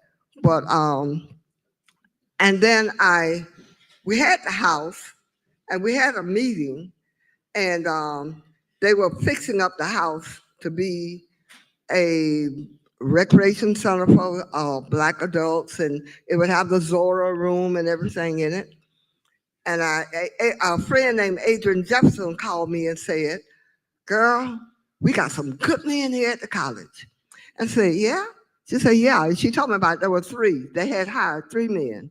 Marvin was one of them. Two of them, one was from the islands and one was white. And I said, tell me about him. And she told me about him. I said, hey, give me Marvin's number. And so I called Marvin's number and he answered the phone and I said, what are you doing? And he says, nothing. And I told him who I was and where I was calling from.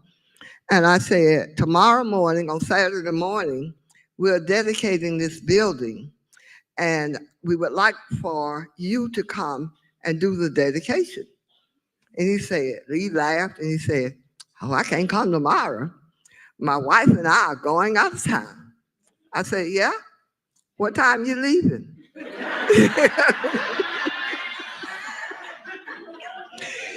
He said around 12 o'clock.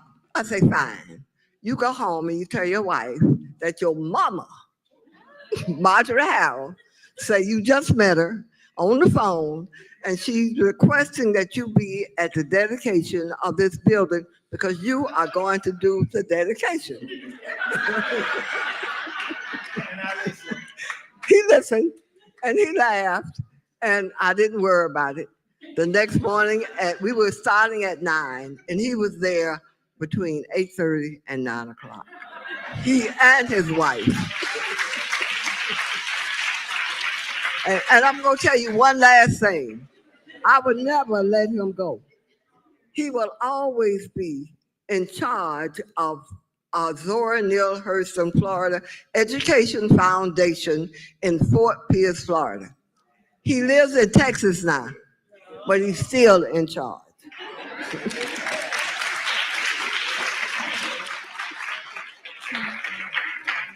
Thank you. I know you spoke a little bit about Dr. Benton, so I want to hear about your grandfather. So I understand that he not only was Hurston's landlord, but also her physician. So how did that come about, and what do you know about their connection and how he viewed Zora's presence in her community? So he knew Zora Neale Hurston, Dr. Clemcy Benton. It's odd saying his name like that. So if I slip and say granddaddy, this is who I'm talking about. He was from Goldsboro, which was in the Orlando area, not far from Eatonville. And that town, it was an all-Black town. It was incorporated into Sanford, Florida. His family moved to Fort Pierce, but he still remembered the Hurstons. So when he came to town, he knew who she was. And, he knew who she was. And, he knew that she was going to work for Mr. Boland, but Mr. Boland was a little low on funds. And he was finishing building up about 25 houses, the last 24 of about 48 in total. And so he let her move into one of the new builds. And that's the house there. She was always writing and sometimes didn't eat. So they would check on her. People would bring her food. My mom, but also people who lived in the houses, and they called it Benton Quarters. Like Miss Robinson, Mr. Robinson took care of the houses. He worked for my grandfather for Dr. Benton for years, and his wife would bring Zora food. I just want to add, his wife was such a good biscuit maker that to this day, the woman died in the 70s, to this day, if the subject of biscuits comes up, my mother will say, she made some very good biscuits. Faybelle Robinson. Other people, yeah, we have a picture of her. Yeah, in the middle. That's Mr. Robinson, who took care of all the houses. That's his wife, Faybelle, who could make incredible biscuits. That's my Aunt Hannah, who also took her food. She's standing in front of the house. She's my uncle's wife. She was the first Black RN in Fort Pierce. And then there were other people like Arthur, I call him Arthur Lee's mother because I knew Arthur Lee and his mama took her food too. But it was a whole community that really worked to, not worked, I wouldn't say it was work. They just supported her. They knew she couldn't afford too much. And they would give her food and she was always writing and they knew that. And they were like, okay. There were a lot of people there who, the reason my grandfather built the houses was because people worked really hard and they didn't have a place to stay. And she wasn't the only person who lived there for free or almost free. I remember sometimes people would be like, I couldn't make it last week because I had this bill or that bill or the other bill or something happened.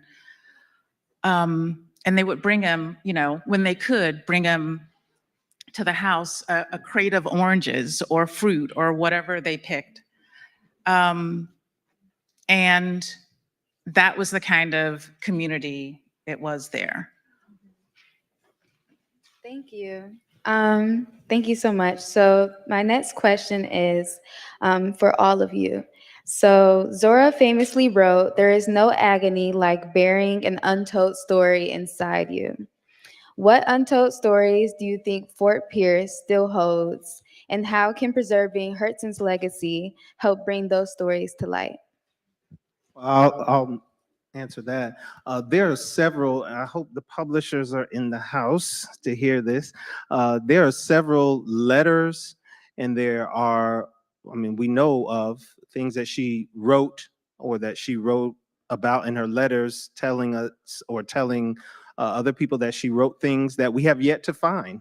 And so we found one, and we would love to get that published very soon. So there are several stories yet to be told.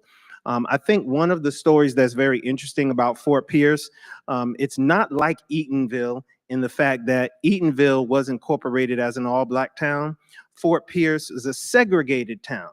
And so still to this day, and me being from up north, I heard stories, and I even went to North Carolina, Virginia with my family in spaces that were segregated. But to go to a city like Fort Pierce, where you can still to this day see the demarcation line between white and Black. You can still see the locations of where the Black community was and where the white community still is, and the wealth gap and difference between the two. And so going there and seeing that is very palpable. And so that story is yet to be told about how Hurston, especially, Marjorie kind of touched on it, survived. And I would even say at this latter part of her life, thrived, right, amongst a community of the support that you hear about here that she's getting from the Black community. So we hate that statement, right, Dr. Plant, where it says she died poor and penniless and without anybody. She died with love, the love of her people, right? And so this is the love that we need to bring back to our community. And this is the love that Zora had at her fingertips right up until the last breath she took. And not only did she have that, she had white supporters who loved her just as much. And that's the story that I would love to be able to tell, because there are myths and stories about her going across the way to across the tracks to having dinner and parties, and maybe even getting arrested with white people for having parties, right? Who were artists and who appreciated her for her work. And they, there was that camaraderie about artistry. And so those are the stories that are left to be told as well, that it takes a brave few on all sides, all humanity, for us to recognize the wealth and the greatness that is in us all, and to not allow the laws that we have or should have or whatever to separate us, because we are all one. Yeah.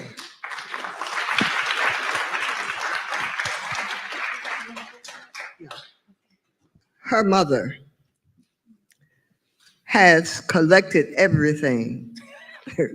She has on what was probably the back porch has been closed in, and there are boxes from the floor up that she has everything that you want in there.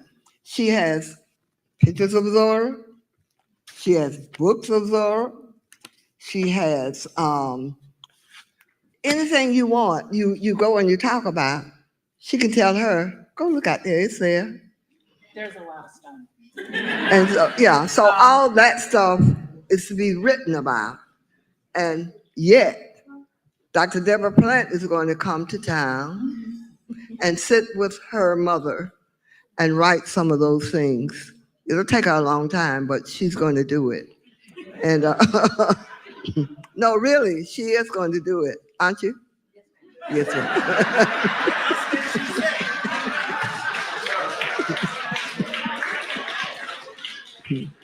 So we have to Okay, wrap it up. Oh, I'm so sorry. and I want to say one thing.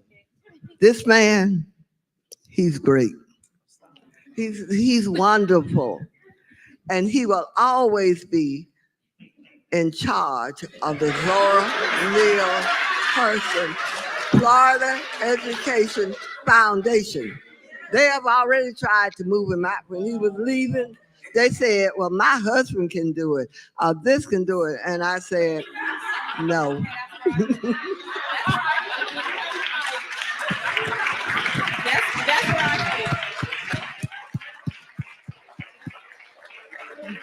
That's where I cut in before they say Ray had them on stage saying, now, Miss Marjorie, you promised me you wasn't gonna act up.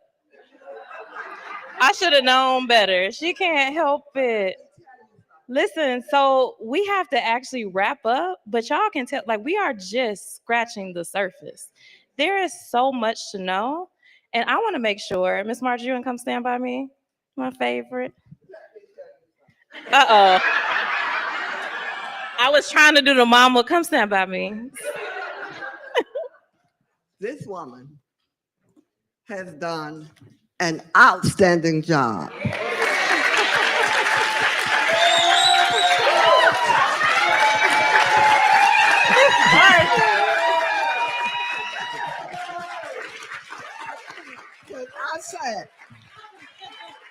I sat in that seat this morning. This morning. This morning. Like it was yesterday? Yeah, it felt like it was yesterday. I sat in that seat and she started talking and carrying on. And I said, well, God dang. She has done a great job with this program. And I just didn't, I'm home laying down and I'm worried about her, is she sleeping? I don't think she slept. But she did a good job. I'm already in trouble with your bestie back there. My 8-year-old makes me go to bed. And Dr. Plant has also started co-signing with him that I need to listen to my 8-year-old. But Miss Marjorie and Marvin, we have something very special to tell you guys. And so we're going to do closing remarks, but this is most important. When we talk about what we do here at the Trust, and even my personal mission, there are so many organizations, there are so many individuals, there are so many scholars and writers doing the work of keeping Zora's legacy alive. But how do we create true family and community where we can support each other's efforts? That is what Zora did. She went out into the community and built relationships. At the end of her life, she had a really rough end to her life, 1948, and she arrived at Fort Pierce to find not just community, but family, as you heard. And so, for our inaugural summit, I am proud to announce that the Zora Neale Hurston Florida Education Foundation is our official charitable cause. So we are partnering with them to raise money to first, because we got a lot to do in Fort Pierce, right, for Zora? But we're starting with her house, 1734 School Court Avenue. Now it's Avenue D, right? Avenue D, Avenue L. Listen, Avenue L. My son has gone into that house. It is magic. Remember, we stood out front and he said, I want to go in the house. I want to go in the house. A breeze, or Zora, as he says, gently opened the door and he said, Zora said to come in. I believe that Zora wants us all to come in. And without this organization, without your granddaddy, Dr. Clemcy Benton, that house would not be there. So we are raising funds and pushing sponsors and donations to this incredible community so that we can all go into Zora's house. It was hit by the most recent hurricane. We need roofs with termites. We need indoor plumbing so Ray can stay there because she wants to be the first one to stay there. Family, right? We can come together and start to support, because oftentimes, Marvin, we get grants, we get donations, we get funds to do the project, but not the sustainability. We want to make sure that this house stands, that it can withstand, so that every single one of us can be welcomed in to Zora's house. Now listen, this is just day one. Miss Marjorie said, I think I was sitting there yesterday. It felt like it was yesterday. I'm with you, Miss Marjorie. Was that this morning or yesterday? Y'all have a good time? All right. Y'all ready for tomorrow? Now listen. Now, because I love me some Zora, and I think she deserves every good thing in the world, my 8-year-old,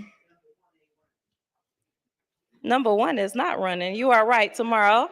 Very good. Listen, transportation reminder. The train 1 is not running. It will not stop at the Columbus stop. So transportation. Columbia, adjust. I just Uber, but adjust. So listen, because we talk about Zora and her community, her family, who she loved children. So when we started planning this summit, my then 7-year-old, whose birthday is 2 days before Zora, he looked at me. He's 8, sorry. It's new. It happened on the 5th, 2 days before Zora's. Listen, Miss Marjorie said, stand up, Cameron. I got in a little bit of hot water because as we started planning the summit, my then 7-year-old, thumbs up, he said, well, what are the children gonna do? I said, you are the children. He was like, no, I mean the children coming to the summit. I said, you are the children. Then I said, well, what would Zora do? So I asked him, well, what should the children do? And he said, well, Dr. Kendi is making all of these Zora books. We should have a children's festival. So at 9 a.m., we will kick off the inaugural Zora Neale Hurston Summit in Barnard Hall. He has the whole 4th floor. He has plans. And then at 10, we'll be back here for the summit all day for both of them. Thank you all for coming. Thank you all. And thank you. You know, Zora has given me so much family. So I would like all of my Fort Pierce family to stand up because y'all know every time I come to Florida, I don't even like to drive. No matter where I'm at, I take that 2 or more hour drive to visit this house, to go to Zora's grave, to chit chat with her, to leave her something. And these are some of the people, but these are the figureheads making sure that her legacy exists. I'm substituting for Mom. Okay. Oh, and I must say, Miss Arlena. She should be watching. Hi, Miss Arlena. I have been to her house and given her hugs and taken pictures. We thank her so much. And Dr. Planet, sounds like you have an assignment because I don't know if you knew that you were doing that, but Miss Marjorie tends to ask a question by way of telling you what you're going to do. So we look forward. We look forward, Dr. Plant. All right, we will allow you guys all to leave so you can get some rest, and we will see you tomorrow. Good job, guys.